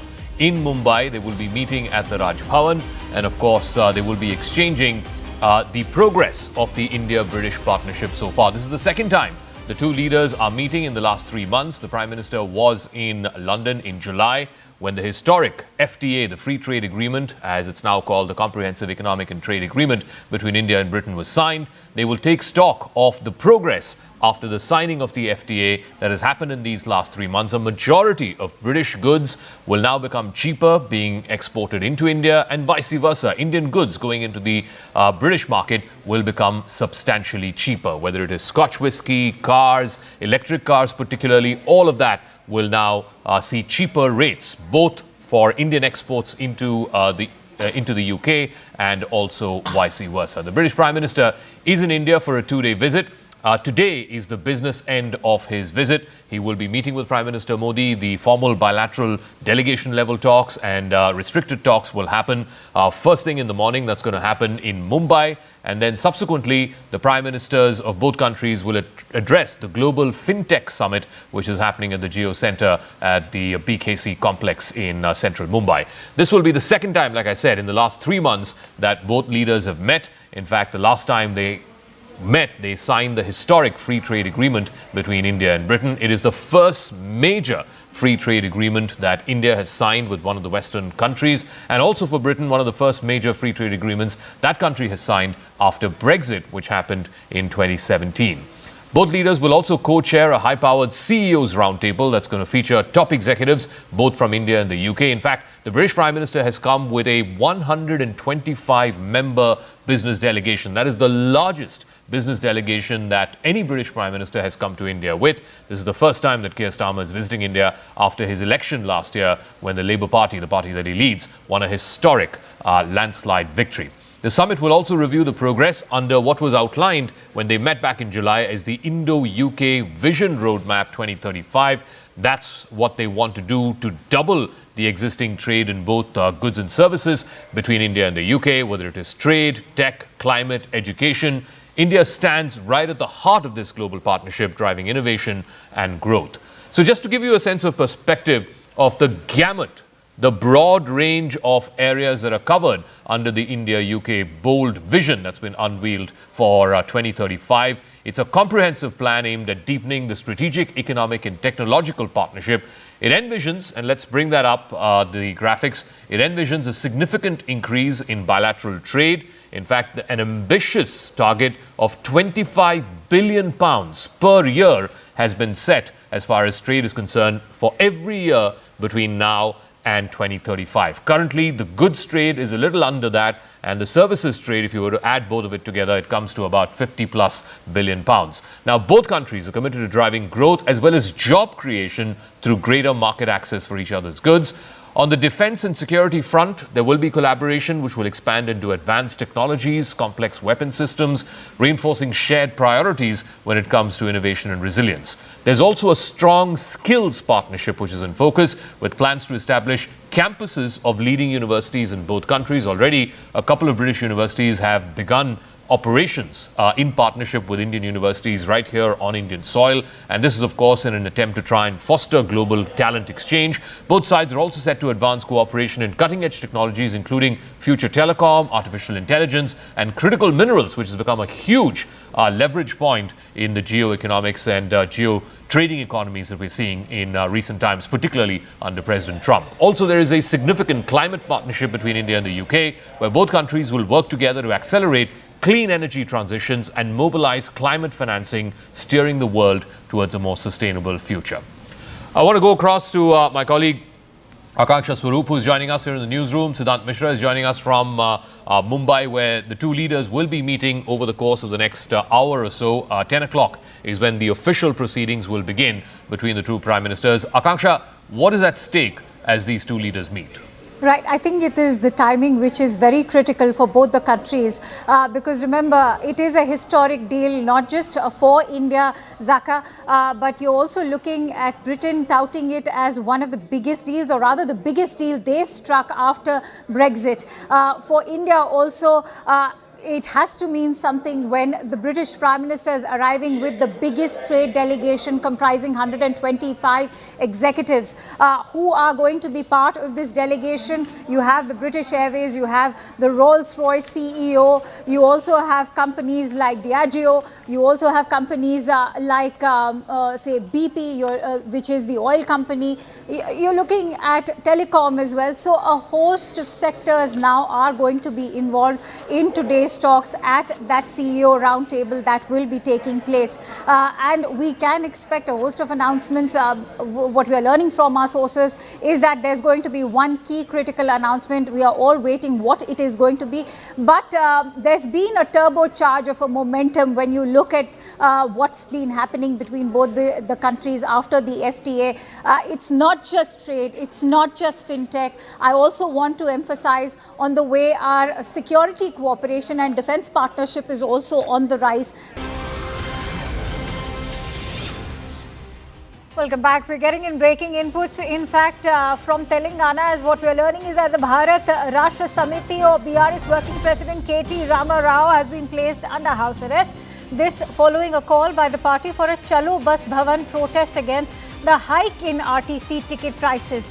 After protests, KTR has been released from house arrest is also what we are being told. But in fact, those visuals coming in of how the cops have been cracking down on the BRS. This with regards to their protest against the ticket prices hike in the RTC.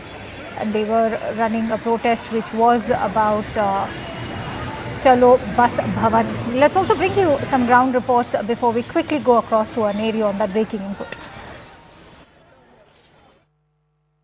Days after Congress government in the state of Telangana had announced that increase in prices in the TSRTC bus services in Hyderabad city, now what we are seeing is that the BRS party had called for a Chalo Bus Bhavan call, which was being led by the BRS working president KTR. And as you can see right now, the BRS leaders have come here almost till Bus Bhavan, which is the head office of the TSRTC. But now what we see is that they are not being allowed to go there and give a representation at the head office of the TSRTC, whereas many of the BRS working workers and also the leaders are being arrested by the police officials. And also at the same time, the BRS has been demanding that the government should immediately roll back the hike in the TSRTC which has been announced by the government. If the free bus scheme has resulted in losses to the exchequer, the government has to take it as a social obligation and the government has to take up the burden and not push it onto the common people of Telangana. On one side they have announced free bus service for women, but now they have increased the prices for Prices have been jacked up for men, prices have been jacked up for student bus passes which will hurt the children in the family. शायद यही innovative thinking है government का कि घर में एक को 10 रुपया दो, बाकी दो लोग से घर में जो है उनसे 30 रुपया लो. तो इसका एक अजीबो गरीब माहौल जो आज तेलंगाना में है. सुबह हमको बोला अरेस्ट, दोपहर उसके बाद बोला कि आप जाओ, फिर यहाँ आने के बाद बोलते हैं अरेस्ट. तो पता नहीं क्या चला रहे हैं ये लोग, सरकार या सर्कस. कांग्रेस जहाँ भी है यही हालत होती है. राहुल गांधी जी को भी इसका एक बार जवाब देना होगा.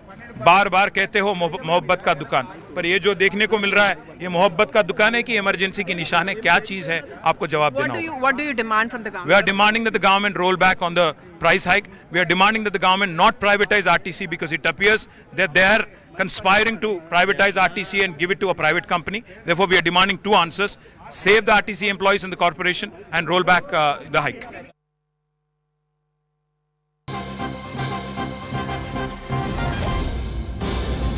Breaking inputs in an unmissable gesture that the AIADMK is warming up to pulling actor Vijay's TVK into their alliance. The opposition party's General Secretary Edapadi K. Pallinaswamy, while speaking in Kumarapalayam, pointed to TVK flags being waved in the rally and said the people there have signalled the auspicious beginning of this alliance. So this could indeed be a big breaking input as far as the politics in Tamil Nadu is concerned. Remember, TVK and Vijay have been facing much flak, especially after the stampede in Karur.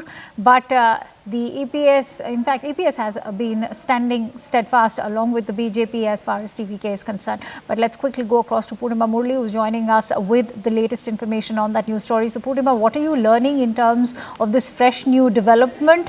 What are your sources telling you?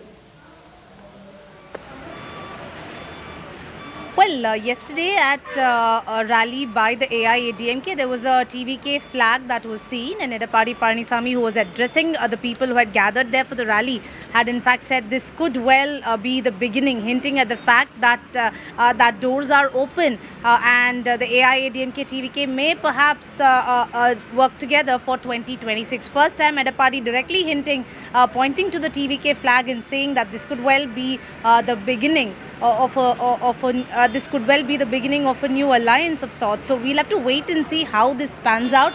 But this video of his is he is doing the rounds. Many speculating that perhaps the AIADMK and Vijay Thamaraga Vetrikaraga may join hands for the 2026 State Assembly polls. TVK so far has maintained that they will not form an alliance with either the DMK or the BJP. So initially he did not really criticize the AIADMK, but of late he's been also lashing out at the ADMK. But now with the Karur tragedy and ADMK, BJP coming out in support of Vijay, we'll have to wait and see if this pans out. So, Purnima, quickly give us a... Oh, all right, I'm so sorry. In fact, we'll have to quickly shift focus over to the other big story we've been tracking this hour. Many thanks to you, Purnima, for bringing us those inputs.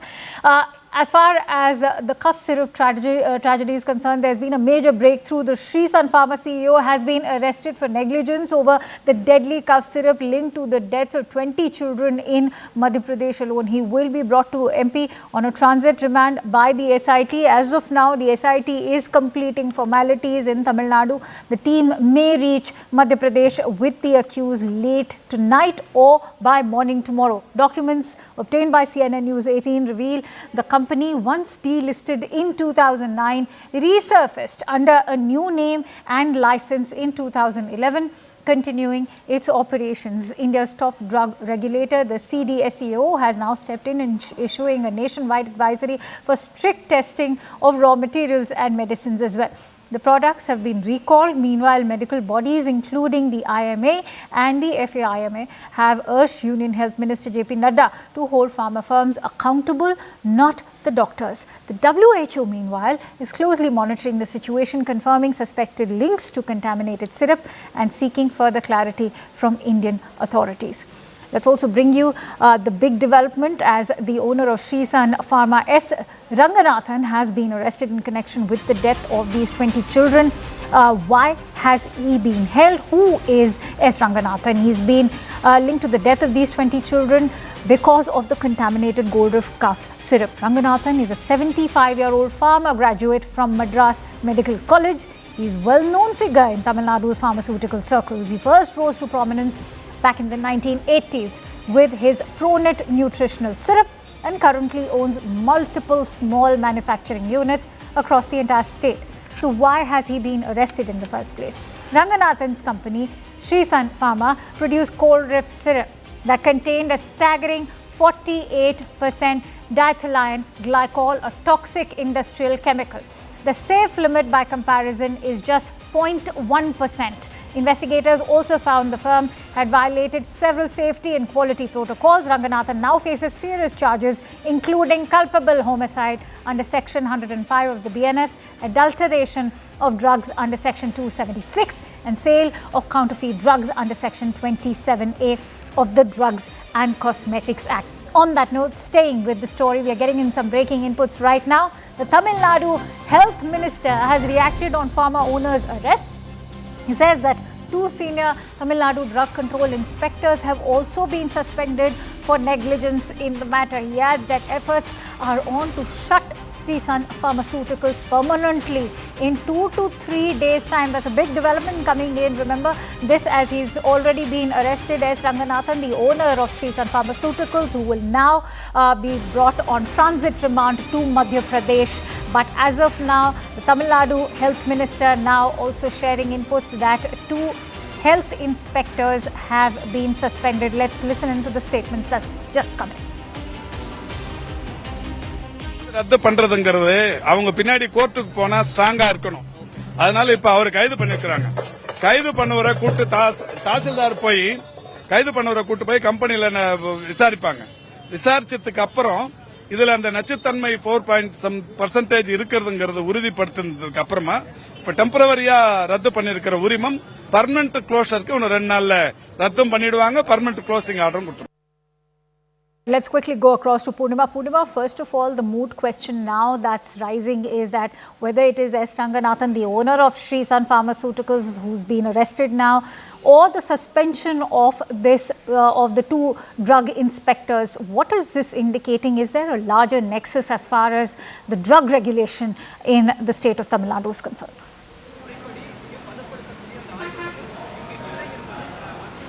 Well, at 1:30 a.m., Rangarajan was arrested by the Madhya Pradesh team, and today a press conference held by Health Minister Ma Subramanian. He says that 2 senior officers, especially Tamil Nadu drug control inspectors, senior inspectors, have been arrested. That is for negligence, because this is the Sri Sun Pharmaceutical Company.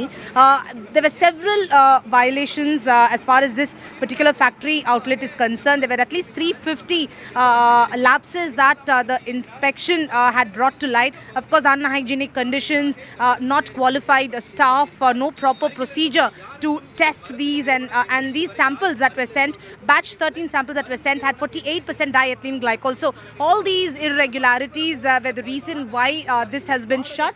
A show cause notice was issued. However, no the company has not been permanently shut, and Health Minister, after the arrest of the owner of Sri Sun Pharmaceutical Company, says that in another 2 to 3 days, once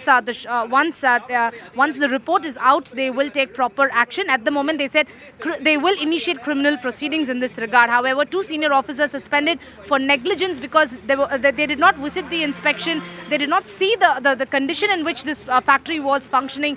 All the norms have been violated by this, but they were still continuing, and not much information about the company also. Initially it started in 1990s, according to the ministry, and then later they started under the new name. So why did they neglect the condition of the factory? Why was no proper procedure followed? That's why 2 senior inspectors, drug control inspectors from Tamil Nadu, have been arrested, is what the health minister had said a short while ago. Thanks to you, Purnima, for bringing us all those latest inputs on that news story. With that, let's also quickly go across to our guests today. Joining me live on the broadcast are Shalini Deharia and Naveen Deharia. They are parents of 2.5-year-old victim Dhani, who passed away. In fact, the parents are joining us live from Chindwara. हमारे से जुड़ने के लिए बहुत बहुत धन्यवाद शालिनी जी और नवीन जी। पहले तो बहुत ही दुखद है कि आपको आज ऐसा दिन देखना पड़ रहा है कि आपकी 2.5 साल की बच्ची को इस तरह की पीड़ा झेलनी पड़ी, पर आप हमें बता सकते हैं कि एक तो 2.5 साल की बच्ची थी, कहा जा रहा है अब कि 5 साल से नीचे उम्र के बच्चों को कफ सिरप नहीं देना चाहिए, तो आप लोग तैयार कैसे हुए ये कफ सिरप देने के लिए? आपको डॉक्टर ने प्रिस्क्राइब किया ये? जी डॉक्टर ने किया ये। और कौन सा सिरप था? Cold drip syrup. आपने जैसे ही डोज दी उसके बाद धनी की हालत या व्यवस्था में किस तरह का बदलाव महसूस किया आप लोगों ने? नहीं, वो तो मतलब कि थोड़े बीमार थे, तो हमने उनको दिखाया, तो उन्होंने कोल्ड ड्रिप दिए और वो इंजेक्शन भी दिए, इंजेक्शन लगवाए और दवाइयाँ भी पिलाई। दवाइयाँ पिलाने के 4 दिन बाद उसको उल्टी होने लगी। एक रात में उसको बहुत ज्यादा उल्टी हुई। फिर हमने 24 तारीख को फिर से उन्हीं के पास दिखाया, डॉक्टर प्रवीण सोनी के क्लिनिक पर। तो नवीन जी, आपको जब आपने दोबारा डॉक्टर को दिखाया और बताया कि ये दवाइयाँ देने के बाद उसे उल्टी हो रही थी, तो डॉक्टर साहब ने क्या कहा उस टाइम? उन्होंने चेक किया, चेक करने के बाद उन्होंने कोई रिपोर्ट की जांच से उन्होंने अपने आप देख लिया और हम लोगों को कुछ बताया नहीं। वहां से तुरंत हमको जिला अस्पताल रिफर किया। जिला अस्पताल रिफर करने के बाद वहां पर फिर ब्लड टेस्ट हुआ मेरी बेटी का। ब्लड टेस्ट में पाया गया कि किडनी में इन्फेक्शन और लीवर में इन्फेक्शन आया उसके। तो वहां से तुरंत डॉक्टर ने देरी न करते हुए नागपुर रिफर कर दिया। कौन थे आपके डॉक्टर?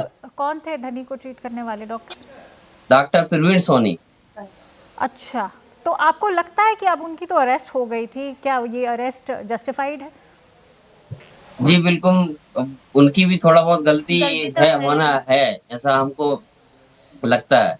और दूसरी चीज तो ये है कि जो ये दवाई जो कंपनी है, इसकी तो पूरी 100% गलती।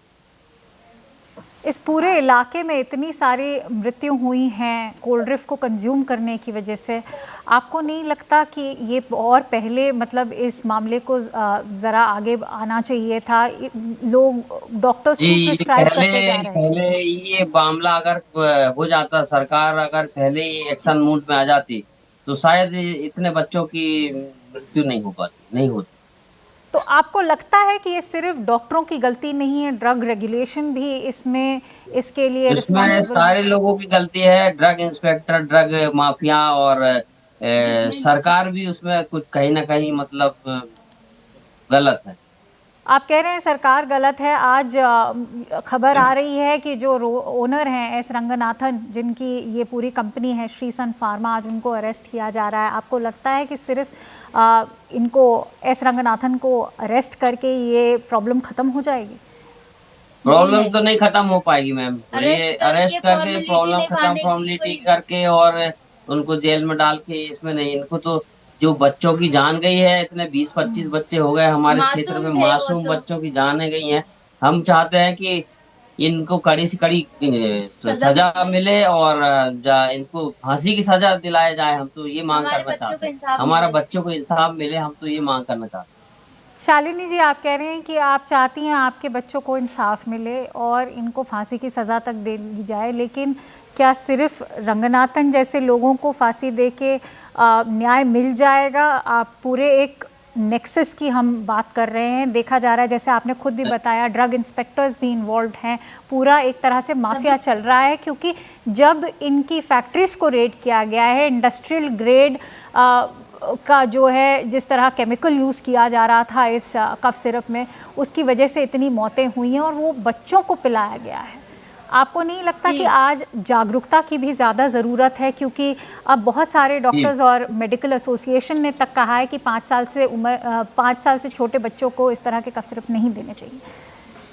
जी, आप क्या चाहेंगी? हम तो चाहेंगे कि बच्चों को सिर्फ अगर पिलाया जा रहा है, मतलब कि अब अगर उनकी तबीयत खराब है, देना ही चाहते हैं, तो मतलब कि जांच पड़ताल हुआ और थोड़ा सारी चीज टेस्ट और ये दवाइयाँ थोड़ी अच्छी मिले, तो बच्चे की तबीयत तो वैसे थोड़ी खराब रहती हैं, तो वो फिर बच्चे लोग कैसे ठीक होंगे? सिर्फ या फिर कोई तो दवाइयाँ होंगी जिससे वो ठीक होंगे। नवीन जी, आपकी क्या बाकी बच्चे जिनकी मृत्यु हुई है उनके माता पिता से भी हुई है? जी, मेरी बातचीत हुई है। मेरे साथ में लगभग 6-7 बच्चे थे मेरे उसमें आईसीयू रूम में वेंटिलेटर पर। तो सारे बच्चे धीरे धीरे करके, मेरी बेटी के बाद में सारे बच्चे, लगभग एक बच्चा बचा है, बाकी बच्चे सब शांत हो चुके अभी तक। आज एक बच्चा और रात्रि कालीन में खत्म हो, मयंक सूर्यवंशी नाम।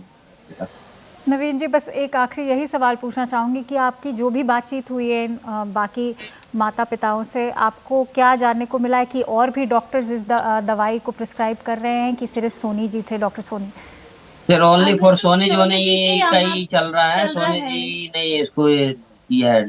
जो भी केस हुए हैं अभी सोनी जी के यहाँ के हुए हैं। एक और है मामला, डॉक्टर ठाकुर करके हैं वहीं परासिया में, वो भी शायद 2 केस उनके भी। जी, शालिनी जी, नवीन जी, हमसे बात करने के लिए बहुत बहुत धन्यवाद। पर ये बहुत ही दुखद घटना रही है और हमारी सांत्वना आपके साथ है। आशा करते हैं आपको जल्द से जल्द न्याय मिले। That's all I have for you in this broadcast. With that it's a quick wrap. Thank you so much for watching.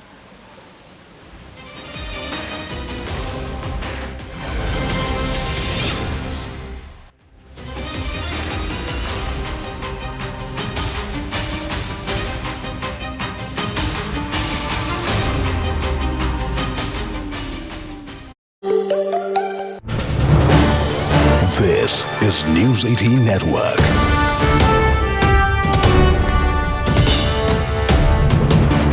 India's largest news network.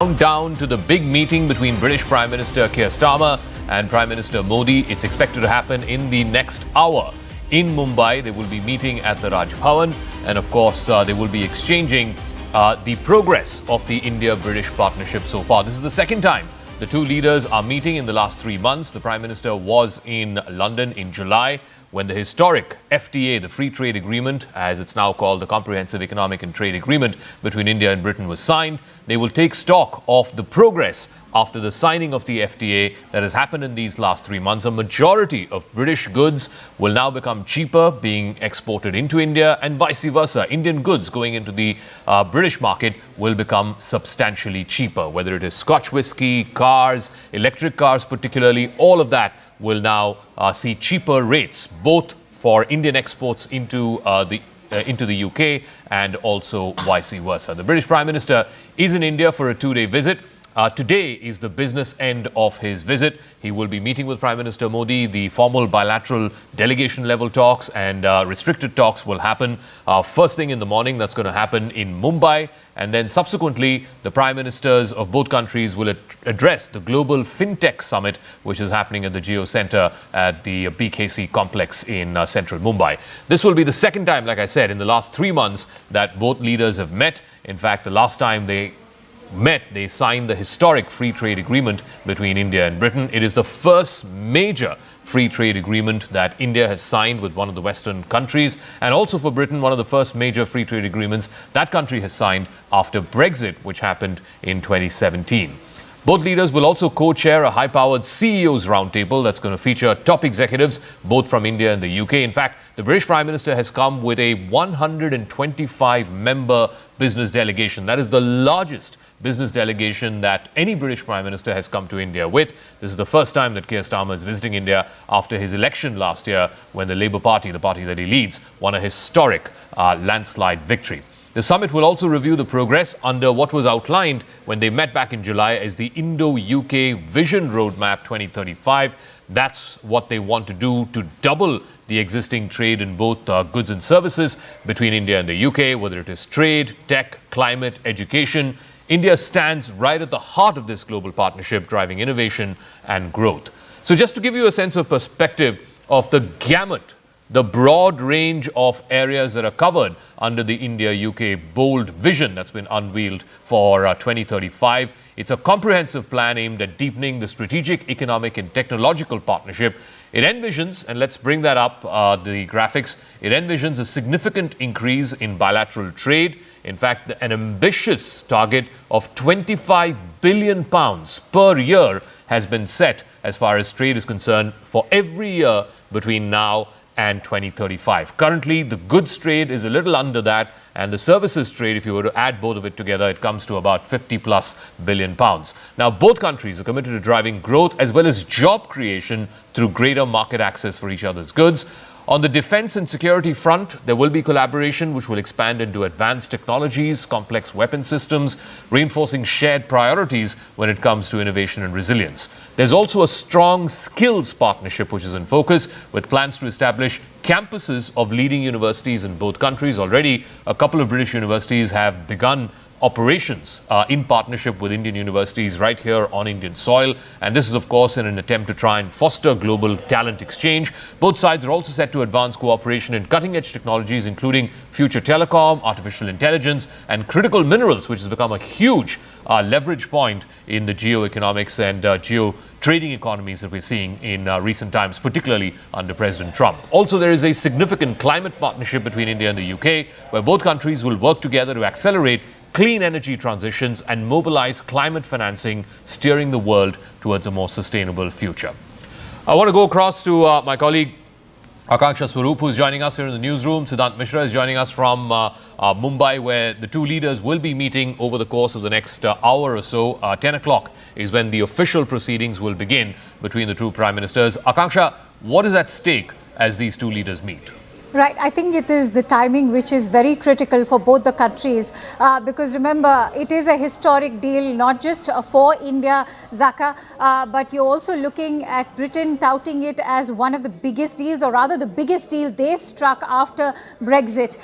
For India also, it has to mean something when the British Prime Minister is arriving with the biggest trade delegation comprising 125 executives who are going to be part of this delegation. You have the British Airways, you have the Rolls-Royce CEO, you also have companies like Diageo, you also have companies like say BP, which is the oil company. You're looking at telecom as well. So a host of sectors now are going to be involved in today's talks at that CEO roundtable that will be taking place. And we can expect a host of announcements.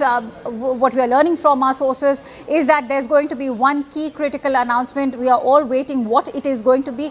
But there's been a turbocharge of a momentum when you look at what's been happening between both the countries after the FTA. It's not just trade, it's not just fintech. I also want to emphasize on the way our security cooperation and defense partnership is also on the rise, because Prime Minister Keir Starmer has arrived on a day when India has also concluded its maritime exercise Konkan, that commenced on 5th of October. It took place in the western part of the Indian Ocean. This is the first time that our carrier strike groups were part of this exercise together. All right, Akanksha, we'll leave it.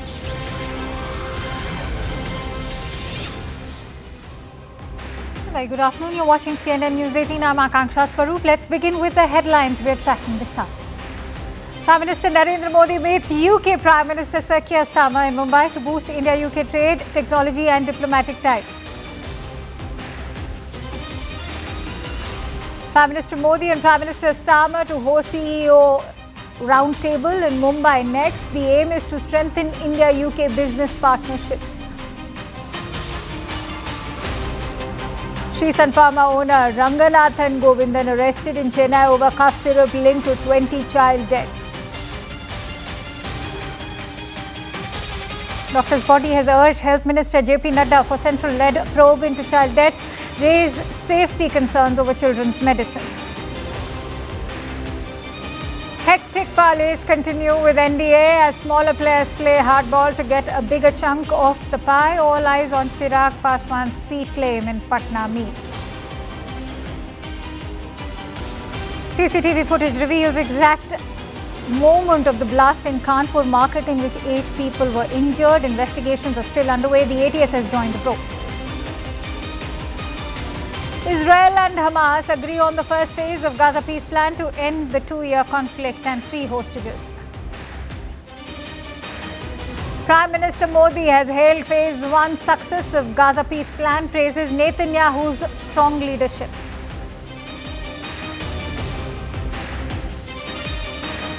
Top story of the day as Prime Minister Modi has met his visiting British counterpart Sir Keir Starmer in Mumbai.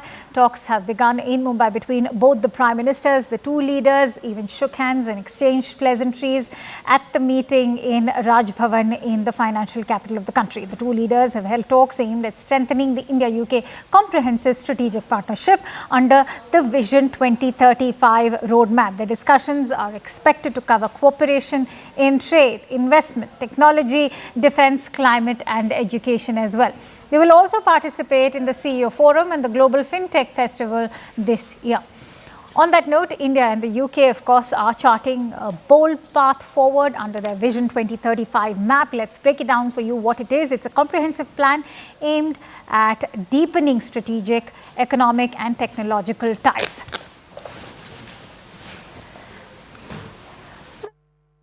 As far as the 2035 roadmap envisions a significant increase in bilateral trade, even targeting an ambitious over £25 billion boost per year. Both nations are committed to driving growth and job creation through greater market access for each other's goods and services. On the defense and security front, collaboration will expand into advanced technologies and complex weapon systems. It's going to reinforce shared priorities on innovation and resilience. A strong skills partnership is also in focus, with plans to establish campuses of leading universities in both countries to foster global talent exchange. To begin with, the Southampton University has already established its campus in Gurugram in India. It's the first foreign university campus that's been established in India. The two sides are set to advance cooperation in cutting-edge technologies, including future telecoms, artificial intelligence, and critical minerals, ensuring both economies that are going to be future ready, because remember, the vision is for 2035. Under the climate partnership, India and the UK will work together to accelerate clean energy transitions and mobilize climate finance, steering the world towards a sustainable future. As far as clean energy is concerned, green hydrogen is what India's looking towards gaining from the UK. Even wind turbine is one technology that India will be hoping to seal the deal with when it comes to our energy requirements. Whether our oil trade with Russia will surface is another key aspect of concern, because that's also something that Keir Starmer had raised. He's in fact asking or interested in India to increase their oil purchases from the UK. To add more perspective, let me quickly go across to Rahul Shivshankar, who's also joining us from the studio. Rahul, it's over to you. Thanks indeed, Akanksha. Thanks indeed for setting this up. Let me go straight across to Marco Forgione, Director General of the Chartered Institute of Export and International Trade. We also have with us Abhijit Iyer Mitra, Senior Fellow of the IPCS. Let's get a sense really of what the main takeaways could be coming out of this important exchange, where we are hoping to see an intensification of the trade relationship between India and the UK. Thank you, Marco, for joining us. Could you put this in perspective for us?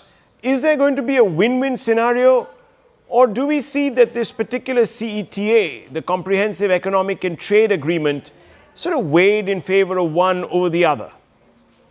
No, we're already seeing that the arrangement, the intention to have much closer economic and trading relationship is flourishing. This is even before it comes fully into force. As you've just heard, we've got British universities committing to open their campuses in India, supporting the flow of talent between our nations, and Indian investors have announced £1.3 billion of investment into the UK across the nations and regions in those really important, transformative new industries like AI and tech. So this is a really beneficial win-win agreement that even before it comes fully into force is showing a real impact and result.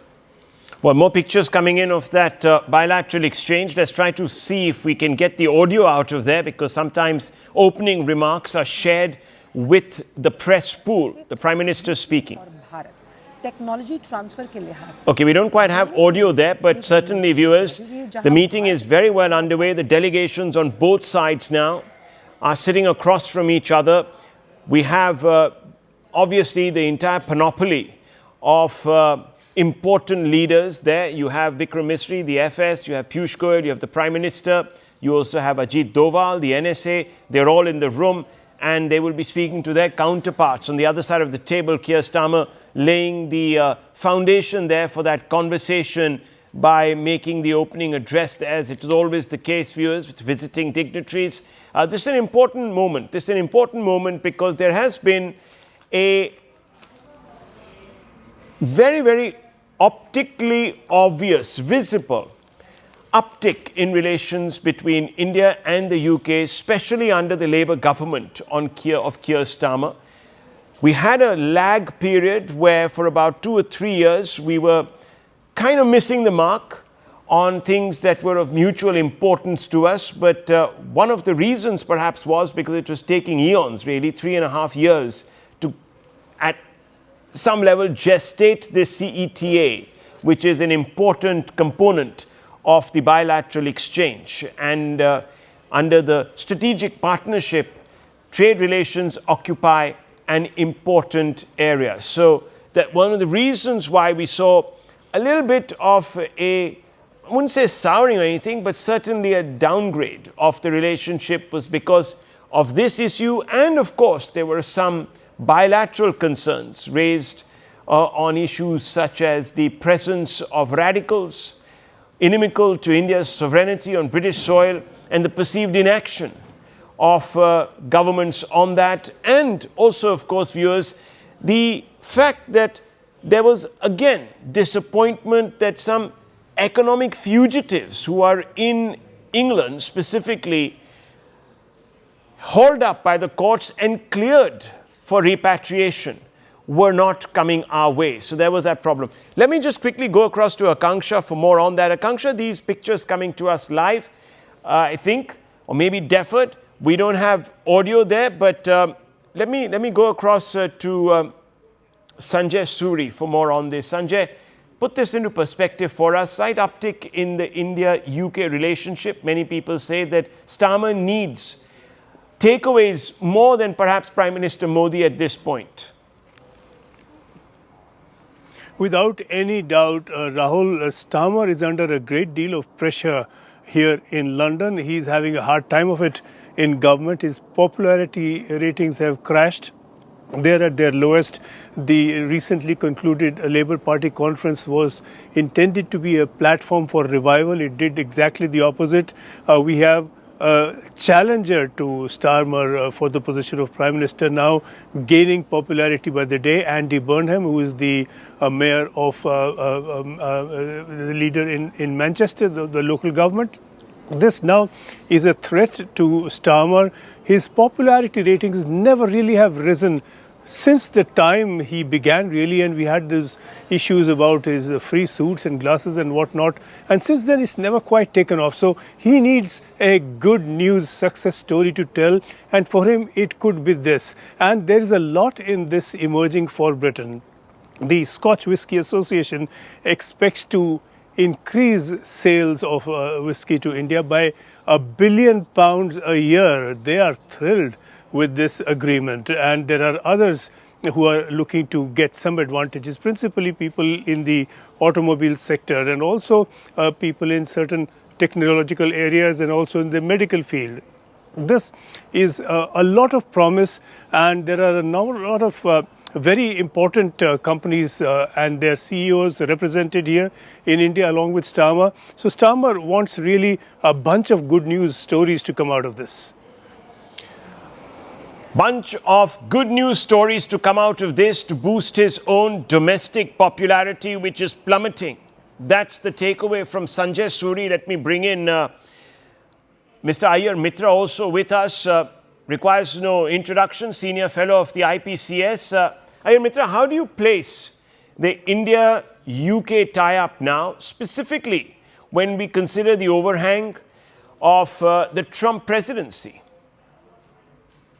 Thank you, Rahul. So normally I won't rate it very high because remember, the UK is sort of a microcosm of Canada, but Canada plus. You have a very strong Khalistani lobby out there, and you have a much, much stronger Pakistani lobby out there, specifically the Mirpuri Khas, who tend to dominate the political agenda.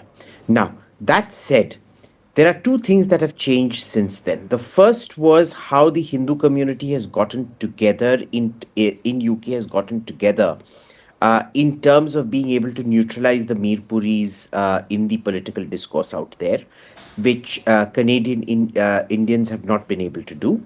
The second is more to do with foreign policy, which is, our ongoing trade tensions with America, where we needed this, the Brits needed this, and it's come at the perfect time for both of us.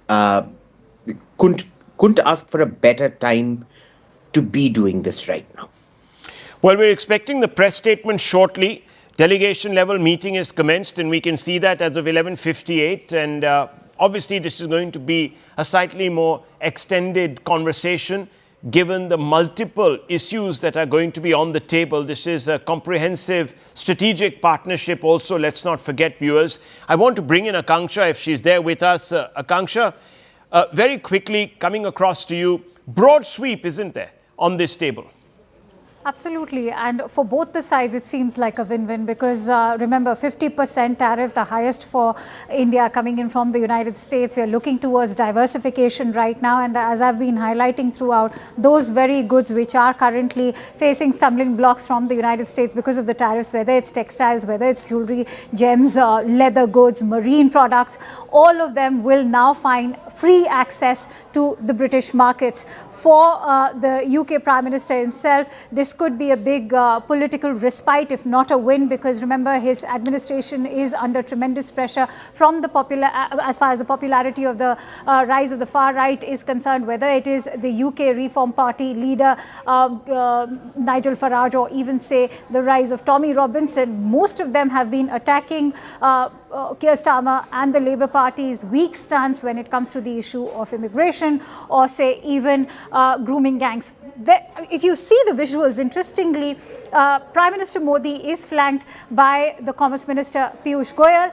On the other side is also the NSA, Mr. Ajit Doval, because remember, security also happens to be a key point of concern. Jogal, one of the incarcerated, has already been demanded by the hardline Sikh groups in the United Kingdom. That could very much surface, and that's a possibility that Keir Starmer himself has not denied before arriving in Mumbai. Security and defense is going to be another key aspect. There's been a lot as far as the build up to this key bilateral meet is concerned, Rahul, because we also witnessed maritime exercises in the Arabian Sea between India and Britain under the name of Exercise Konkan. The UK High Commissioner Lindy Cameron has already indicated that to ensure an open, free and open Indo-Pacific is also a priority for Britain as much as it is for India. So there are a host of sectors that India is looking at.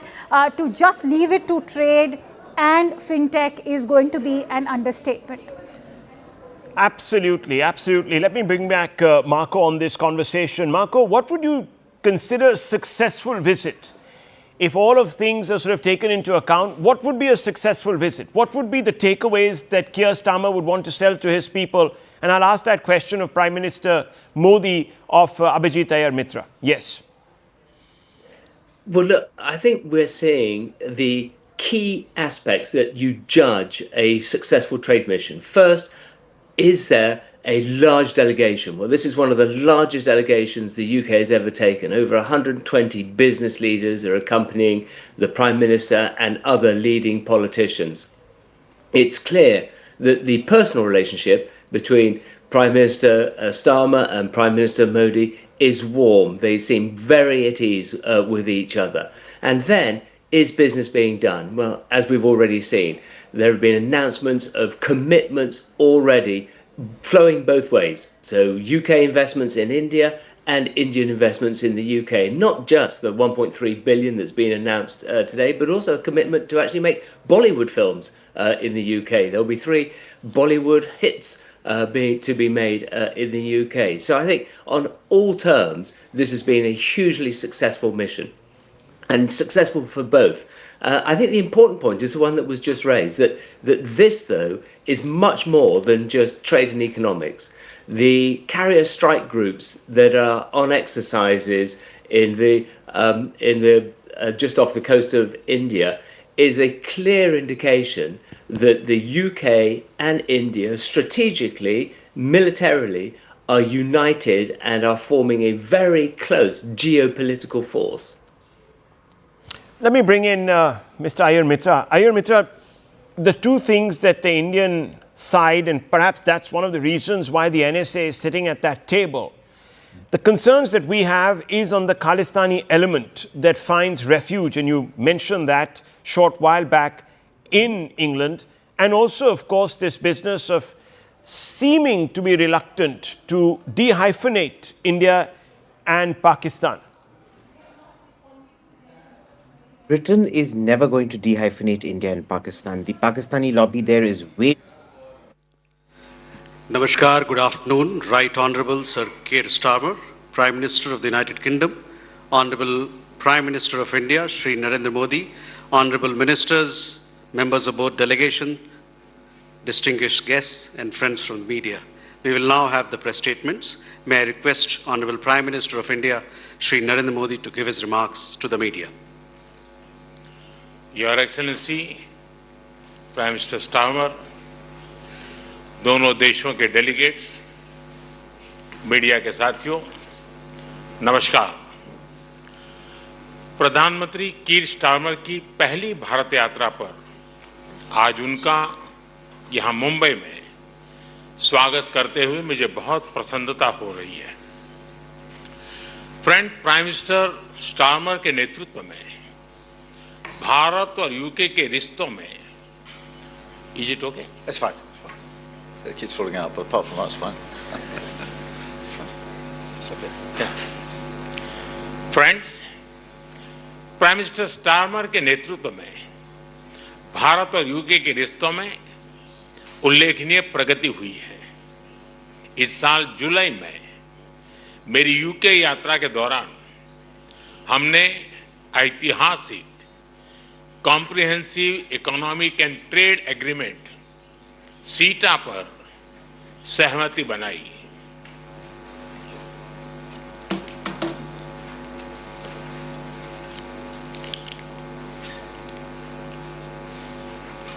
इस समझौते से दोनों देशों के import cost में कमी आएगी, युवाओं के लिए रोजगार के नए अवसर बनेंगे, व्यापार बढ़ेगा और इसका लाभ हमारे उद्योग तथा उपभोक्ता दोनों को ही मिलेगा। एग्रीमेंट के कुछ ही महीनों में आपका यह भारत दौरा और आपके साथ आया अब तक का सबसे बड़ा बिजनेस डेलीगेशन भारत यूके साझेदारी में आई नई ऊर्जा और व्यापक दृष्टि का प्रतीक है। फ्रेंड्स, कल भारत यूके के बीच बिजनेस लीडर की सबसे बड़ी समिट हुई। आज हम इंडिया यूके सीईओ फोरम और ग्लोबल फिनटेक फेस्टिवल को भी संबोधित करेंगे। इन सभी से भारत यूके सहयोग को और मजबूत बनाने के अनेक सुझाव और नई संभावनाएं सामने आएगी। फ्रेंड्स, भारत और यूके नेचुरल पार्टनर्स हैं। हमारे संबंधों की नींव में डेमोक्रेसी, फ्रीडम और रूल ऑफ लॉ जैसे मूल्यों में साझा विश्वास है। मौजूदा वैश्विक अस्थिरता के दौर में भारत और यूके के बीच ये बढ़ती हुई साझेदारी ग्लोबल स्टेबिलिटी और आर्थिक प्रगति का एक महत्वपूर्ण आधार बनी रही है। आज की बैठक में हमने इंडो पैसिफिक, वेस्ट एशिया में शांति और स्थिरता और यूक्रेन में चल रहे संघर्ष पर भी विचार साझा किए।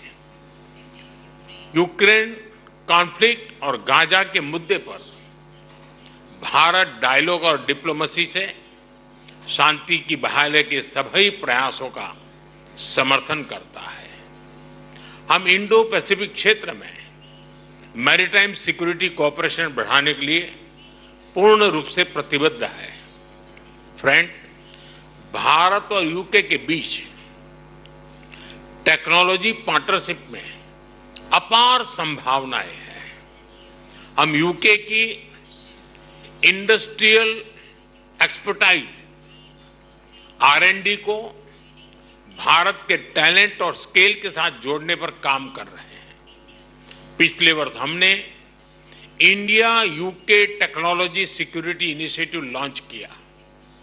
इसके तहत हमने क्रिटिकल एंड इमर्जिंग टेक्नोलॉजी में ज्वाइंट रिसर्च और इनोवेशन के लिए एक मजबूत मंच तैयार किया। दोनों देशों की युवा पीढ़ी को इनोवेशन इस ब्रिज से जोड़ने के लिए हमने कनेक्टिविटी और innovation centre, joint AI research centre जैसे कई कदम उठाए हैं। हमने क्रिटिकल मिनरल्स पर सहयोग के लिए एक इंडस्ट्री गिल्ड और सप्लाई चेन ऑब्जर्वेटरी की स्थापना का निर्णय लिया है। इसका सैटेलाइट कैंपस ISM धनबाद में होगा। सस्टेनेबल डेवलपमेंट गोल्स के प्रति हमारी साझी प्रतिबद्धता है। हम इस दिशा में India UK offshore wind task force के साथ गठन का स्वागत करते हैं। हमने क्लाइमेट टेक्नोलॉजी स्टार्टअप फंड की स्थापना की है। इससे दोनों देशों के क्लाइमेट टेक्नोलॉजी और एआई में काम कर रहे इनोवेटर्स और एंटरप्रेन्योर्स को समर्थन मिलेगा। फ्रेंड्स, रक्षा और सुरक्षा से लेकर एजुकेशन और इनोवेशन तक भारत और यूके के रिश्तों में नए आयाम घड़े जा रहे हैं। आज प्रधानमंत्री स्टारमर के साथ शिक्षा क्षेत्र का अब तक का सबसे बड़ा और प्रभावशाली प्रतिनिधिमंडल आया है। यह बहुत खुशी की बात है कि अब यूके की 9 यूनिवर्सिटीज भारत में कैंपस खोलने जा रही हैं। साउथहैम्पटन यूनिवर्सिटी के गुरुग्राम कैंपस का हाल ही में उद्घाटन हुआ है और छात्रों का पहला समूह प्रवेश भी ले चुका है। साथ ही गिफ्ट सिटी में यूके की 3 अन्य यूनिवर्सिटी के कैंपस निर्माण का कार्य प्रगति पर है। हमारे बीच रक्षा सहयोग भी बढ़ा है। हम डिफेंस को प्रोडक्शन की ओर बढ़ रहे हैं। दोनों देशों की डिफेंस इंडस्ट्रीज को जोड़ रहे हैं। रक्षा सहयोग को एक कदम आगे बढ़ाते हुए हमने मिलिट्री ट्रेनिंग में सहयोग पर समझौता किया है। इसके तहत भारतीय वायुसेना के फ्लाइंग इंस्ट्रक्टर्स यूके की रॉयल एयरफोर्स में ट्रेनर्स के रूप में कार्य करेंगे। ये विशेष संयोग है कि जहां एक और देश की आर्थिक राजधानी मुंबई में ये बैठक हो रही है, वहीं दूसरी ओर हमारे नौसैनिक जहाज कॉकन 2025 जॉइंट एक्सरसाइज कर रहे हैं। फ्रेंड्स, यूके में बसे 1.8 मिलियन भारतीय हमारी साझेदारी की जीवंत कड़ी है। ब्रिटिश समाज और अर्थव्यवस्था में अपने मूल्यवान योगदान से उन्होंने दोनों देशों के बीच मित्रता, सहयोग और विकास के पुल को मजबूत किया है। फ्रेंड्स, भारत का डायनेमिज्म और यूके की एक्सपर्टाइज मिलकर एक यूनिक सिनर्जी बनाती है। हमारी साझेदारी ट्रस्टवर्दी है, टैलेंट और टेक्नोलॉजी ड्रिवन है।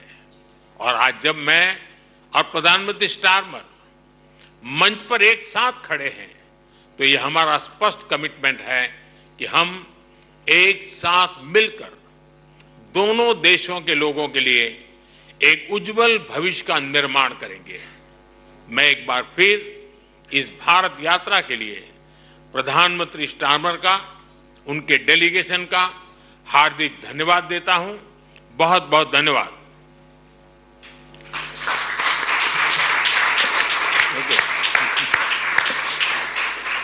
Thank you, sir.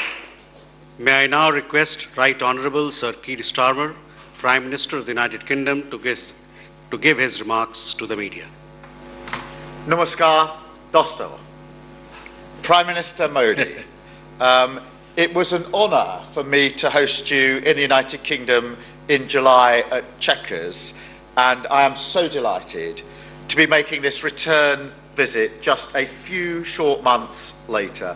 And can I just extend my thanks to the very warm welcome that you and the whole country have extended to me as Prime Minister, to the whole delegation, and through us to the whole of the United Kingdom. It is very much appreciated, very much noticed. And it is an important statement as we stand here about our shared commitment to this special relationship, because we are building something here. We're creating a new, modern partnership focused on the future and on winning the opportunities that it offers, and we're doing it together. And that's why we struck the UK-India Comprehensive Economic and Trade Agreement in July, a breakthrough moment, years in the making. Slashing tariffs, increasing access to each other's markets to drive growth and create jobs for our people, and making life better in both of our nations. And beyond the words on the page of the agreement is the spirit and the confidence that that has given to our two great countries to work even more closely together, something which we've seen evidence during the course of this visit here over the last 2 days. It is significant that we're meeting here in Mumbai as India's economic and financial capital because India's growth story is remarkable. I want to congratulate the Prime Minister on his leadership, aiming to be the world's third largest economy by 2028. And your vision of Viksit Bharat is to completely developed country by 2047. And everything I've seen since I've been here is absolute proof to me that you're on track to succeed in that. So we want to be partners on that journey. And my visit this week is about doubling down on the potential of our trade deal for the benefit of all of us. And that's why I brought a record 126 British businesses with me to India this week. We had to get a bigger plane to travel over here than the one we planned. But that delegation is some of our biggest, most iconic businesses and smaller and medium-sized businesses, but also leaders from education, some of whom are with us here, and sport and the arts. As I say, our largest trade delegation for a decade, and so my first as Prime Minister. So of course the destination for that had to be here, had to be India. Later today, the Prime Minister and I will convene a renewed CEO forum, and that was much discussed yesterday as a direct channel for business. There was a real buzz in the room yesterday that this forum is going to have real life breathed into it to embody the agreement that we've already reached, to ensure that the deal does deliver the opportunities that we want to see. And we are committed to that. And when we leave India later on tonight, I expect that we will have secured major new investments, creating thousands of high-skilled jobs in the sectors of the future for both of our nations. The UK and India stand side by side as global leaders in tech and innovation, and so we've also taken the opportunity to deepen our cooperation through our technology security initiative, with new commitments on AI, advanced communication, defence technologies, and much, much more. We're announcing a deal to make Bollywood films in the United Kingdom after a fantastic visit to the studio yesterday, and we're deepening our cooperation in education, as we've evidenced here on the film and with the people that we have in the room.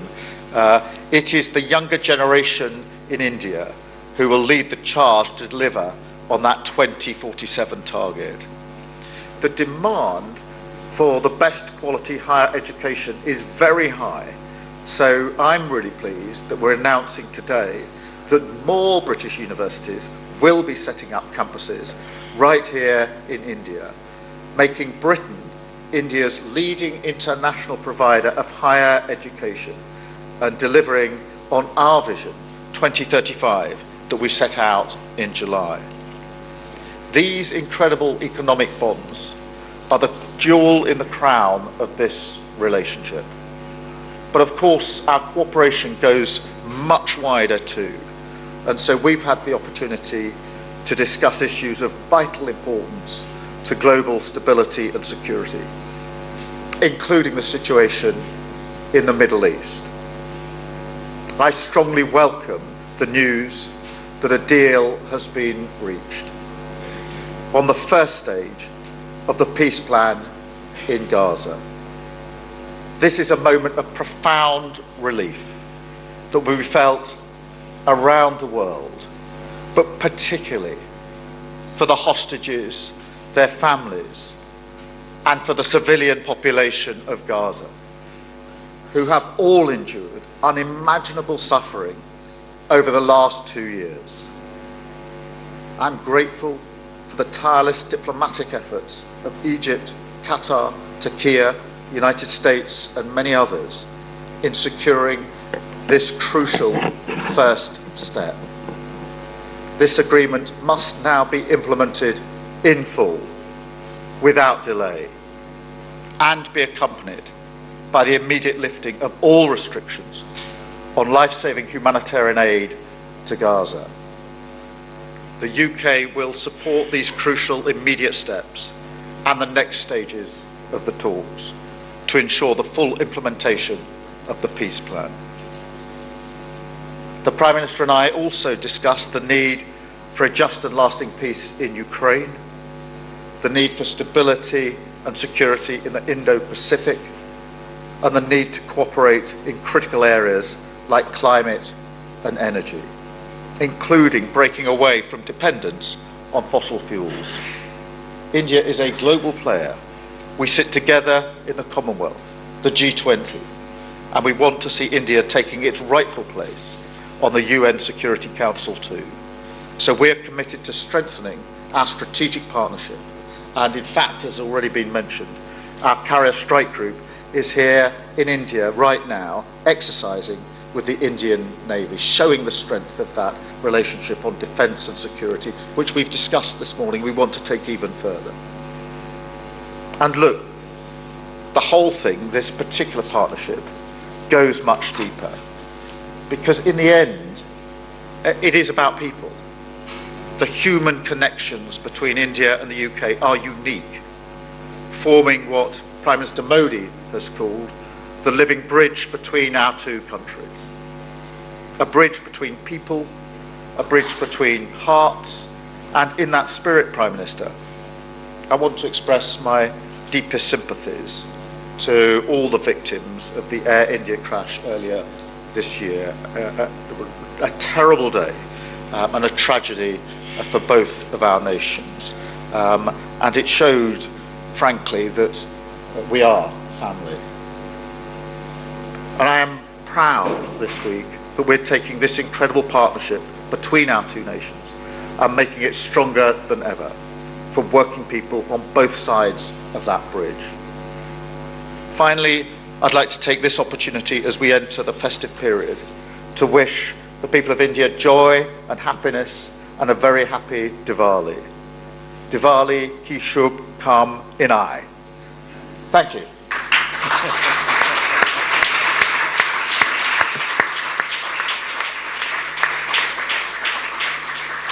Thank you, sir. That concludes the press statements. Thank you for your presence, ladies and gentlemen.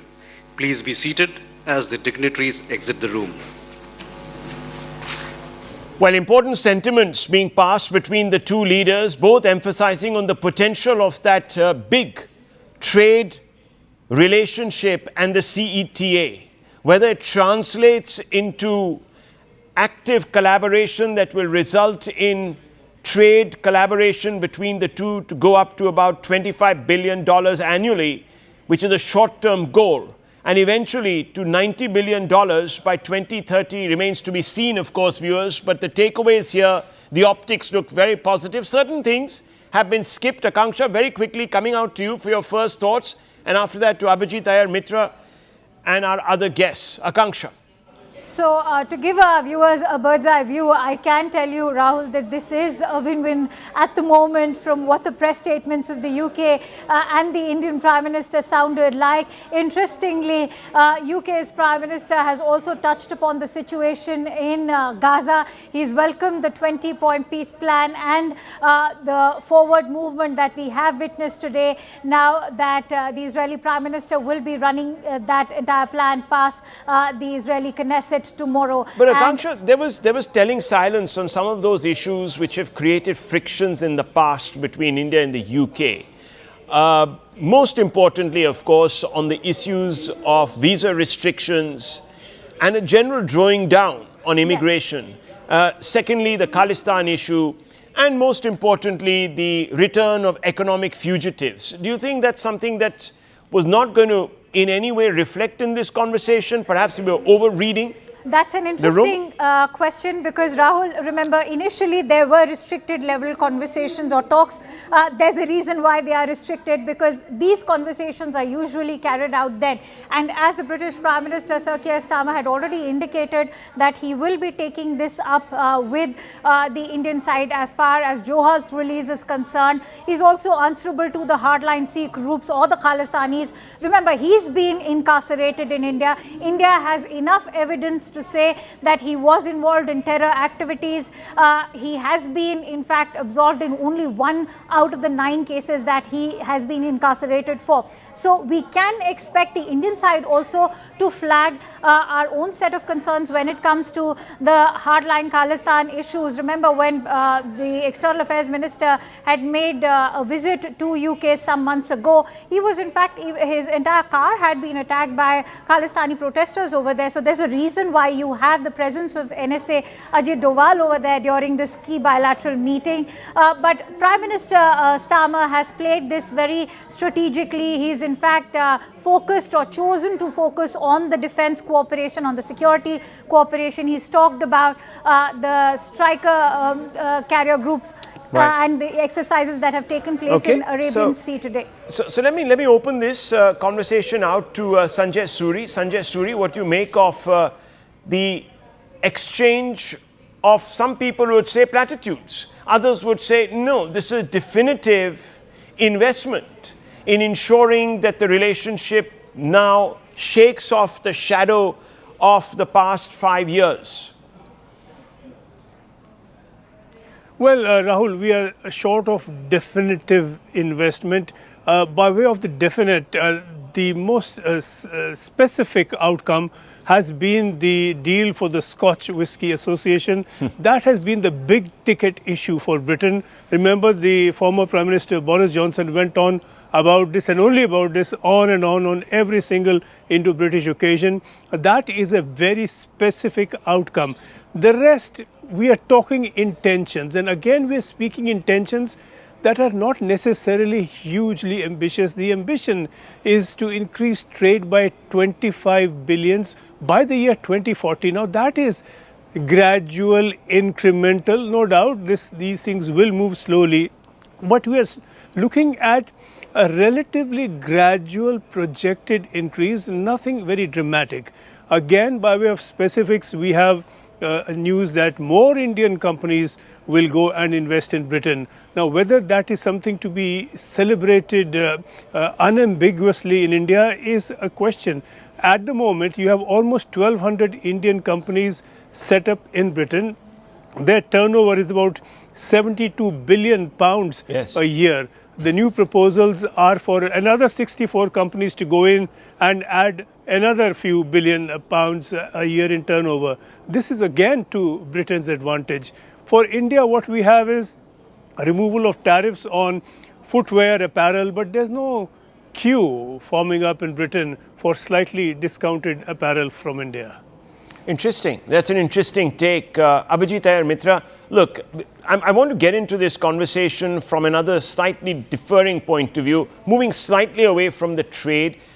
It is, of course, a part of that conversation too, because when you look at immigration, Indian immigrants who go to the United Kingdom do fantastically well, add to British productivity in leaps and bounds. 65,000 companies are owned by British Indians and British emigres to the UK, yet important visa-related conversations are not happening. I think you're on mute. Yes. Sorry. So, that conversation, we need to be very clear about the segmentation of that immigration. Hindu immigrants tend to do extremely well in the UK. There is a whole bunch of other immigrants going from India and the neighborhood who tend to have the highest jail population in the UK. So, there's two facets of that immigration. And it's because of the jail population that the population that does not go to jail gets penalized quite heavily in terms of visas and things like that. There's nothing you can do about it. You know how the Khalistani crime syndicate operates on the basis of, alluring people with their ability to get visas through. And that will increase. That's always been a visa problem between India and the UK, and in fact, India and Canada as well. Let me bring in Marco Forgione. Marco, how do you see this conversation that has taken place? And of course, the CEO forum will be upon us very soon. But your initial thoughts? I think I really was pleased to hear the statements both by Prime Minister Modi and Prime Minister Starmer. It's clear that there's more than just the detail of the current really positive announcements of investments in both nations. And the much closer diplomatic relationship, the much closer defense relationship. And with all of these sorts of arrangements and deals, the reality is they're like a stone rolling down a hill. Over time, they just get faster and faster. And I think what we'll see is once we start to get this trade flow going, once we start to see the bilateral investments, when we get even closer of relationships, that actually the impact of this relationship will be much greater, both economically and societally. So look, I think that this has been a really positive event. As the Prime Minister Keir Starmer said, the largest delegation that we've taken, the announcements already of billions of investment from India into the UK, and indeed the announcements of investment from the UK in India, shows that there's a massive appetite between businesses and between the politicians to forge a new relationship. And with regards to the issues of textiles and jewellery, this is part of a geopolitical shift. The UK in particular and others are looking to diversify their supply chains. They're looking to create more resilient sourcing of products and commodities. And this relationship between the UK and India as part of the development of a new vernacular, a new system, a new process of global trade, which is why I'm confident that the stone that's just started rolling down the hill is going to grow even faster. That's interesting. Marco Forgione, do you believe that the relationship can maintain this momentum if issues like the hyphenation between Pakistan and India in the UK imagination remain on the table? I know I'm sort of pulling you a little away from your remit, but it'd be interesting to get a view from the UK on that. Number two, on this elephant in the room, which is the visa policy, which has obviously been tightened a bit and is going to inhibit, let's be very frank about it, the exchange of goods, materials, ideas, people, etc. between two countries. Look, it's clear that there are internal political and diplomatic issues on both sides here that are at play. And I think it's up to the diplomats to intensify those conversations. But if we're looking at particularly the flow of talent, the commitment to establish a joint centres of excellence around things like the green energy transformation, around defence development. It's clear that there's an ambition over time for there to be a much greater flow of talent between our nations and expertise between our nations. And as the Chartered Institute of Export and International Trade, we've been banging the drum to allow much greater freedom of professional movement between nations, because we think it's good for the economies and it's good for society. So the progress that's being made, I think, is positive, but you're not going to go from where we are to the sunlit uplands in one step. It's going to be iterative and take time. And the agreement to remove national insurance payments on Indian professionals working in the UK, I think, is indicative of a real commitment to share knowledge and expertise and create a stronger flow of talent between our nations. Okay, Sanjay Suri, where do you come in on that? What is India's main takeaway? We've got the NSA on the table. Of course, Piyush Goyal is there, who was one of those interlocutors for that trade deal. So let's just park that aside. But NSA there at the table. We know why he's there. Can this issue remain unaddressed of Khalistanis and other POK supporters, this, that, the other? You know what I'm talking about. You know, it cannot remain unaddressed, and to be sure, it did not remain unaddressed. As we saw, Ajit Doval was there for a reason. He is integral to this conversation. These are concerns that are certain to have been taken up, and what is more, they would have found a very receptive listening, by the way, of the present Prime Minister of Britain. Keir Starmer has been a career police prosecutor. He was head of the Crown Prosecution Service for 5 years. He is very familiar with this territory. He is very practiced in this whole business of trying to bring perpetrators to justice and giving them due punishment. He would know all the nuts and bolts of what India is looking for. The difficulty is, if we are looking at those two names, Nirav Modi and Vijay Mallya, they have slipped through a loophole in British law. As you reported just a few minutes back, they were, India won the extradition case against both of them. They went in appeal, their appeals were rejected, this was final in the bag, and then they sought political asylum, another route, and they're here. So this is a loophole in the British law that the present visit is certainly not going to be able to fill or address, but there will be issues about Khalistanis and issues about the hooliganism and vandalism they get up to, and the violence and the threats of violence. Certainly these are issues for India. They are issues as much for Britain. For one thing, they are straight law and order issues. There is a legal violation in Britain that the government here has to address, that India would have taken up very strongly indeed. Well, thanks indeed, gentlemen, for this comprehensive perspective. And Akansha, thank you very much for joining in. We're going to take a very short break. We're awaiting the joint statement between the two countries. We'll have to read between the fine lines and the print there to detect what exactly has transpired, what the main takeaways are, what are the gives, and what has been left out.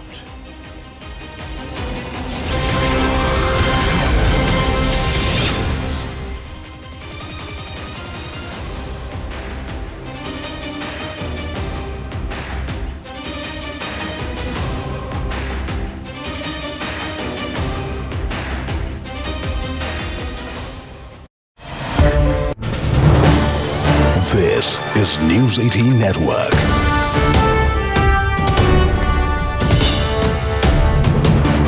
India's largest news network. Countdown to the big meeting between British Prime Minister Keir Starmer and Prime Minister Modi. It's expected to happen in the next hour. In Mumbai, they will be meeting at the Raj Bhavan, and of course, they will be exchanging the progress of the India-British partnership so far. This is the second time the two leaders are meeting in the last 3 months. The Prime Minister was in London in July when the historic FTA, the Free Trade Agreement, as it's now called, the Comprehensive Economic and Trade Agreement between India and Britain was signed. They will take stock of the progress after the signing of the FTA that has happened in these last 3 months. A majority of British goods will now become cheaper being exported into India, and vice versa. Indian goods going into the British market will become substantially cheaper, whether it is Scotch whisky, cars, electric cars particularly. All of that will now see cheaper rates, both for Indian exports into the UK and also vice versa. The British Prime Minister is in India for a 2-day visit. Today is the business end of his visit. He will be meeting with Prime Minister Modi. The formal bilateral delegation level talks and restricted talks will happen first thing in the morning. That's going to happen in Mumbai. And then subsequently, the Prime Ministers of both countries will address the Global FinTech Summit, which is happening at the Geo Center at the BKC complex in central Mumbai. This will be the second time, like I said, in the last 3 months that both leaders have met. In fact, the last time they met, they signed the historic free trade agreement between India and Britain. It is the first major free trade agreement that India has signed with one of the Western countries, and also for Britain, one of the first major free trade agreements that country has signed after Brexit, which happened in 2017. Both leaders will also co-chair a high-powered CEOs roundtable that's going to feature top executives, both from India and the UK. In fact, the British Prime Minister has come with a 125-member business delegation. That is the largest business delegation that any British Prime Minister has come to India with. This is the first time that Keir Starmer is visiting India after his election last year when the Labour Party, the party that he leads, won a historic landslide victory. The summit will also review the progress under what was outlined when they met back in July as the Indo-UK Vision Roadmap 2035. That's what they want to do to double the existing trade in both goods and services between India and the UK, whether it is trade, tech, climate, education. India stands right at the heart of this global partnership, driving innovation and growth. So just to give you a sense of perspective of the gamut, the broad range of areas that are covered under the India-UK bold vision that's been unveiled for 2035. It's a comprehensive plan aimed at deepening the strategic, economic and technological partnership. It envisions, and let's bring that up, the graphics, it envisions a significant increase in bilateral trade. In fact, an ambitious target of £25 billion per year has been set as far as trade is concerned for every year between now and 2035. Currently, the goods trade is a little under that, and the services trade, if you were to add both of it together, it comes to about £50+ billion. Now, both countries are committed to driving growth as well as job creation through greater market access for each other's goods. On the defense and security front, there will be collaboration which will expand into advanced technologies, complex weapon systems, reinforcing shared priorities when it comes to innovation and resilience. There's also a strong skills partnership which is in focus, with plans to establish campuses of leading universities in both countries. Already, a couple of British universities have begun operations in partnership with Indian universities right here on Indian soil. And this is, of course, in an attempt to try and foster global talent exchange. Both sides are also set to advance cooperation in cutting-edge technologies, including future telecom, artificial intelligence, and critical minerals, which has become a huge leverage point in the geo-economics and geo-trading economies that we're seeing in recent times, particularly under President Trump. Also, there is a significant climate partnership between India and the UK, where both countries will work together to accelerate clean energy transitions and mobilize climate financing, steering the world towards a more sustainable future. I want to go across to my colleague Akanksha Swaroop, who's joining us here in the newsroom. Siddhant Mishra is joining us from Mumbai, where the two leaders will be meeting over the course of the next hour or so. 10 o'clock is when the official proceedings will begin between the two prime ministers. Akanksha, what is at stake as these two leaders meet? Right. I think it is the timing which is very critical for both the countries because remember, it is a historic deal, not just for India, Zaka, but you're also looking at Britain touting it as one of the biggest deals, or rather the biggest deal they've struck after Brexit. For India also, it has to mean something when the British Prime Minister is arriving with the biggest trade delegation comprising 125 executives who are going to be part of this delegation. You have the British Airways, you have the Rolls-Royce CEO, you also have companies like Diageo, you also have companies like say BP, which is the oil company. You're looking at telecom as well. So a host of sectors now are going to be involved in today's talks at that CEO roundtable that will be taking place. And we can expect a host of announcements. What we are learning from our sources is that there's going to be one key critical announcement. We are all waiting what it is going to be. But there's been a turbocharge of a momentum when you look at what's been happening between both the countries after the FTA. It's not just trade, it's not just fintech. I also want to emphasize on the way our security cooperation and defense partnership is also on the rise, because Prime Minister Keir Starmer has arrived on a day when India has also concluded its maritime exercise Konkan, that commenced on 5th of October. It took place in the western part of the Indian Ocean. This is the first time that our carrier strike groups were part of this exercise together.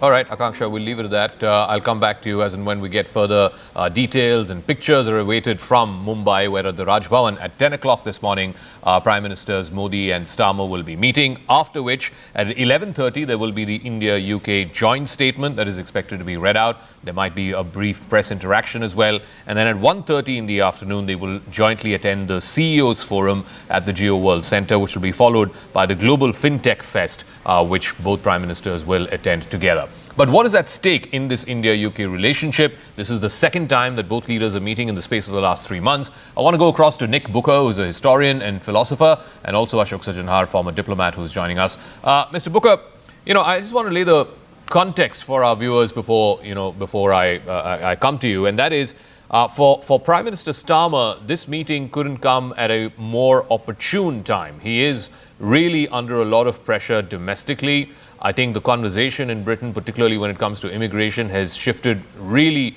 far out right. There are opinion polls and polls in the country showing that if elections were to be held today, Prime Minister Starmer will find it difficult to get re-elected. And one of the major concerns for the British people is the issue of immigration. At a time such as this, for him to make this big visit, this big showcase visit to India with the largest business delegation, 125 of them, what's at stake for him?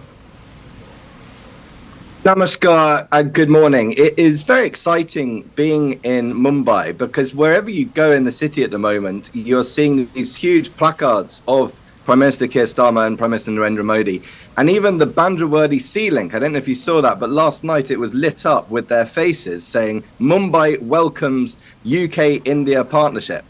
And of course, this city has been part of the UK-India relationship for over 350 years. If you go back to 1661, Catherine de Braganza was Portuguese, and when she married King Charles II of England, part of her dowry were the islands of Bombay, the Good Bay, and that is how Bombay became part of British history.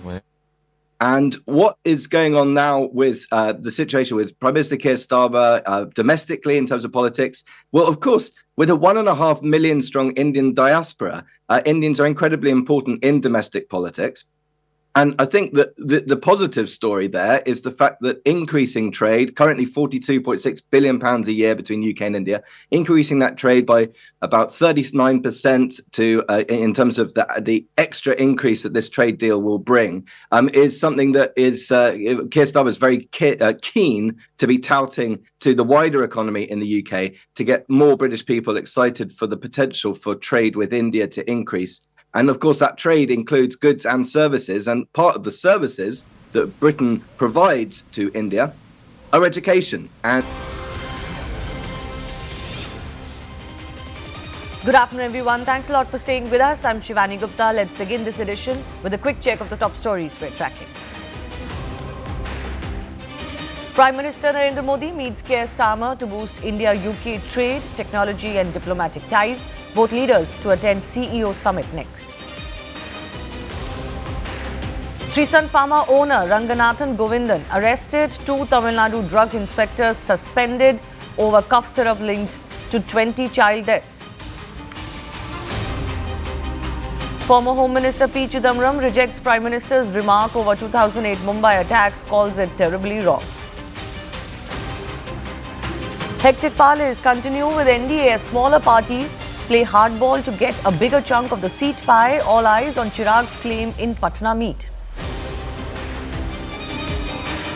CCTV footage reveals exact moment of blast in Kanpur market in which 8 people have been injured. ATS joins probe, 12 detained.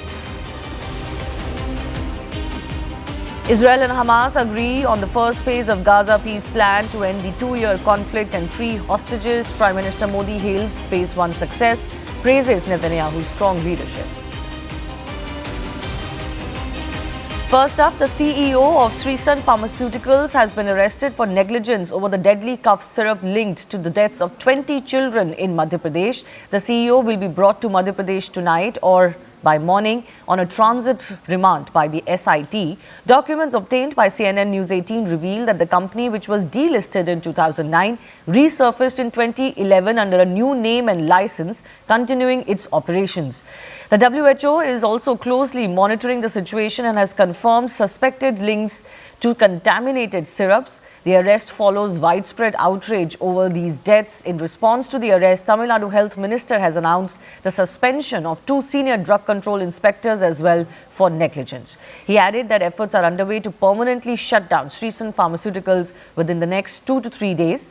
Meanwhile, medical bodies, including the IMA and the FEMA, have urged Union Health Minister JP Nadda to hold pharma firms accountable, not doctors. இல்ல licence ரத்து பண்றதுங்கிறது அவங்க பின்னாடி கோர்ட்டுக்கு போனா ஸ்ட்ராங்கா இருக்கணும். அதனால இப்ப அவர் கைது பண்ணிருக்காங்க. கைது பண்ணவரை கூட்டு தாசில்தார் போய் கம்பெனில விசாரிப்பாங்க. விசாரிச்சதுக்கு அப்புறம் இதுல அந்த நச்சுத்தன்மை 4% இருக்கிறதுங்கிறத உறுதிப்படுத்தினதுக்கு அப்புறமா இப்ப டெம்பரவரியா ரத்து பண்ணிருக்கிற உரிமம் பர்மனன்ட் க்ளோஷருக்கு இன்னும் 2 நாள்ல ரத்தும் பண்ணிடுவாங்க, பர்மனன்ட் க்ளோசிங் ஆர்டரும் கொடுத்துருவாங்க. मध्य प्रदेश में डॉक्टर मोहन यादव जी स्वयं इस संवेदनशील मुद्दे पे पूरी संवेदना के साथ में और तत्परता के साथ में स्वयं पूरे विषय को मॉनिटर कर रहे हैं। अभी जो बच्चे पीड़ित हैं उनकी हमारी सबसे पहली प्राथमिकता है कि उनको हम स्वास्थ्य सुविधाएं ऐसी प्रदान करें। उनके इलाज का पूरा खर्चा मध्य प्रदेश की सरकार वहन करेगी, इसकी भी घोषणा हमारे मुख्यमंत्री जी ने की है। दूसरा, उसके बाद में जितनी भी इस प्रकरण में दोषी हैं उनके खिलाफ सख्त कार्रवाई हो, कोई भी अपराधी बच ना पाए, इसके लिए मध्य प्रदेश की सरकार कटिबद्ध है। So Ranganathan is a 75-year-old pharma graduate from Madras Medical College. He is a well-known figure in Tamil Nadu's pharmaceutical circles. He first rose to prominence in the 1980s with his Pronit nutritional syrup and currently owns multiple small manufacturing units across the state. Why has he been arrested? Ranganathan's company, Sri Sun Pharma, produced cold drift syrup that contained a staggering 48% diethylene glycol, a toxic industrial chemical. The safe limit, by comparison, is just 0.1%. Investigators also found the firm had violated several safety quality protocols. He now faces serious charges including culpable homicide under Section 105 of the BNS, adulteration of drugs under Section 276 and sale of counterfeit drugs under Section 27A of the Drugs and Cosmetics Act. Let's also go across to my colleague Purnima, who's joining us. All right, Purnima will be with us in just a bit. But let's also get you some more updates that we're getting. Now, doctors in Nagpur have raised the alarm about suspected diethylene glycol poisoning as early as September 22. Before that, let me also go across to my colleague Purnima, who's joining us. Purnima, why was this company allowed to resurface without any changes, we are told? The directors and proprietors, everybody stayed the same, but the company just managed to resurface within 2 years of being denied a license. What happened there? Well, initially the company was listed as per the corporate affairs website. That was in the year 1990, but again, 14 years ago, they restarted the company under the name Sri Sun Pharmaceutical Manufacturer. But for the last 14 years, they've been operating this particular plant here in Kanchipuram district. However, there were several lapses that went unnoticed. There were at least 365 lapses that were found by the Tamil Nadu Drug Control Inspector when he did inspect the site last week. In fact, some of those include unhygienic conditions, rusted equipment, no proper procedure followed for safety, and there were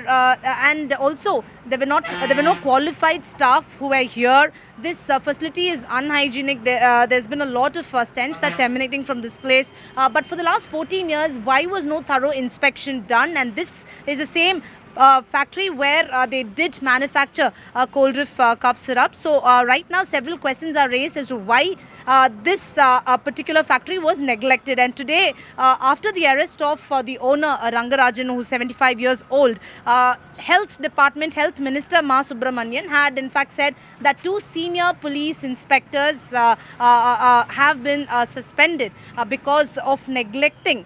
For negligence, they've been booked and they've been suspended.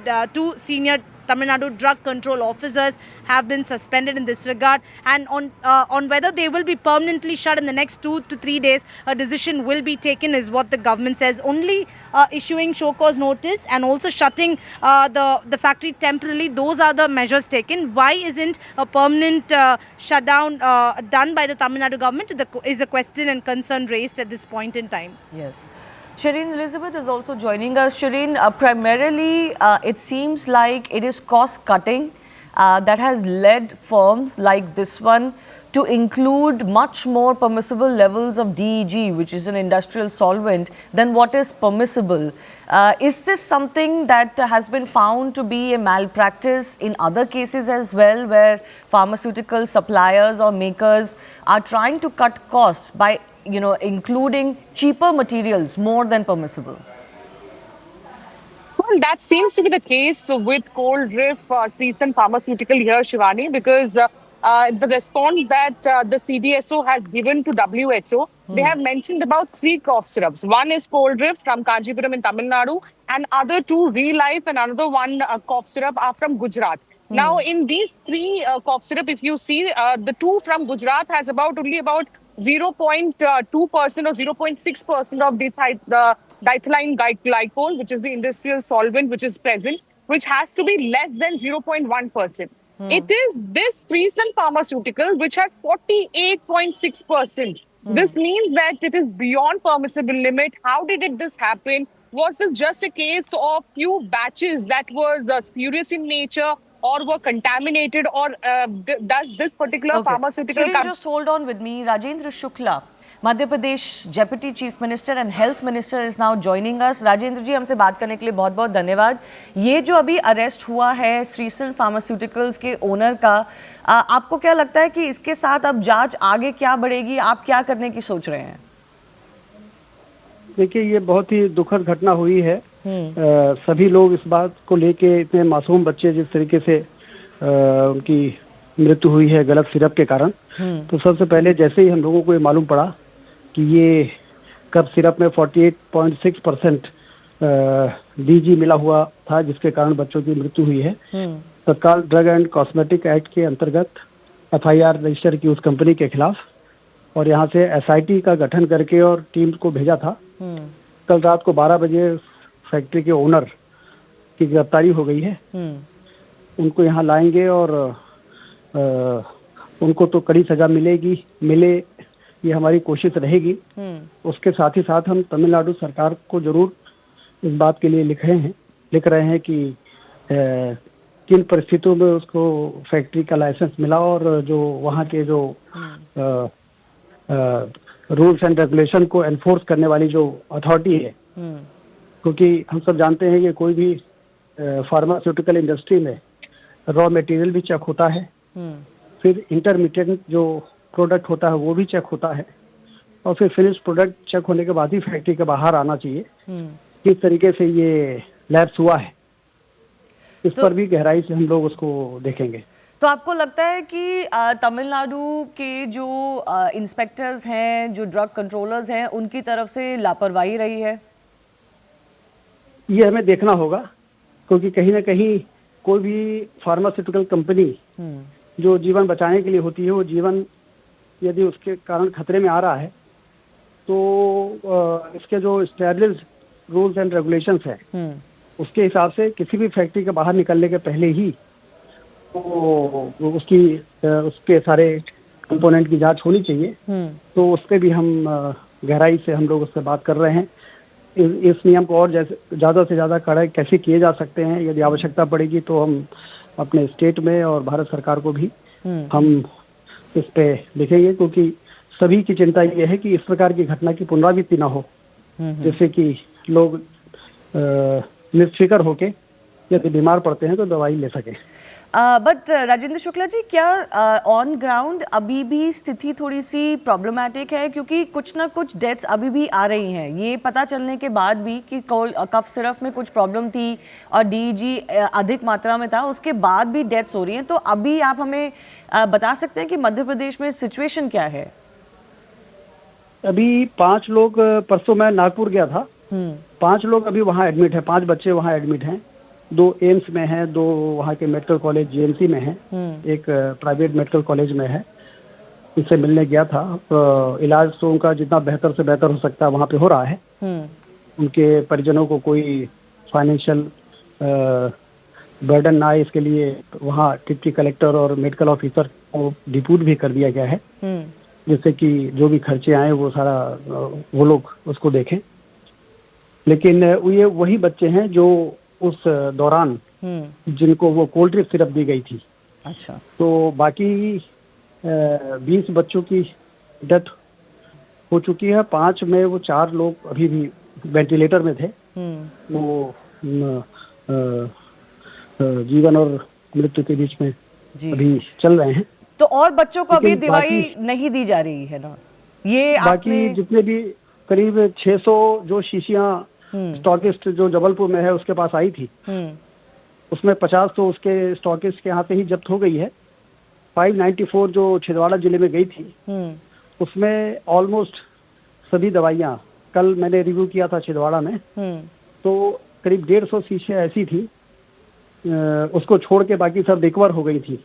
लोगों के घरों में हमारी आशा worker जा रही हैं, आंगनबाड़ी कार्यकर्ता जा रही हैं, और सभी के यहाँ ये बताया जा रहा है कि कोल्ड ड्रिप सिरप यदि आपके यहाँ है तो हमको वापस कर दें, क्योंकि वो दवाई बहुत ही जहरीली है। तो लोग वापस कर रहे हैं। तो आज हमारी कोशिश होगी कि 100% शीशी रिकवर हो जाए। मतलब 594 से में जो 125 शीशियाँ अभी बची हैं वो भी रिकवर हो जाएंगी। जी शुक्ला जी, एक और सवाल मैं आपसे पूछना चाहती हूँ कि ये कुछ ही सैंपल में ऐसा पाया गया था कि डीईजी अधिक मात्रा में है, बाकी सैंपल से क्या पता चला? क्या यही एक कॉज है या कुछ और कॉजेस भी हो सकते हैं डेथ के? अभी जिस तरह से 48% डीजी मिला हुआ है तो सबसे मेजर कॉज तो यही है। इसके अलावा 2 और फैक्ट्री हैं गुजरात की जिसमें 0.6% डीजी आया है 0.1% की जगह। ओके, उसको भी बैन कर दिया है। उसके बारे में भी सेंसिटाइज कर दिया है कि ये सिरप को भी रिकवर करें यदि कहीं है। बाकी नीरी और जो बाकी इंस्टीट्यूट ऑफ वायरोलॉजी लैब में, इन सब में जो सैंपल्स भेजे गए थे वो सारे सैंपल्स नॉर्मल हैं। 19 प्रकार की दवाइयों के सैंपल हमने भेजे थे, जिसमें 3 में ये इशू आया है, और बाकी जो 16 सैंपल्स हैं उसमें इस प्रकार के कोई इश्यूज नहीं आए हैं। तो सर उन केसेस में क्या आप कंटिन्यू करेंगे अपनी इन्वेस्टिगेशन की? उन केसेस में हुआ क्या जो 16 केसेस में कोई प्रॉब्लम नहीं मिली है कफ सिरप में? उसमें जो एसोसिएशन ऑफ पीडियाट्रिक्स है हमारे एमपी में, सभी बाल और शिशु विशेषज्ञों की एक बैठक हमने की थी परसों, और उनको ये कहा था कि कफ सिरप में जो एडवाइजरी है भारत सरकार की कि 4 साल के बच्चों को कफ सिरप नहीं देना है, और दवाई कफ सिरप में ये लिखा होता है कि not recommended for the child below 4 years. तो उसमें उसको विशेष ध्यान में रखें जी। यदि कोई कफ सिरप ऐसी आती है जिसमें वो लेवल नहीं लगा है, इसका मतलब वो मान के चले कि वो कंपनी सही नहीं है। और जिसमें लेवल लिखा है उसमें आप लोग अपने एसोसिएशन में नीचे तक जो डॉक्टर्स हैं उनको जरूर बताएं कि सर्दी और खांसी में जो अपने आप ही ठीक हो जाता है, उसके लिए कफ सिरप 4 साल से नीचे के बच्चों को बिल्कुल भी ना दें। इसमें हमने अपने कलेक्टर्स और सारे जितने सीएमएचओ हैं उनको भी सभी को ऑर्डर जारी किए हैं कि इस प्रकार की चूक कोई भी डॉक्टर भविष्य में न करे, और वही कफ सिरप डॉक्टर रिकमेंड करे जिसमें वो लेवल लगा हुआ है। जी जी Rajendra Shukla ji, Deputy Chief Minister of Madhya Pradesh and Health Minister, thanks a lot for speaking to us and giving us an update on what really has transpired. There are still 4 to 5 kids who are hospitalized and their life is on the line. We're getting some more breaking updates coming in. Doctors in Nagpur, we are being told, had raised an alarm about suspected diethylene glycol poisoning as early as September 22. So could these deaths have been prevented? My colleague Shireen Elizabeth is joining us with more on this. Shireen, what more do we know?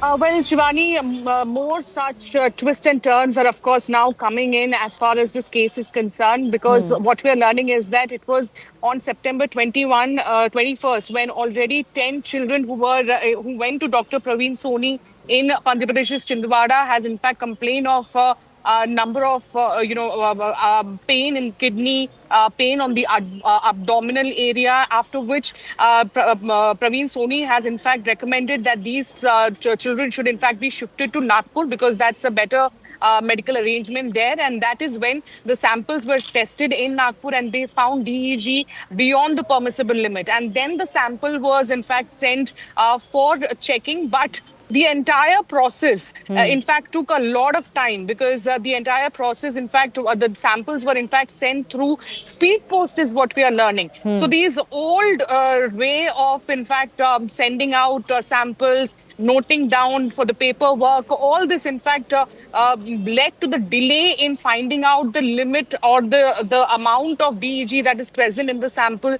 If this would have, in fact, had done earlier, we could have prevented the death of a number of children, because already there were 10 children who died. There were 9 children who were on life support, and right now the death toll around stands at 21. So this could have been prevented if the samples would have detected, or the sample would have tested much earlier. The Tamil Nadu FDA, of course, tested it much earlier, but the Madhya Pradesh government took their own time to test the sample, and that is where, of course, the opposition is also now questioning the government. Okay. Let me also go across to Purnima, who continues to get us more as far as what has transpired in Tamil Nadu. Purnima, the Tamil Nadu government has also taken some action. But would that be enough? I mean, 20 young lives have been lost just because the monitoring that should have been done properly wasn't done at this factory. Is there any angle of corruption involved, and is suspending just two officials enough? Shouldn't there be also a case against them?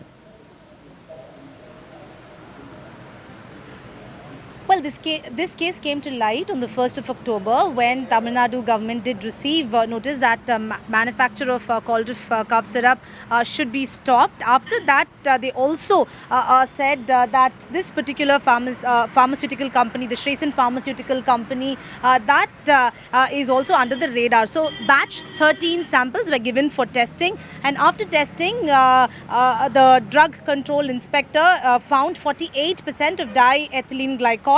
And ever since then, the show cause notice was issued to them. The pharmaceutical company has now been shut. But only 2 senior inspectors have so far been suspended. Is that enough? Certainly not, because for the last 14 years, why were regular inspections not carried out? Because if you look at this factory, it's in unhygienic condition. There are non-functional air filters. There are no qualified staff to handle this. Proper procedures to ensure the safety of manufacturing cough syrups were not really considered. And many equipment here are rusted. They are all kept outside, and this is not how a manufacturing unit should in fact operate. So why were no inspections done? This could have been prevented if the drug control department did conduct regular inspections. They would not have given, because this is totally unhygienic and non-functional is what these lapses were highlighted only now when the issue came to light. Is mere suspension enough? No, but we'll have to wait and see how the Tamil Nadu government now takes the action, because even this company manufacturing unit till now is not permanently shut, only temporarily shut, and that is also being questioned. The state government is being questioned on that front as well. Absolutely. I do thank both of you for joining us. We'll keep tracking this story very closely. Moving on to some breaking updates coming in. BJP has shared an Indian Air Force menu in which the Indian Air Force has brutally trolled Pakistan over its losses during Operation Sindoor. At the India Air Force 93rd anniversary function, the Indian Air Force lists dishes out mocking Pakistan. Some of them are named, for example, Rawalpindi Chicken Tikka Masala, Balakot Tiramisu, and Murid Ke Meetha Pan, and more. Let's listen into what the BJP is saying. All right, I'll go across to my colleague Akash, who's joining us. Akash, is this something that is done often at the Indian Air Force celebrations? Right, so Shivani, we have no confirmation about this menu from the Indian Air Force. This is one part of the story. But then, you have the force, deployed from Jammu Kashmir to Kanyakumari. And there are a number of squadrons and units. We know that how yesterday Indian Air Force Day was celebrated, and this photo is going round on social media. You rightly pointed out, BJP is sharing. And in this photo, they are somewhere taking a dig, at Pakistan, naming the dishes that are, undoubtedly delicious, but are strategic as far as names are concerned. And these are the names, these are the same names, Shivani, of the places where the air bases were targeted during these strikes recently and during 2019 strikes as well. So this photo is somewhere pointing out the names of the dishes as Rawalpindi chicken tikka masala, Rafiki, mutton, Bholari, paneer methi malai and others.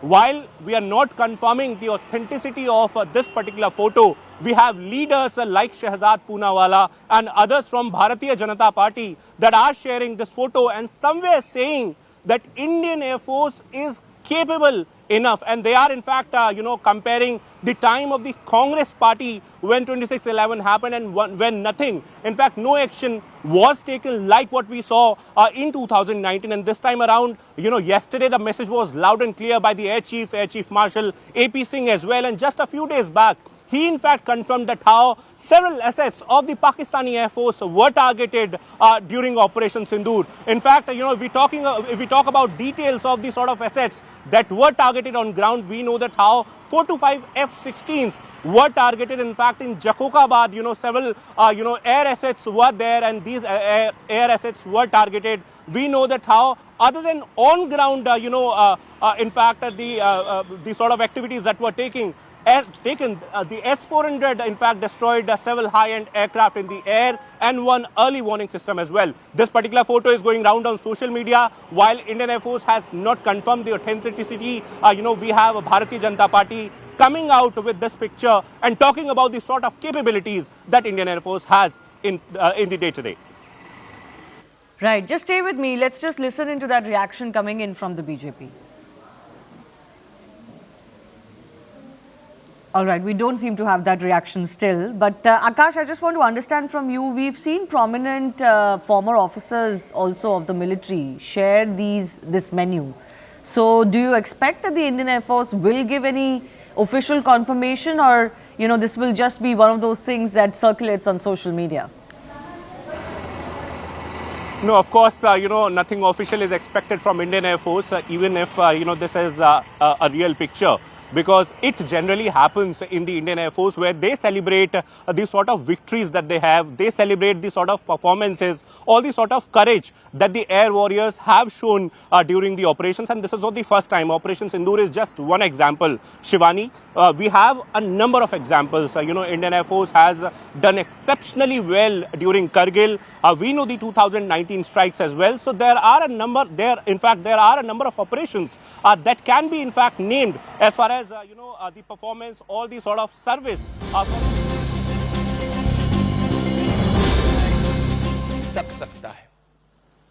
So this nation wants to know, and I asked Sonia Gandhi ji directly, did you personally intervene to ensure that India did not attack Pakistan after 26/11? क्योंकि ठीक उसके एक साल बाद में जुलाई 16, 2009 को शर्मल शेख में जब एक जॉइंट स्टेटमेंट भारत और पाकिस्तान रिलीज करता है, तो हम हमारी नेशनल सिक्योरिटी से कॉम्प्रोमाइज करके बलूचिस्तान की बात करते हैं, और ठीक उसके एक साल बाद में पाकिस्तानी कैदियों को हिंदुस्तान की उस वक्त की यूपीए सरकार छोड़ती है। और आप सभी ने हाफिज सईद का वो वीडियो भी देखा था जिसमें हाफिज सईद ये सार्वजनिक रूप से, आतंकवादी हाफिज सईद ये सार्वजनिक रूप से कह रहा है कि उसके कांग्रेस के साथ में गुफ्तगू होती थी। तो आज पी चिदम्बरम ने जो ट्वीट किया है जिसमें वो रॉन्ग शब्द का प्रयोग कर रहे हैं, सच्चाई ये है कि P Chidambaram and his interview has exposed Sonia Gandhi and Congress party is on a backfoot. हमारे 3 स्पेसिफिक सवाल सोनिया गांधी और राहुल गांधी से हैं। पहला कि जब उस वक्त के गृह मंत्री चाहते थे पाकिस्तान पे हमला हो, आर्मी चाहती थी पाकिस्तान पे हमला हो, आईएफ चाहती थी पाकिस्तान पे हमला हो, आपके मंत्री चाहते थे पाकिस्तान पे हमला हो, तो क्या आपने पर्सनली इंटरवीन करके ये इंश्योर किया कि आपकी वोट बैंक पॉलिटिक्स की वजह से भारत पाकिस्तान पे 26/11 आतंकवादी हमले के बाद में अटैक ना करे? और आज गांधी वाड्रा परिवार को ये सामने देश के रखना होगा, क्योंकि देश कभी भी गांधी वाड्रा परिवार को इस कॉन्शियस वोट बैंक कंपल्शन वाली गलती के लिए माफ नहीं करेगा। क्योंकि ये वही सोनिया गांधी जी है जो बाटला हाउस के अंदर सलमान खुर्शीद ने कहा था कि उनके आंसू शहीद इंस्पेक्टर के साथ में नहीं थे परंतु आतंकवादियों के साथ में थे. The Gandhi Vadra परिवार needs to come clean because it is to do with national security. और तीसरा और सबसे महत्वपूर्ण कि अभी भी आपने देखा होगा कि जब ऑपरेशन सिंदूर में हमारी सेनाओं ने पाकिस्तान को मुंहतोड़ जवाब दिया, जब प्रधानमंत्री नरेंद्र मोदी जी ने कंप्लीट फ्रीडम, खुली छूट हमारी सेनाओं को दी, उस वक्त भी राहुल गांधी ये पूछ रहे थे हिंदुस्तान के कितने जेट गिरे. सो right from 26/11 onwards to now, the stand of Gandhi Vadra family has not changed vis-a-vis being soft on Pakistani terror. Why is that so? और उसमें जो हम आरोप लगाते हैं, क्या ये साबित आप सबके और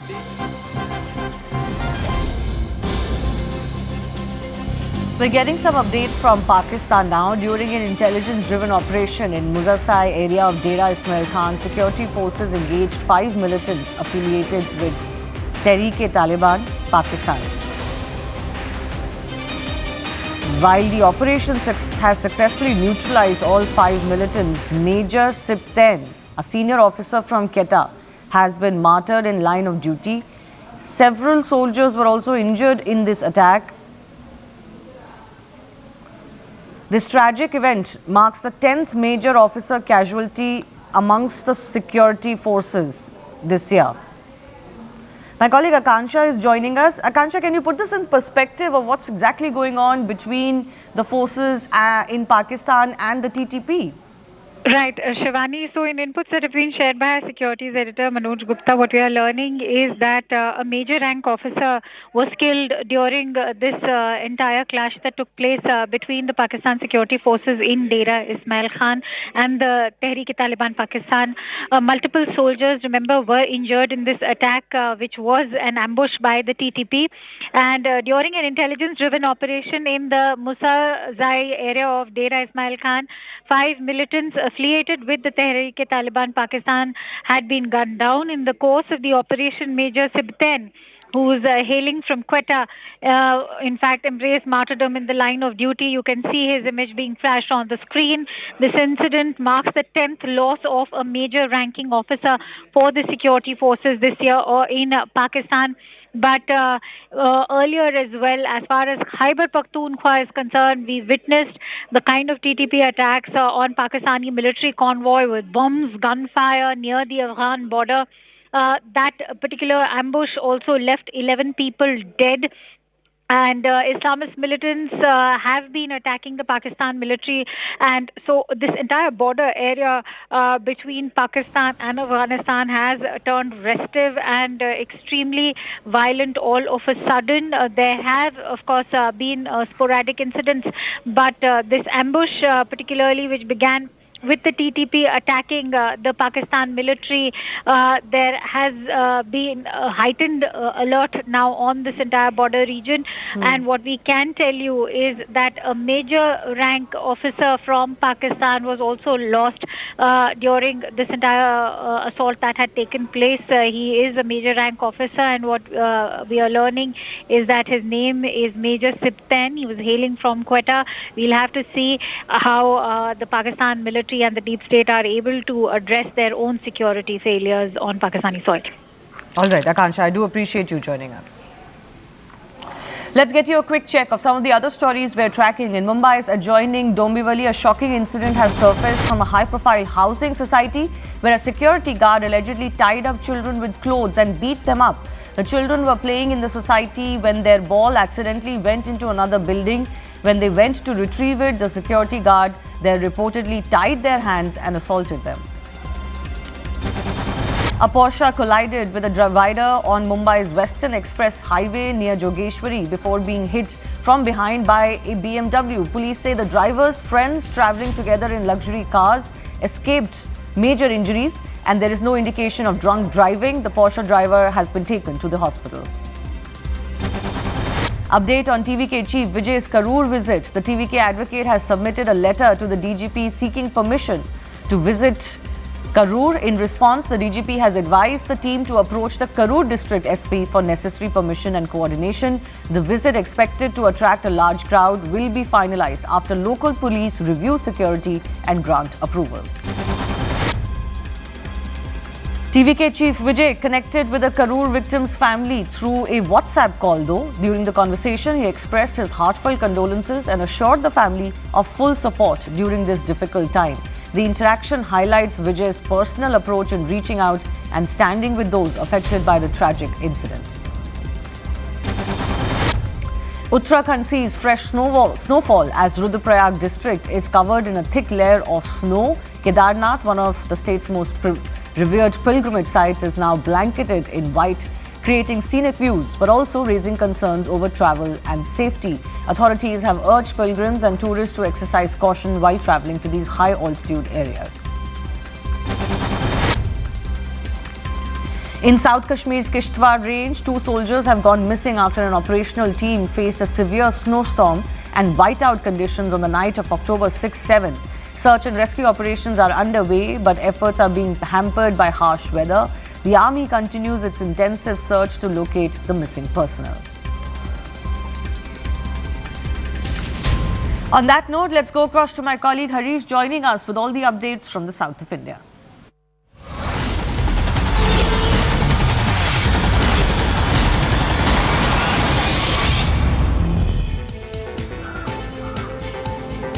Thank you, Shivani. Welcome to Simply South. I'm Harish Upadhyay. Time to look at all the major stories hitting headlines from across South India, and we begin with Karnataka. A piece of breaking news that's coming in from the state. Chief Minister Siddaramaiah now has called for a dinner meeting with his cabinet colleagues on the 13th of this month. This is a meeting that's being seen as an effort by the Chief Minister to build consensus for a possible cabinet reshuffle that is likely to happen anytime post the Bihar elections in November. In fact, Siddaramaiah has also decided to meet the Congress High Command to seek permission for a cabinet reshuffle, but this would happen post Bihar election results. But before that, the Chief Minister wants to ensure that he takes his cabinet colleagues into confidence, some of them who might be dropped from the cabinet. ಮಾಧ್ಯಮಗಳ ಮುಖಾಂತರ ನೋಡಿದೆ ನರೇಂದ್ರ ಸ್ವಾಮಿ ಅವರು ಅಂದರೆ ಅವರ ಇಲಾಖೆ pollution board ಅಧ್ಯಕ್ಷರವರು ಏನೋ violations ಆಗಿತ್ತು, ಹಿಂದೆ ಎಲ್ಲ ನೋಟಿಸ್ ಕೊಟ್ಟಿದ್ವಿ, ಅವರು ನೋಟಿಸ್ ಕೊಟ್ಟಿದ್ದರೂ ಕೂಡ ಸಮರ್ಪಕವಾಗಿ ಅಲ್ಲಿ ಪರಿಸರಕ್ಕೆ ಹಾನಿ ಆಗುವಂಥದ್ದನ್ನು ತಡೀತಿಲ್ಲ ಅಂಥೇಳಿ ಮುಚ್ಚಿದ್ರು. ಆಮೇಲೆ ಮತ್ತೆ ಇವತ್ತು ಬೆಳಿಗ್ಗೆ ಪೇಪರಲ್ಲಿ ನೋಡಿದೆ, ಶಿವಕುಮಾರ್ ಅವರು ಮತ್ತೆ ಅನುಮತಿ ಕೊಡಿ ಅಂತ ಹೇಳಿದ್ದಾರೆ ಅಂತ ನೋಡಿದೆ. ನನಗೆ ಇಷ್ಟೇ ಮಾಹಿತಿ ಗೊತ್ತಿರೋದು, ನಾನು ಯಾಕಂದರೆ ಊರಲ್ಲಿರಲ್ಲ.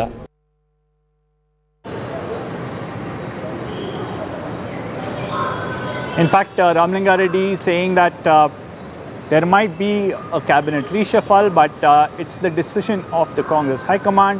You also have DK Shivakumar, who said that there is nothing wrong in the Chief Minister calling for a dinner meeting with his cabinet colleagues. Remember, this is significant for 2 reasons. One, this indicates that the Chief Minister, who's now finishing 2.5 years in office very shortly, wants to call a meeting for a cabinet reshuffle. Not just that, it also then raises another question, the question on the future of DK Shivakumar, because according to the alleged tacit understanding that the High Command had at the time of the government formation, Siddaramaiah was supposed to vacate office after 2.5 years, and now there will be question marks on whether there will be a change in the leadership. If there is a cabinet reshuffle, will DK Shivakumar be fine just being okay with the cabinet reshuffle, or will he push for the Chief Minister or the leadership to be changed? We have CNN News 18's Pallavi Ghosh joining us for more on this.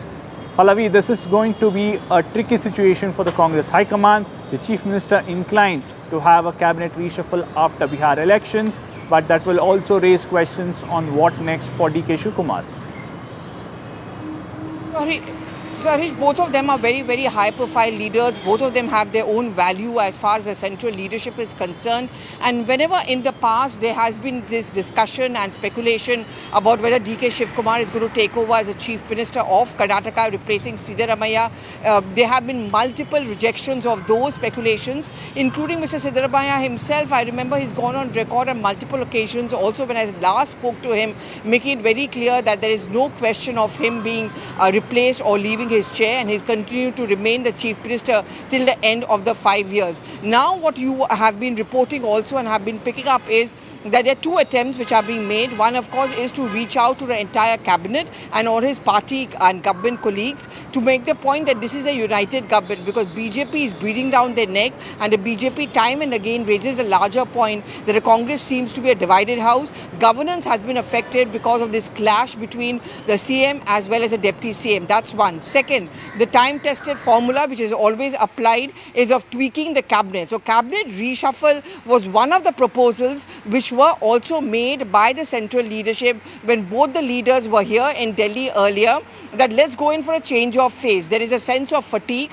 There's the need to change. There's an anti-incumbency which also seems to be stepping in. So we need to have a change of phase. Let's start getting in newer, possibly younger people or those who are able to improve the governance. But more than that, will it be seen as a balancing act? Will a cabinet reshuffle, which is largely the prerogative of the Chief Minister, mean that lots of Siddaramaiah's people are going to be accommodated more than that of DK Shivkumar? And if that happens to be the case, Harish, I am sure it's going to lead to round 2 or possibly 3 and 4 of yet another power tussle between the CM as well as the Deputy CM. Absolutely. That is something that we'll have to wait and watch. Perhaps this will happen sometime in November post the Bihar polls. Thank you, Pallavi, for joining us with all those details. Well, staying with Karnataka but shifting focus to a different story, the BJP now has accused the Congress government of blatant misuse of government program. In fact, this is an allegation that's now triggered a political controversy. The BJP is saying that during a government function in Hubballi, Quran was recited.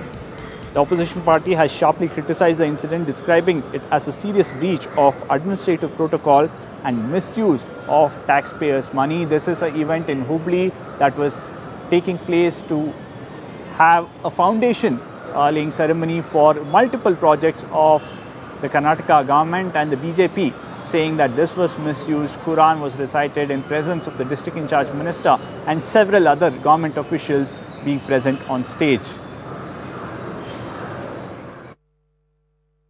Government in Karnataka is nothing but the Imam's Sarkar. This is for Imams, this is by Imams.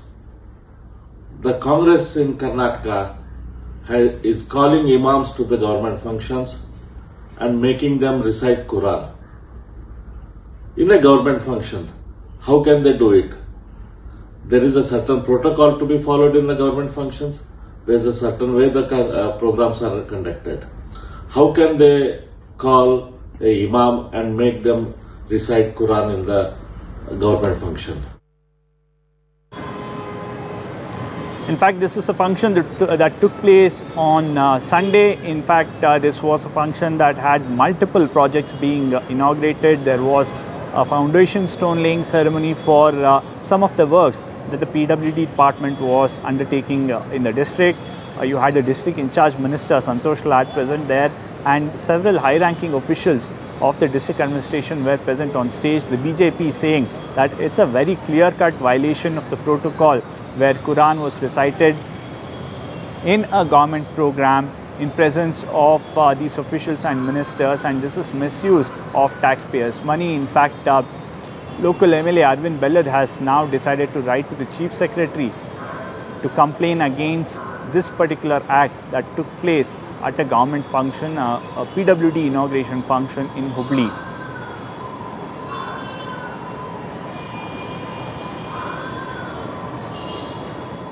Remember, this government has been under criticism for the last few years, with special focus on the BJP accusing Siddaramaiah government of appeasing the minorities, especially when it came to reservation for Muslims in government contracts and several other projects, and this is an allegation that the BJP has levelled against the Siddaramaiah government for the last several years, and now the BJP reiterating that this latest incident showcases the mindset of the Siddaramaiah government in Karnataka.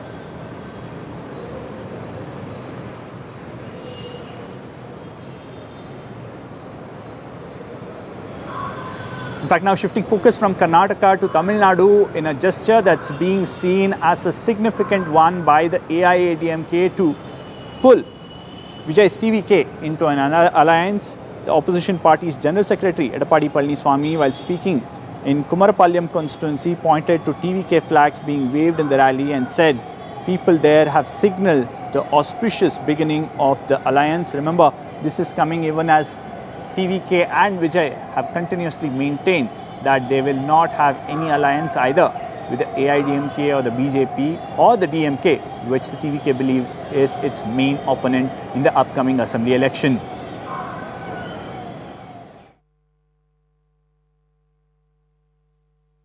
Anna DMK தலைமையிலே அமைக்கப்படுகின்ற கூட்டணி வலுவான கூட்டணியா இருக்கும். அங்க பாருங்க கொடி பறக்குது. பிள்ளையார் சொல்லி போட்டாங்க. எழுச்சி ஆரவாரம். ஸ்டாலின் அவர்களே கோமராபாளையத்தில் நடைபெறுகின்ற கூட்டத்தினுடைய ஆரவாரம் செவிய தொலைச்சிக்கிட்டு போகுது.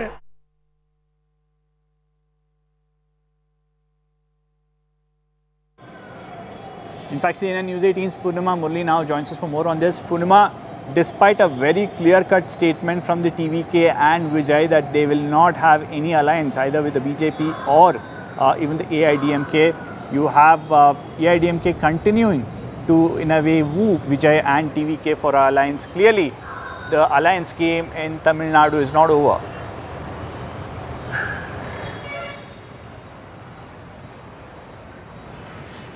Well, in politics, anything can happen, but at the moment, TVK sources say that they are not forming an alliance with the NDA.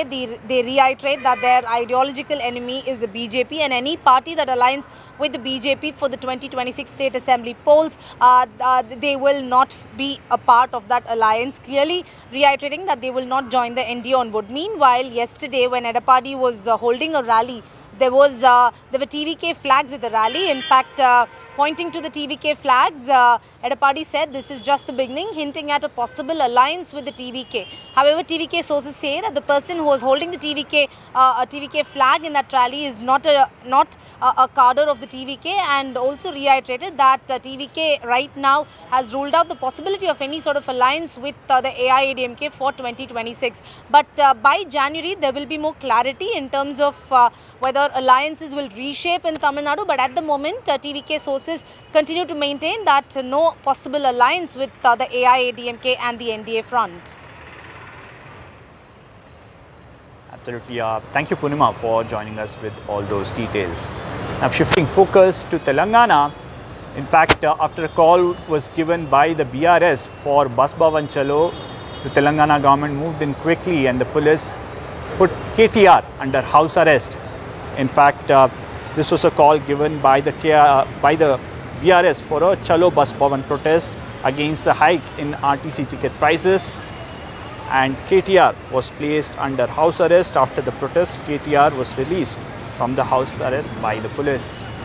CNN News 18's Aniri Shah brings you this report.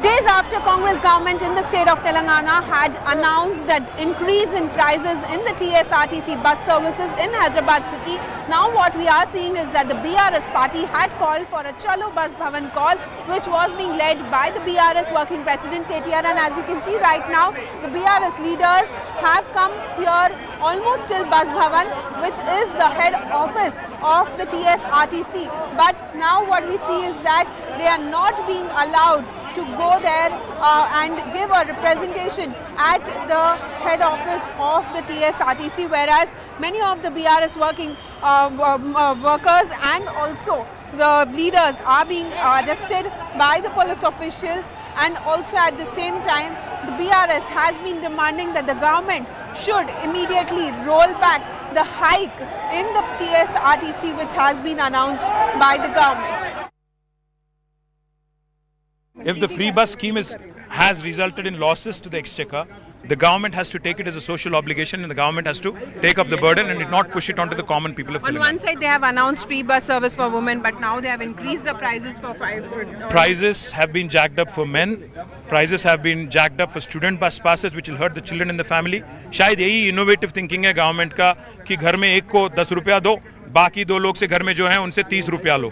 तो इसका एक अजीबो गरीब माहौल जो आज तेलंगाना में है. सुबह हमको बोला अरेस्ट, दोपहर उसके बाद बोला कि अब जाओ, फिर यहाँ आने के बाद बोलते हैं अरेस्ट. तो पता नहीं क्या चला रहे हैं ये लोग, सरकार या सर्कस. कांग्रेस जहां भी है यही हालत होती है.